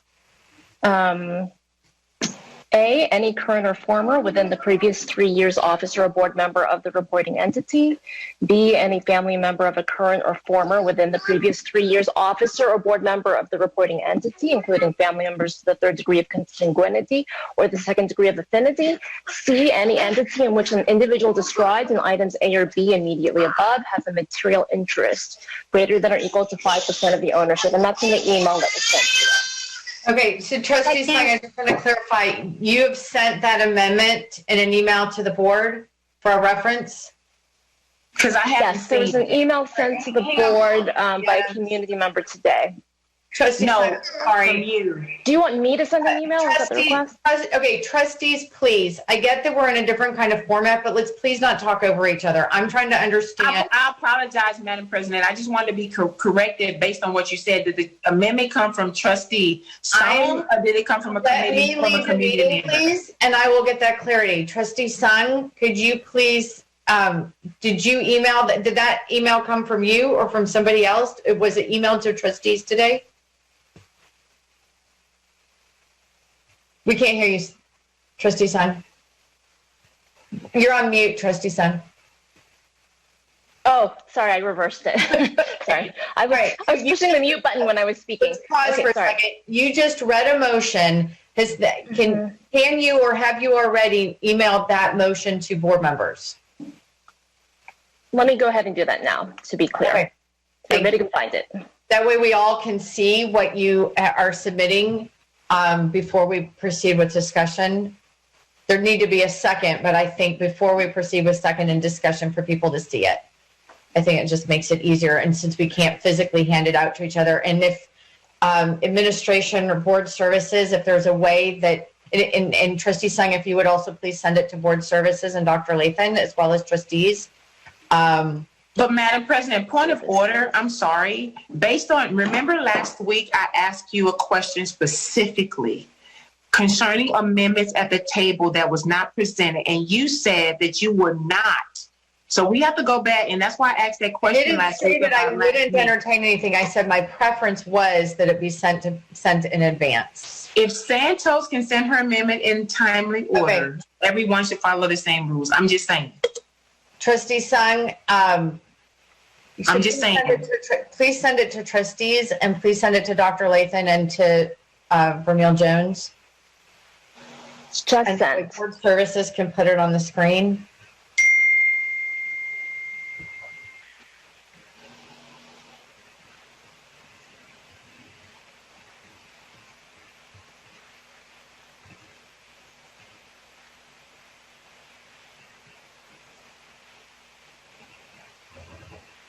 Okay, so there's a motion on the table. Everybody. Second.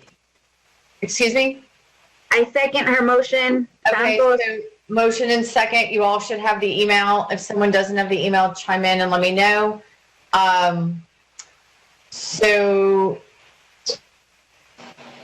we now have Trustee Adams.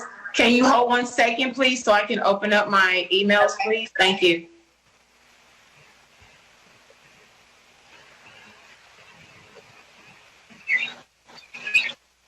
Trustee Sung copied an amendment from a constituent to make it her amendment. Okay, so we're on energized. I need to put that on the record. I understand. Start over. 1 minute per person. Proceed, Trustee Adams. Thank you. I'm seeing that Trustee Sung copied an amendment from a constituent that sent all of us the amendment today, reference to Energize for Excellence. Y'all have to understand, this is my 7th year, and we've been dealing with this for 7 years concerning one charter. I take it personally as an African-American female that I don't see anyone else going through all the other charter schools that's listed going through this detail. When you look at all the other charter schools, our own line charter is doing far worse. I don't see any of us going through that detail. I think this is such out of order, Madam President, on what we're doing. I've been here 7 years, and this has been an ongoing conversation because all the questions have been personal. Who's related? Who's this? Are we asking the same questions from all the other charter schools? And unfortunately, I won't be here. Lord, living, I want to. But next year, I won't be on this board. But I'm asking you guys, do not let prejudices lead you in making government policies. It's not right. If it was anyone else, everything has been energized. Even though I know one school that they've done bad in, but they consolidate. Okay, fine. But all the other academic standards has been well. They've complied with everything. I'm trying to find out what's the issue here. Because everything has been, I'm sorry, my time is up. I'm just letting you know, might go for round 3. Because this is personal to me, being an African American female. Adams. I'm sorry. Trustee Bluford Daniels. Well, it's kind of hard to follow. But what I want to point all this is crazy. I understand, but I did want to point out my only comment was like the previous amendments that we talked about, and I think collectively we could make really good, concise, good, sound judgment decisions about all of our items. I just ask personally that I get it in advance, because just like you guys have families, we all have families, and we have things that we have to do day to day and jobs, etc. So I always just like to see it passed out or provided earlier, so we have time to review it. That's my only question. I'm sorry. Thank you. Thank you, Trustee Bluford Daniels. Trustee Allen.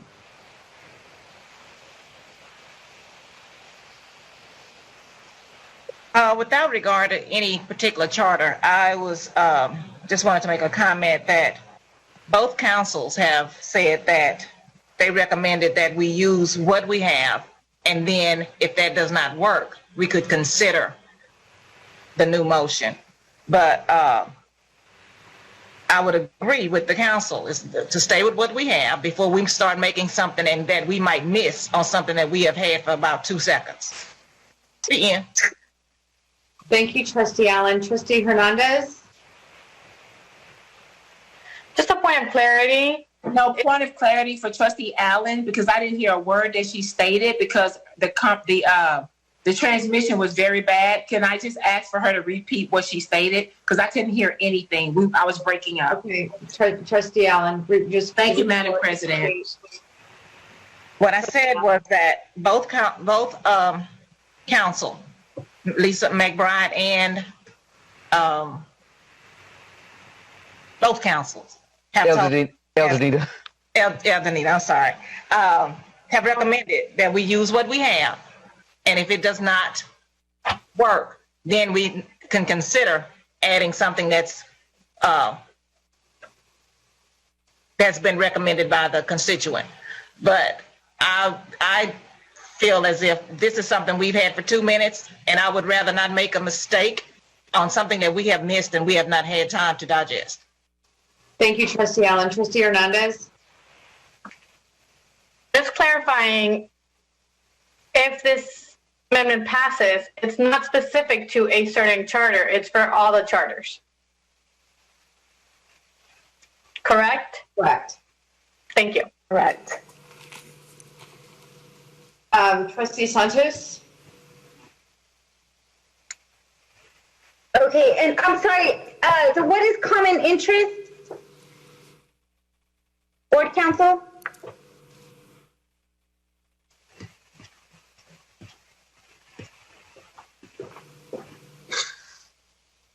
So common interest can be, can you hear me? I'm sorry, Trustee Santos. You're a little low, but I can hear you. So common interest can be a business or a financial interest, but it can also be a familial interest as well. Okay, thank you. And I just want to tell my colleagues that we did work on this in the ad hoc committee, and I know that we spent a couple of hours on this. And just to find that there's a common pattern here, it's like Trustee Adams said, it's been 7 years that they've picked on one charter, and every year it's next year we're going to do this, next year we're going to do this, next year we're going to get it right, next year, just like the budget, next year we're going to bring on equity, next year we're going to da-da-da. Okay, done. If you all want to be the policymakers that we were voted to be, then we're going to get this done today. That's just how that goes. This is good, solid policy. This is what we vetted in the ad hoc committee or followed up with. This is just more oversight on what we need to protect public dollars for our students. Thank you. Trustee Sun. I too wish that we were not so rushed on this policy. So Trustee Bluford Daniels, I apologize. I wish we could have gotten this out to you sooner. This is second reading. Point taken. I agree with you. I think that the changes to the policies apply to all charters without prejudice. I think that, we've looked at problems that have arisen in the external audits of schools, right? And so, yes, I have looked at audits that have come up with material weaknesses and significant deficiencies and paid attention to those more. And I think it's important that our policies address those and correct things that haven't worked in the last 20 years.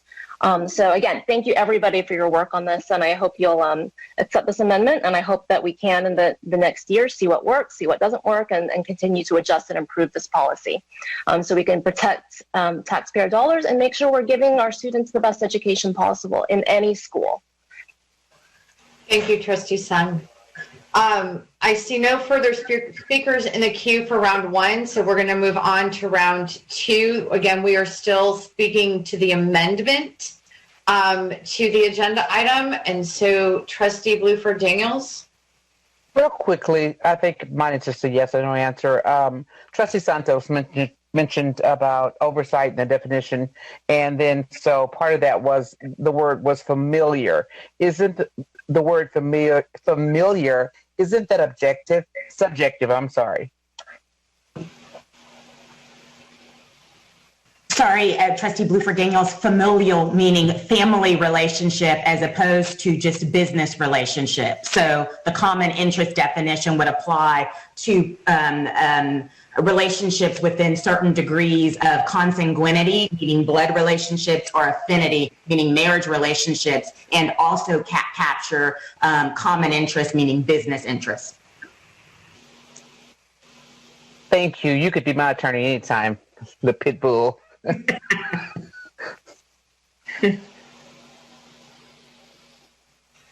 Trustee Adams? Madam President, I'm going on to round three. Can you make sure everybody is spoken on round two before I come in? Okay. Well, thank you for clarifying that. We will have, if we could do a round three, we will need to vote to do that. So round two, we have Trustee Hernandez. So this is only a disclosure of this information. It's not prohibiting this, because that's what I see in the language. It's only a disclosure of it. That is correct. That's correct? Okay. Okay. If it's only a disclosure, okay. That's fine. Thank you. Seeing no more speakers in the queue for round two, I have someone who'd like to request to speak for round three. That'll require a motion and a second and a vote. I just want to make a point of, I just want to call the question, that's all. And for you to explain what we're voting on now. Okay, we are voting on the amendment to the Trustee Sung sent to us. That is a proposed amendment to agenda item K1, the approval of proposed revisions to board policy EL local, charter campus, or external performance contract schools, second reading. And the language for the amendment has been provided to all board members and Dr. Lathan and board services via email. Actually, Trustee Sung, did you also send it to Ms. McBride and Alnita? Yes, I received it. Okay, good. Thank you. So that is, we are voting on this amendment. Does that answer your question, Trustee Adams? No, that's fine. I just want to make sure to say it's actually a constituent amendment that Sung is bringing forward. Well, but yeah, okay, so all right. Everybody else has spoken. I have a comment on this myself. I like the spirit of what has been brought forward to us. I have a problem with, we did discuss this would be a better process for bringing forward amendments. Board members had an opportunity to at least have some time to see it and digest it and formulate their questions before a board meeting. I also have concerns that this amendment wasn't originally sent to us by a board member. While I absolutely, and I don't make my decisions on things until I hear everything. I very much appreciate speakers to agenda items and hearing of the community. That is a valuable part of this process. I read my emails. I take everything into consideration that is contributed by the community in this process. But as far as an amendment at the table at the last minute, I'm very uncomfortable with it because I don't think, as Trustee Santos pointed out, we had a very robust conversation in a committee meeting that all board members were able to participate in it if they so chose. We had a conversation about this last week, and no amendments were brought between then and now, and so it just makes me very uncomfortable. That's my opinion. This is a democratic process. So no further questions or comments from anybody. Let's please vote on the amendment. Show of hands. Or excuse me, thumbs up, thumbs down.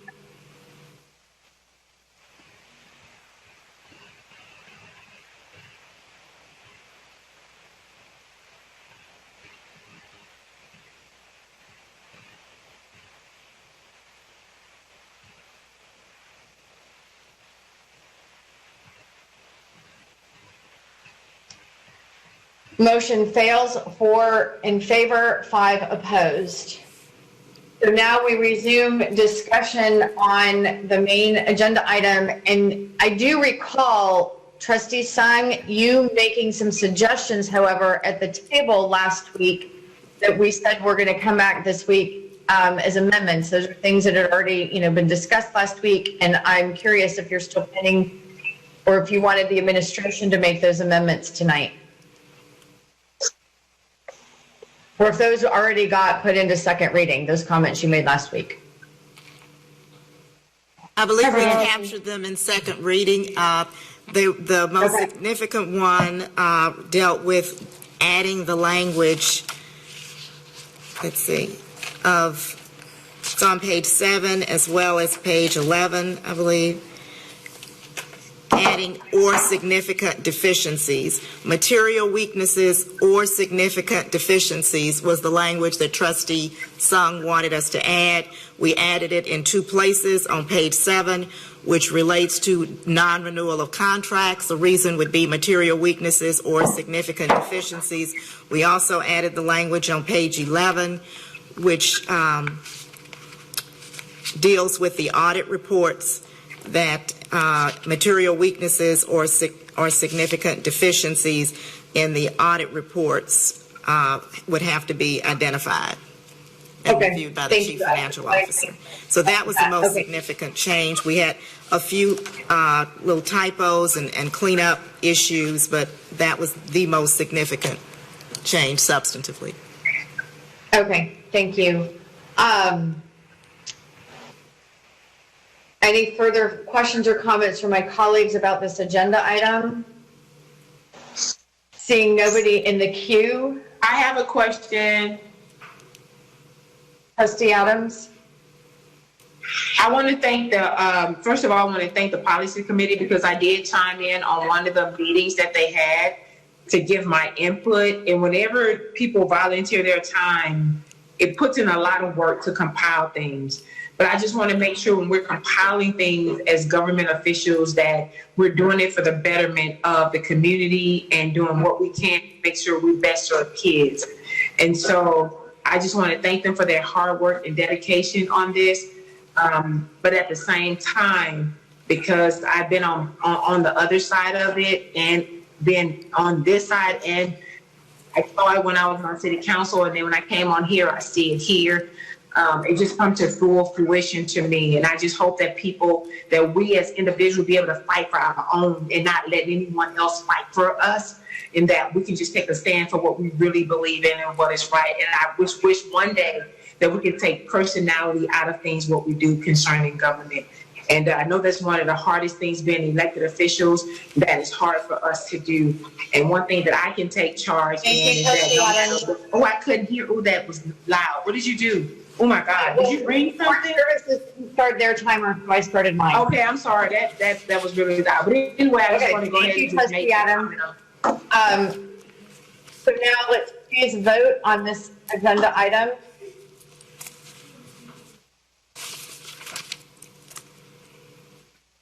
Thumbs up, thumbs down. All in favor, thumbs up. All opposed, thumbs down.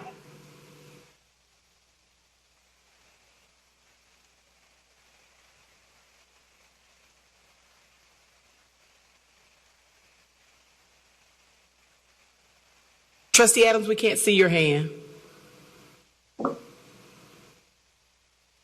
Trustee Adams? If I didn't know the personality behind it, it would be easy for me. This is not an easy vote for me. Your vote, Trustee Adams. Trustee Adams, are you a yes or no? Okay, thank you. 9 in favor, 0 opposed, 0 abstentions. Item passes. Great work, everybody. That policy revision is long overdue. We are now ready to consider the balance of today's agenda. Do I have a motion to accept the balance of today's agenda by consensus? Motion to accept Blooper Daniels. Second. There's a second, okay. Please vote.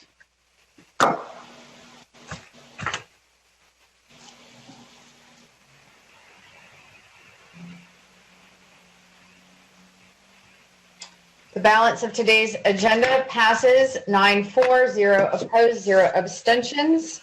Do I have a motion to approve the minutes from the agenda review meeting held on June 4th, 2020? So moved. So moved. Madam President Adams. Second, Blooper Daniels. Any discussion? Seeing none, please vote. Holly was already voting.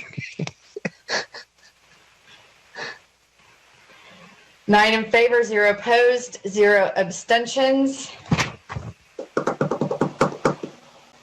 Consideration of items discussed in executive session. We are now ready to consider items discussed in executive session. Are there any motions? So moved. Second, Adams. Oh, no. There should be I'm sorry. Someone Blooper should Daniels. Trustee Cruz, I believe that's you. Okay, so I just start reading, right? Yes. Okay. I move that the board authorize board counsel to provide notice under its contract with Next Board on the terms discussed in closed session effective June 12th, 2020.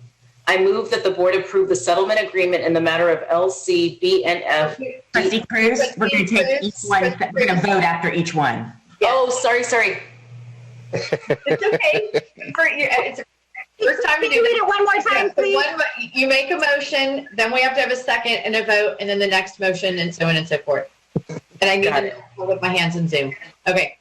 So motion on the table. Repeat, please, the first motion. Second song. Okay. Well, no. Because she read them together, can she please repeat them, the first one at a time? What they're voting on? Okay, so just read the first one, right?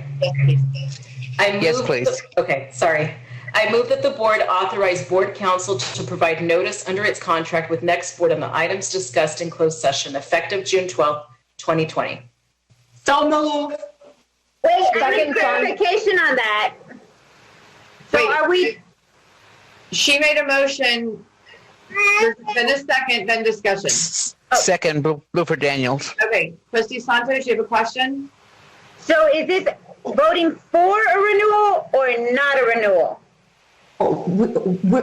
These are items that we discussed in closed session, so we don't discuss those. I know, but I just don't understand the intent of the motion. You need to go back in closed session. We need to go back in closed session. Into closed session.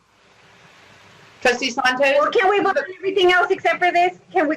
Hang on. We're all talking over each other. Trust anybody who has a question when we're voting on closed session items. If you need to ask a question, we need to go back into closed session to ask that question. So if you would like to go back into closed session to ask. Okay, closed session, thank you. Huh? Yeah. You want to go back into closed session? Thank you. Okay. Point of inquiry, can we please go through all the items first and let Board Member Cruz complete her items before we take a break, please? But yes, let's go ahead and let's finish these. We'll go back into closed session because we have something else to discuss that we didn't get to earlier in closed session. And so we'll do that and then we'll come out and vote on this last item, okay? Okay, Trustee Cruz?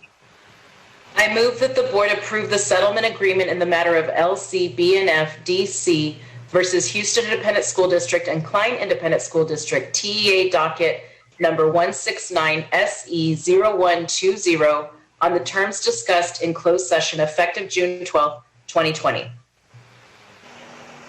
Is there a second? Second, Adams. Please vote.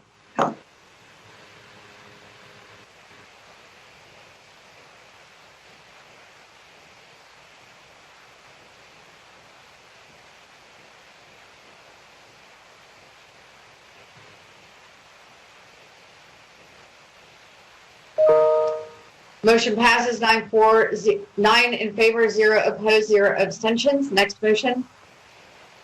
I move that the board authorize the district to intervene and settle the subrogation lien of Audrey Davis against Latigo Transportation Services / Casey Brewer for workers' compensation benefits, cause number 202014332 on the terms discussed in closed session effective June 12, 2020.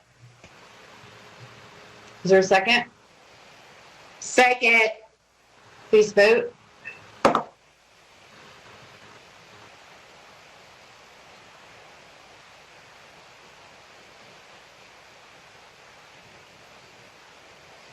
Motion passes 9 in favor, 0 opposed, 0 abstentions. Next item, please.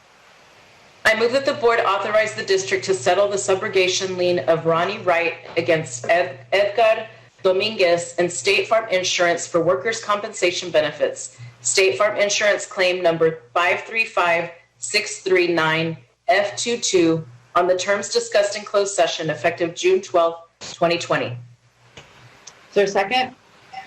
Second. Please vote.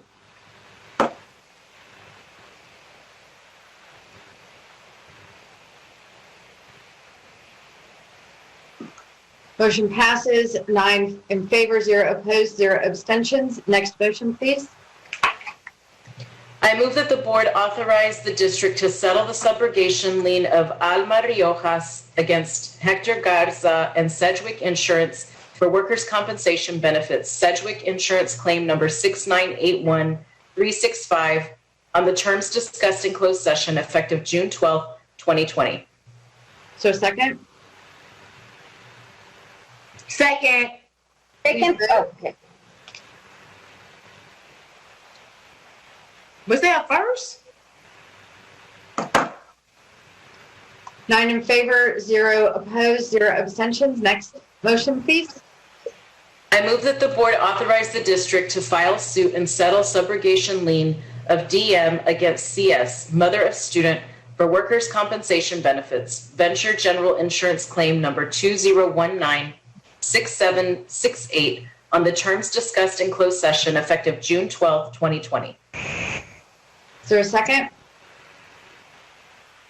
Second. Please vote.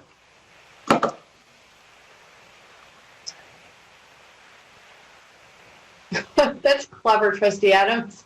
9 in favor, 0 opposed, 0 abstentions. Next motion, please. I move that the board authorize the district to settle the subrogation lien of Monico Daniels against Audis McCain Jr. and Travelers Insurance for workers' compensation benefits. Travelers Insurance claim number FBG2563 on the terms discussed in closed session effective June 12, 2020. Is there a second? Second. Please vote.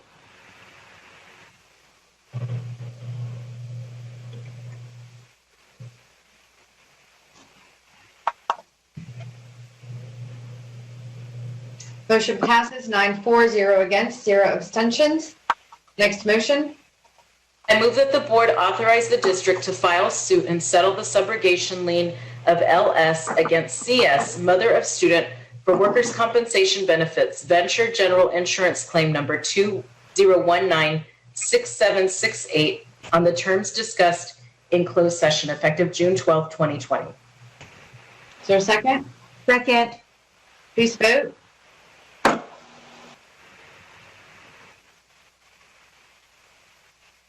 We're all getting restless. I'm spinning in my chair. I see someone bouncing on their chair. I see a bouncing baby.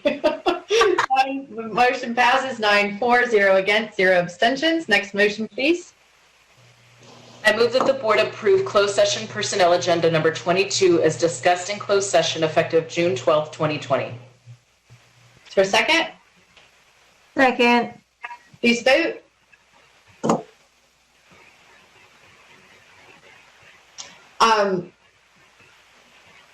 I am abstaining. Yeah, I see that. Trustee Hernandez is abstaining. She has a 0. Okay, thank you. 8 in favor, 0 opposed, 1 abstention. Motion passes. Are there any more motions, Trustee Cruz? One more. Okay, thank you. I move that the board approve the balance of the closed session personnel agenda, including specifically that the board approve proposed terminations of continuing term and probationary contracts, approve end of term terminations of probationary contracts, that the board approve proposed non-renewals of term contracts, that the board approve issuance of fourth-year probationary contracts, and that the board authorize the interim superintendent or her designee to provide notice of same, that the board approve separation and release agreements, that the board approve withdrawals of contract recommendations and any reissuance of same, and that the board approve issuance of final orders on contract terminations and non-renewals as discussed in closed session effective June 12th, 2020. For a second? Second. Please vote.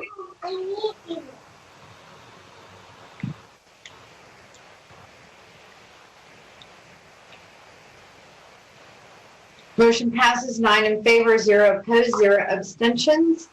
That was the last one, Trustee Cruz? Yes.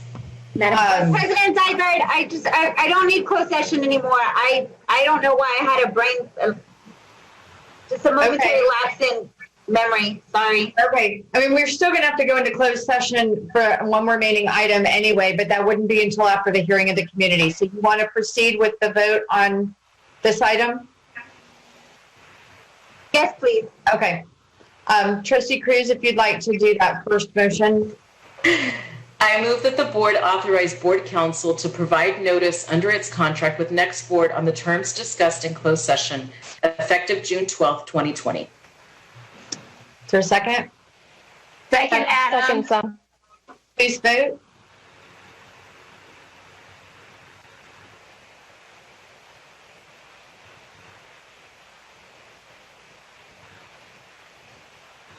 Motion passes 9 in favor, 0 opposed, 0 abstentions. That was our last item for consideration from executive session.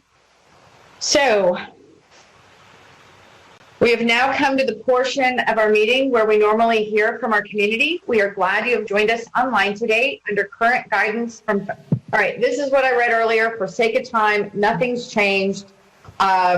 We have 11 members of the community that have submitted comments to be read aloud during this portion of the meeting. Comments shall be limited to 300 words or 2 minutes each. Please refrain from naming individuals, especially students, as they are protected under the Family Education Rights and Privacy Act. Abusive statements or threats of confrontation are not permitted. Any comments in violation of these guidelines will not be read. We will now take our first call-in speaker, and I'm going to turn this over to the administration to call on the speakers. Thank you. Our first speaker is Dean Winsenson.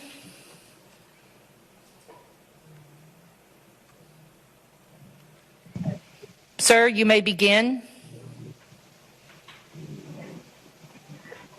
Yes, ma'am. Can you hear me, ma'am? Yes, please, go ahead. Please do everything possible to let students be in the school this coming year.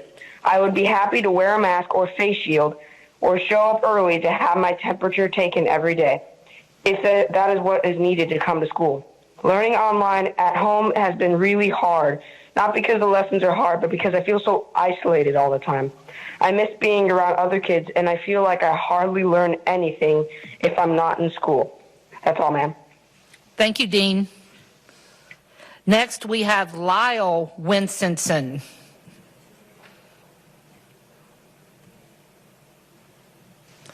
Lyle, go ahead. Hi. While I applaud the district's implementation of processes and procedures to facilitate remote learning, I hope that the primary focus for the coming school year will be to keep students in real classrooms rather than virtual ones as much as possible. Obviously, the use of appropriate PPE and sanitizing procedures is a must, but I hope the district will also implement temperature checking of everyone coming on campus, as is currently being done at Texas Children's Hospital. I recognize that this would require purchasing appropriate equipment and perhaps staggering arrival times, but I think it would be the best way to protect staff and students while enabling effective learning and positive social interaction once again. It's good that virtual learning is available as a last resort, but it should be considered exactly that, a backup, a last resort. No online experience can give students the full spectrum of human intercommunication that happens when they are with their teachers and each other in the same classroom. So let's make sure we're doing everything we can to avoid going to our backup plan. Thank you. Thank you. Next, we have Manoj Kaushik.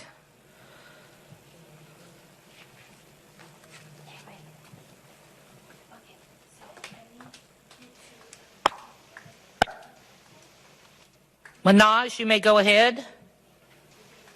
Manoj, you may go ahead. Hello, can you hear me? Yes, sir. Please go ahead.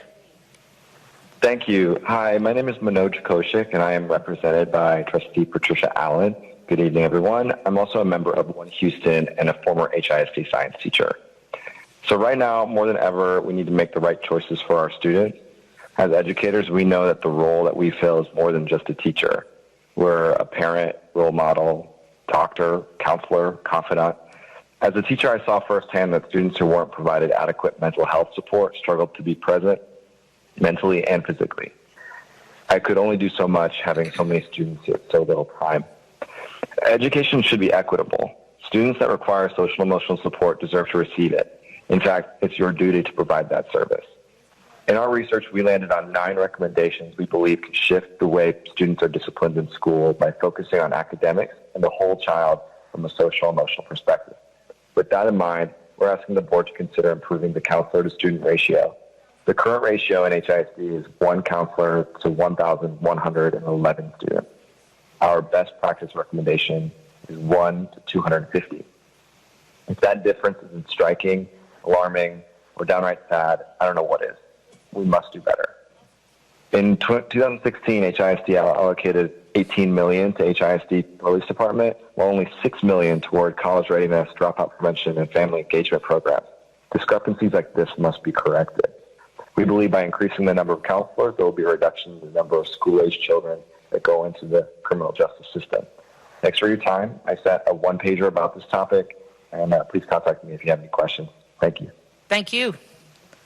Next, we have Sean Lee Babineau. Ms. Babineau, you may begin. Thank you so much. Giving honor to the Most High God, Yahweh, I am He has sent me to speak to you all. I am approaching the HISD school board in an attempt to settle my unlawful termination in a peaceful manner. I have reported HISD to the EEOC on charges of discrimination for my race, my religion, and my retaliation of reporting my former supervisors for their unethical behavior. Many of HISD policies were violated, from the office of the superintendent all the way down to the office of leadership. My first complaint began when I was offered a job at a different pay grade, which was not honored. I also reported my supervisor to her direct supervisor about the TSL grant and how the funds were being used and how my job was being sabotaged and how I was being mistreated behind closed doors. Her yelling at me, telling people not to speak to me, and also randomly changing my job title at will and making comments about my hair being wiry or me needing to wear makeup to attend a meeting with her. Many things have happened to me that were unjust, that were abusive, that were humiliating, yet nothing was done. I wasn't protected, and with the help of employee relations, I believe I was purposely given a new job where I was set up to be fired without cause. I have a right to sue letter from the EEOC and plenty of documentation to prove my claims and witnesses that are willing to come forward in my defense. Before I file suit against the organization, I would like to settle this matter peacefully, as I've tried to rectify this matter many times before, before I go further in my pursuit of justice. I am a former HISD student, a former HISD teacher, and a former HISD leader.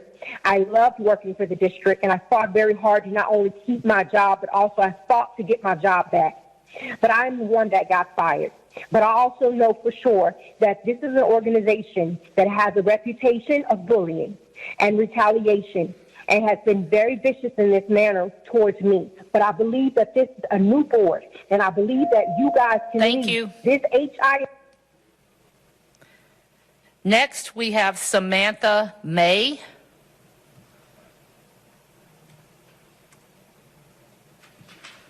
Ms. May, you may begin.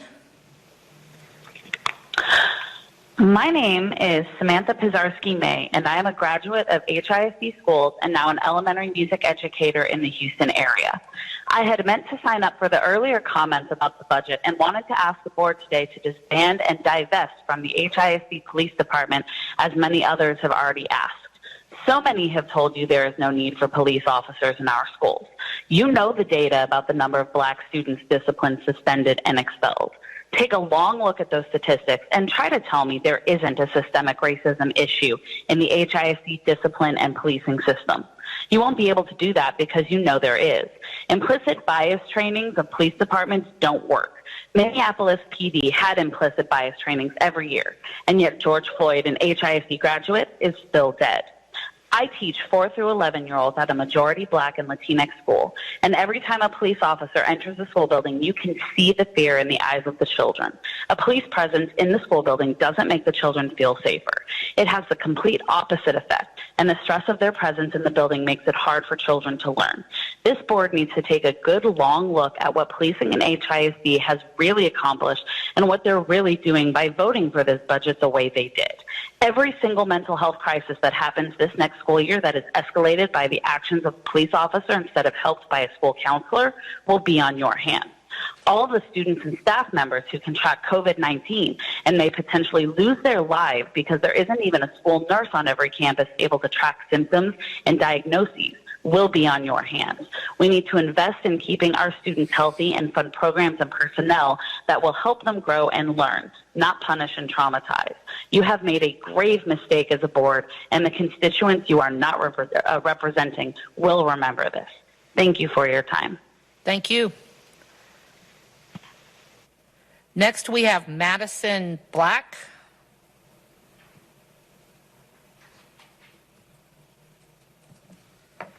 Ms. Black, you may begin. Hello, my name is Madison Black, and I'm an alumna of Lamar High School, and I'm speaking on behalf of over 950 Concerned Lamar students, parents, and alumni.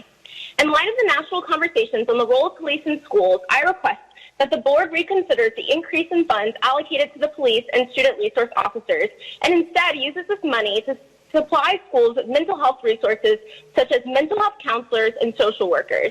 According to the ACLU, the presence of school-based mental health providers can result in positive outcomes for students, including improved attendance rates, academic achievement, and career preparation, and fewer disciplinary incidents and lower suspension and expulsion rates.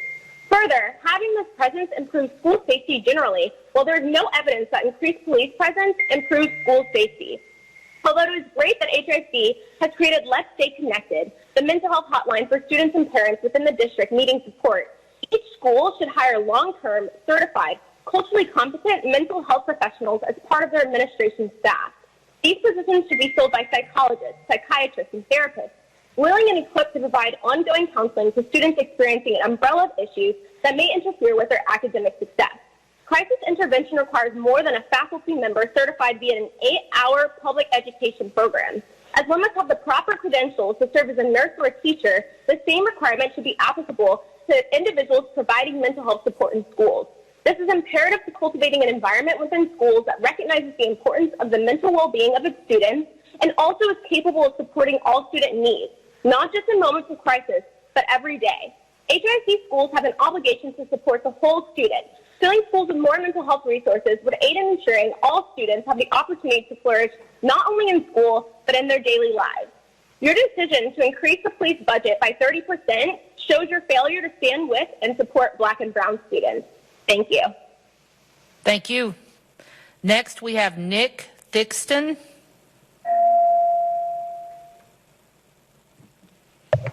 Mr. Thixton, you may begin.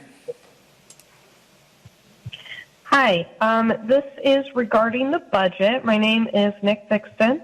I am calling today to ask that the HISD police be defunded and disbanded. Police in schools are linked to increased violence against and criminalization of Black and brown kids and teenagers. The funding can be better allocated to resources that don't come with guns on their holsters. For example, you could spend that money on guidance counselors, teacher salaries, school supplies, textbooks, and resources for students in poverty. Working together as a community, we can create a safer and better school district. We can build accountability through community bonds and conflict resolution skills. If you don't like my ideas, can we brainstorm together to come up with some other solutions? You don't end violence by sticking police officers armed to the teeth in schools. You're just redirecting the violence to Black and brown students. Our students deserve better. Thank you. That is all I have to say. Thank you. Next, we have Ben Peters. Mr. Peters, you may begin. Hi, good evening. I know it's been a really long afternoon for everyone. I'm going to be echoing the sentiments of a lot of the other callers who've been on in expressing support for defunding and completely removing police from all HISD schools. I know we just passed a budget that authorized $3.5 million towards HISD police. That is twice as much as we spend on nurses, social workers, special education, librarians, literacy coaches, therapists combined. This is shows where our priorities really lie. There is no statistical basis that police in schools lead to safer outcomes whatsoever. They do not prevent mass shootings, and they lead to the school prison pipeline. In the 2019 LBB recommendation, it even recommended that HISD police create a specific position just for booking students for juvenile, for HISD, if you want a example of that. So what I am asking now that a budget has been passed, and I'm appealing directly to Dr. Lathan, as a superintendent, what policy can you enact to just remove the officers from schools, even just don't spend the $3.5 million authorization on the HISD police budget? Is there any other step you can take to just remove the police from the schools, even if there isn't necessarily a replacement option that is funded and developed yet? Thank you. Thank you. Next is Dr. Pamela Boveland. Dr. Boveland, you may begin. Oh, okay. Someone's talking. Go ahead, Dr. Boveland. I would like to thank. Someone's talking. Dr. Boveland, mute your computer. That may be the noise you're hearing. Go ahead. Okay. All right. Thank you very much. I want to. Ooh.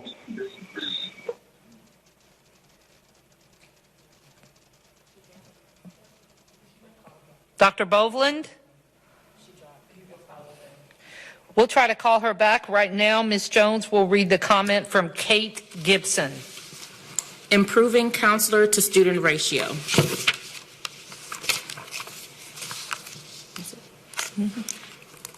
Dr. Michelle Tovar. Yep. Kate Gibson. I did. That was it. Okay, that was all of Ms. Gibson's comments. So now we'll read Dr. Michelle Tovar's comments. Dr. Grenita Lathan and board. I am a parent, academic, and former public school educator. When I was in the classroom, I was witness to a lack of representation in the curriculum my students face daily. I went above and beyond to find and create lessons and supplements to make connections to the communities I served. However, as we have seen at the state level, some stakeholders are not concerned with representation in the curriculum, but rather test scores in a system that fails our students of color.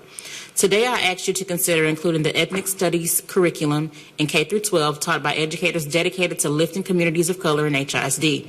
Ethnic studies curriculum development and teacher training should include African American studies, Mexican American studies, American Indian studies, intersectional, ethnic studies, innovative course development, Asian American studies, Middle Eastern and Arab American studies, ethnic studies, social studies, English, art, and STEM overlays, which allocate funding for ethnic studies. The scholars should infuse ethnic studies content into all academic areas in K-12. Allow ethnic studies elective courses to count as core social studies credits for graduation. To quote James Baldwin, a talk to teachers, we are in a revolutionary situation, no matter how unpopular that word has become in this country. To any citizen of this country who figures himself as responsible. Thank you. We will now bring back in Dr. Pamela Boveland.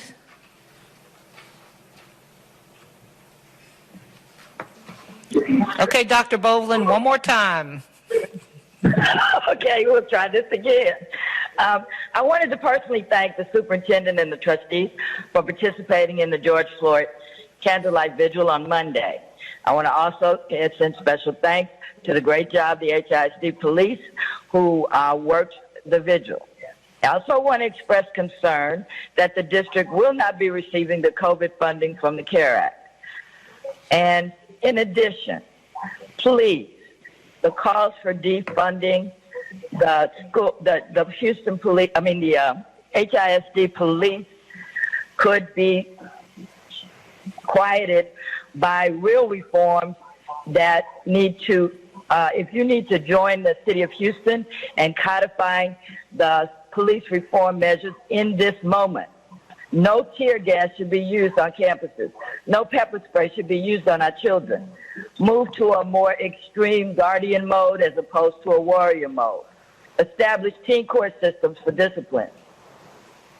More mentoring from the police budget, as well as extensive de-escalation training.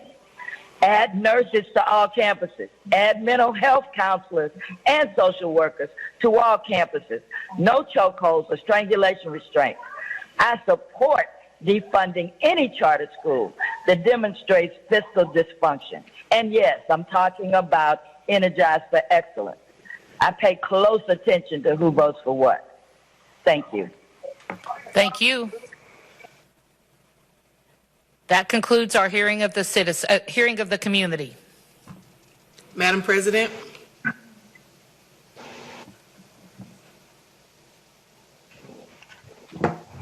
Okay, sorry, needed to unmute. We are now, first of all, thank you to all of our speakers today for sharing your perspectives on the different issues. Appreciate your input. We are now ready to hear reports and comments from board members, and please limit your comments to 1 minute. We still have some closed session business to get to. So 1 minute per trustee. I think last month I started with, who did I start with last month? District 1. I'll go the opposite direction this time and start with District 9. Okay. So so we have 1 minute, Madam President? 1 minute. Okay, first of all, I want to thank, of course, the Jack Alumni Association for hosting the vigil for George Floyd. Of course, I want to thank my church, the Fountain of Praise, for holding the funeral on yesterday, where I had the awesome opportunity to attend with Dr. Lathan and many others. And our condolences to Cherie McGee Tate, who's a member of the Fountain of Praise. George Floyd was her first cousin. And to all the Third Ward community. And I think we just need to begin the healing process right now of the day after. And I always tell people, they ask me the question of what's next? And I say when the heart of people change around racism, and then that's when we actually will see change. Gandhi said that we need to be the change that we want to see in the world until we do that. And again, to all of our graduates, congratulations. And Dr. Lathan, thank you so much for what you've done, this administration, for this upcoming budget cycle. Thank you. Thank you, Madam President. That concludes my announcements. Thank you. Trustee See, 8. Trustee Cruz. Thank you. It would be irresponsible to ignore the ways that an armed police presence in our schools could be detrimental to our students and their well-being. At the same time, it would be irresponsible to completely shut down the department without a clear, well-thought-out plan for keeping our students, our teachers, and our schools safe. I fully support the board president and our interim superintendent in their plans to examine and reevaluate the role that the HISD police force plays in our district. I'm grateful for the opportunity I had to be there on Monday at Jack Yates. Definitely felt the spirit of George Floyd and the community come together. And this is weighing heavily on my mind, and I know on the trustees and the administration, and this is something that we're going to be talking about. Thank you. Trustee Flynn-Villaseca? Oh, wait, no. Trustee Sun.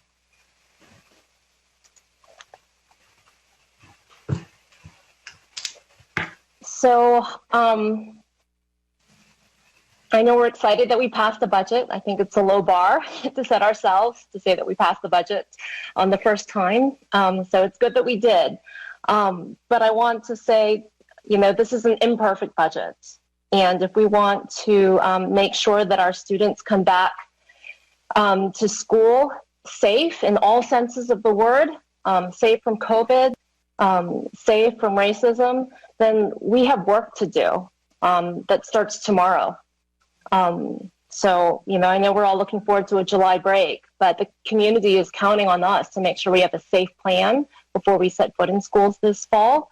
The community is counting on us to make good on these promises, to say that we're not going to just give lip service to what the life of George Floyd has meant, but we're actually going to work to undo anti-racist structures in HISD. And they are rampant in our budget, they are rampant in our practices, and we need to review and do better. So we've tried some of this work today. I understand that people want time to think about things, so let's plan some time to have some serious conversations about these things. I would like to have a conversation this summer about the safe reopening of our schools. I would like to have a conversation this summer about how we change how police operate in our district. I would like to have a conversation about special education. So I want us to not lose sight of these things. So with that, thank you, everybody. Have a good night. Trustee Flynn-Villaseca. And to springboard off of what Trustee Sun was saying, in addition to having a conversation, we need to have action. We need to make sure that we're planned ahead of time and have these our values and an understanding of a process for what we can do to undo systemic racism that we do have that is reflected throughout districts. And we need to I'm committed to working with my colleagues on that. I'm excited and happy that the board president and Dr. Lathan are committed to have a conversation in September, and that we're going to be considering a resolution sooner rather than later about how we're going to address this. So the resolution will be followed with some action steps, and that is important, and that's a commitment that I know that we've begun a conversation today. We just need to follow up with the action. I want to congratulate, as Trustee Adams remarked earlier, the graduates of 2020. I know this has not been an easy year by any means, and the celebration has been extremely different. And so I salute you and wish you nothing but the best, and hope that you have a safe transition, all of us, into whatever's forthcoming, to reentry into new normalism, whatever it is. But I want to congratulate you. And again, I'm sending nothing but love and thoughts and prayers to George Floyd, a hero who was murdered unjustly by Minneapolis police. And may we continue, reflect, and to make change that is way past you. Thank you.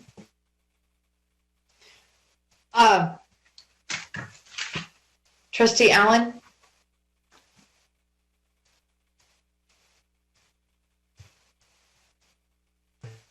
You're muted. Trustee Allen, are you there? Sorry, I forgot to unmute. I want to say thanks to Yates, HISD, the churches, the officers, and all the community members who assisted the Floyd family in their homegoing of George Floyd. Everything was completed at such a high level, and Houston showed the world what Third Ward was all about.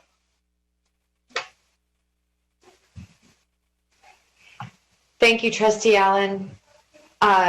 Trustee Hernandez?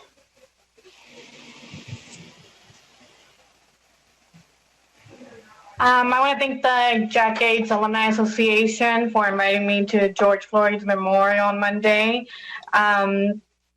We as a district still have a lot of work to do around racial justice, and so does the community. We still don't have all the answers. We need to work together as a district and community members to make sure that we see real change. There's a lot of work left to do, and I am here and willing to do it. I'm willing to hear from communities, and what I want to see most is real change. And what I want to see most in HISD is real change in the budget to make sure that our values are being presented and how our money is being used and what we value. Thank you. Thank you, Trustee Hernandez. Trustee Santos?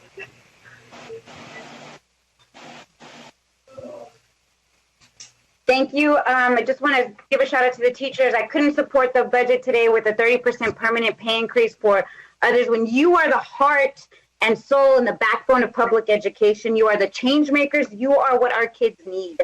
I vote where my values are each and every time, and that's with our students and our teachers and our communities. I'm tired of lip service, but you know that I honor, I respect you to the students and that spoke today with such conviction.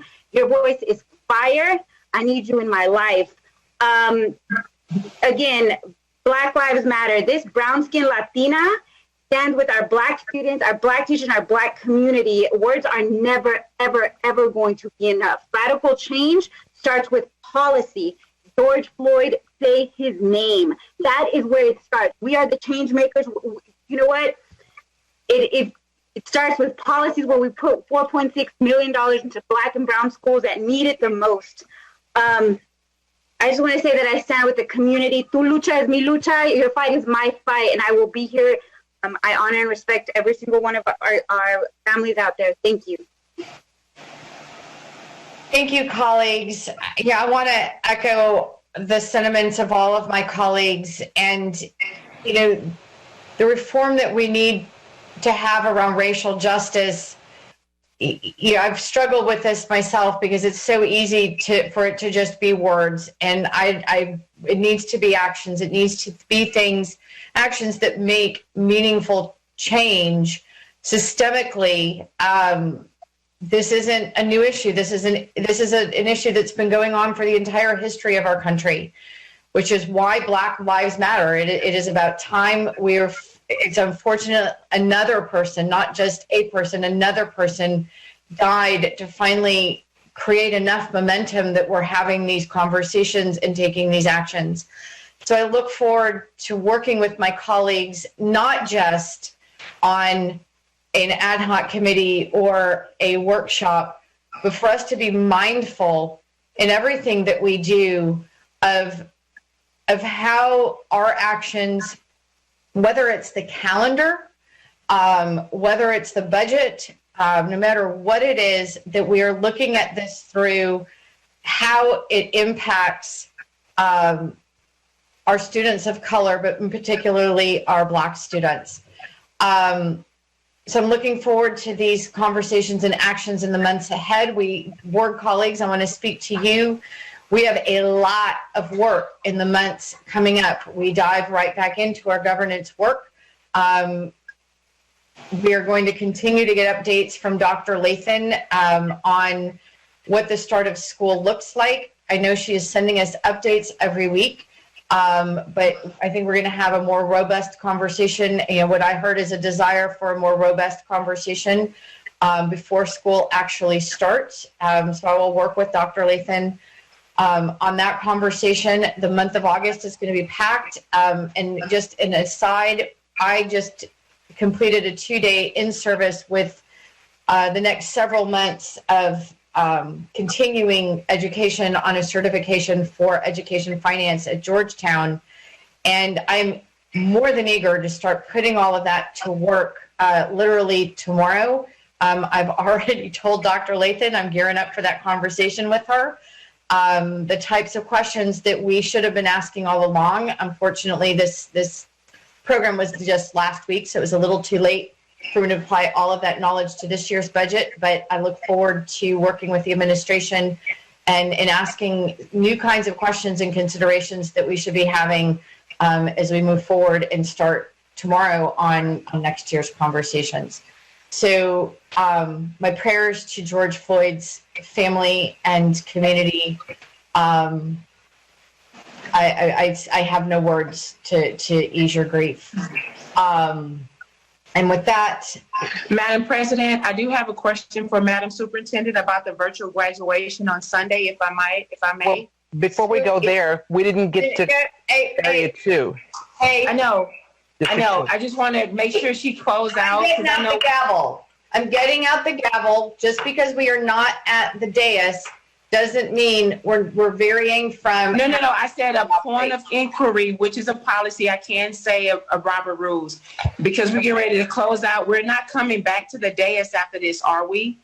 Once we go to closed session, I just want her to publicly say about the virtual graduation on Sunday, if there's a link. So if somebody wants to attend, what would be their process? Okay. Because there is a virtual graduation on Sunday. Still has her opportunity to give any report that she wants to share. And also board services, I'm missing my cake because my birthday is Saturday. Dr. Lee, I thought I'd just say that. Madam President, we went around and I did not speak. You went to all the different. Oh my gosh, I am so sorry. Okay, now that you said you're sorry, please apologize. I am so sorry. I was checking off my list. Go ahead. Okay, and that's why I was over talking, because I was trying to get back here to get, because and let me just say, I appreciate all your messages. I've been on this battlefield for the last 14 years out here fighting for these young people in various facets.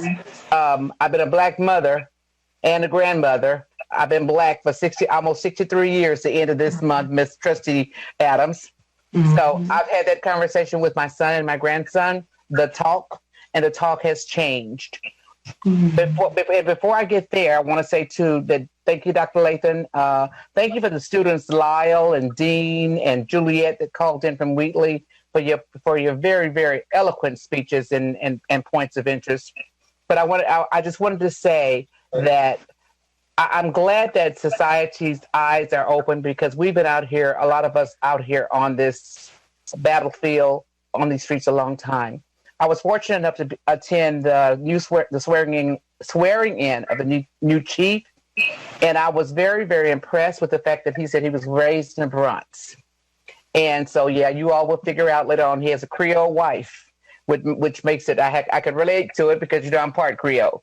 But anyway, so the fact that he grew up in the Bronx, and he mentioned in his speech that he's done a lot of things as a young person that if it had not been for someone looking out for him, that he could have ended up in jail. And one of the things that he stated that I was really, really in tune to and interested in with my bad self coming up, that he's not about trying to arrest kids and continue that pipeline to prison. So I was impressed with that.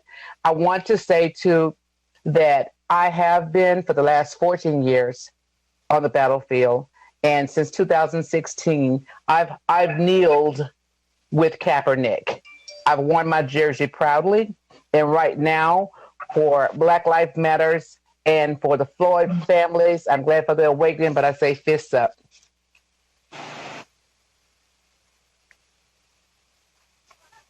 Thank you. You're muted. Thank you, Trustee Bluford Daniels. I said thank you. Dr. Lathan, do you have any reports for us? Yes, several reports. Thank you, trustees, for your comments. Thank you again for the collaborative process. Once again, my condolences go out to the Floyd family. I too believe in change, but I believe change starts with the individual first.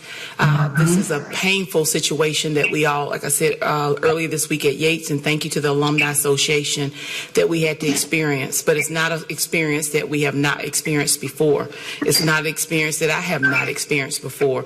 And so I want to remind us as we move forward and embark on this journey of a new school year that we truly look within at our own selves and look at our own biases and how we treat people. It's hard at times to hear people say that Black Lives Matter when they don't treat all black people the right way. So I'll leave it at that and just remind people to be reflective.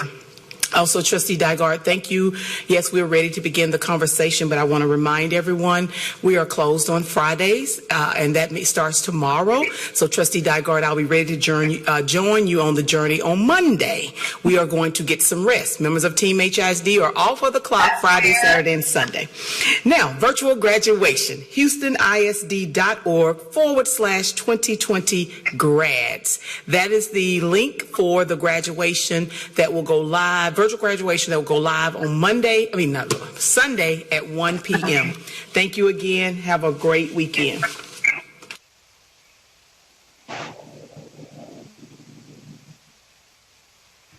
Thank you, Dr. Lathan. The board will now adjourn to closed session in the board services conference room under Section D of Chapter 551 of Texas Government Code Open Meetings Act, subsections 551.071, 551.072, 551.074, 551.082, 551.0821, and 551.083. Should board final action vote or decision on any matter considered in the closed session be required, such final action vote or decision shall be taken at the open meeting covered by this notice upon the reconvening of this public meeting or at a subsequent meeting of the board upon notice thereof. The board is adjourned to a closed session at 9:50 p.m.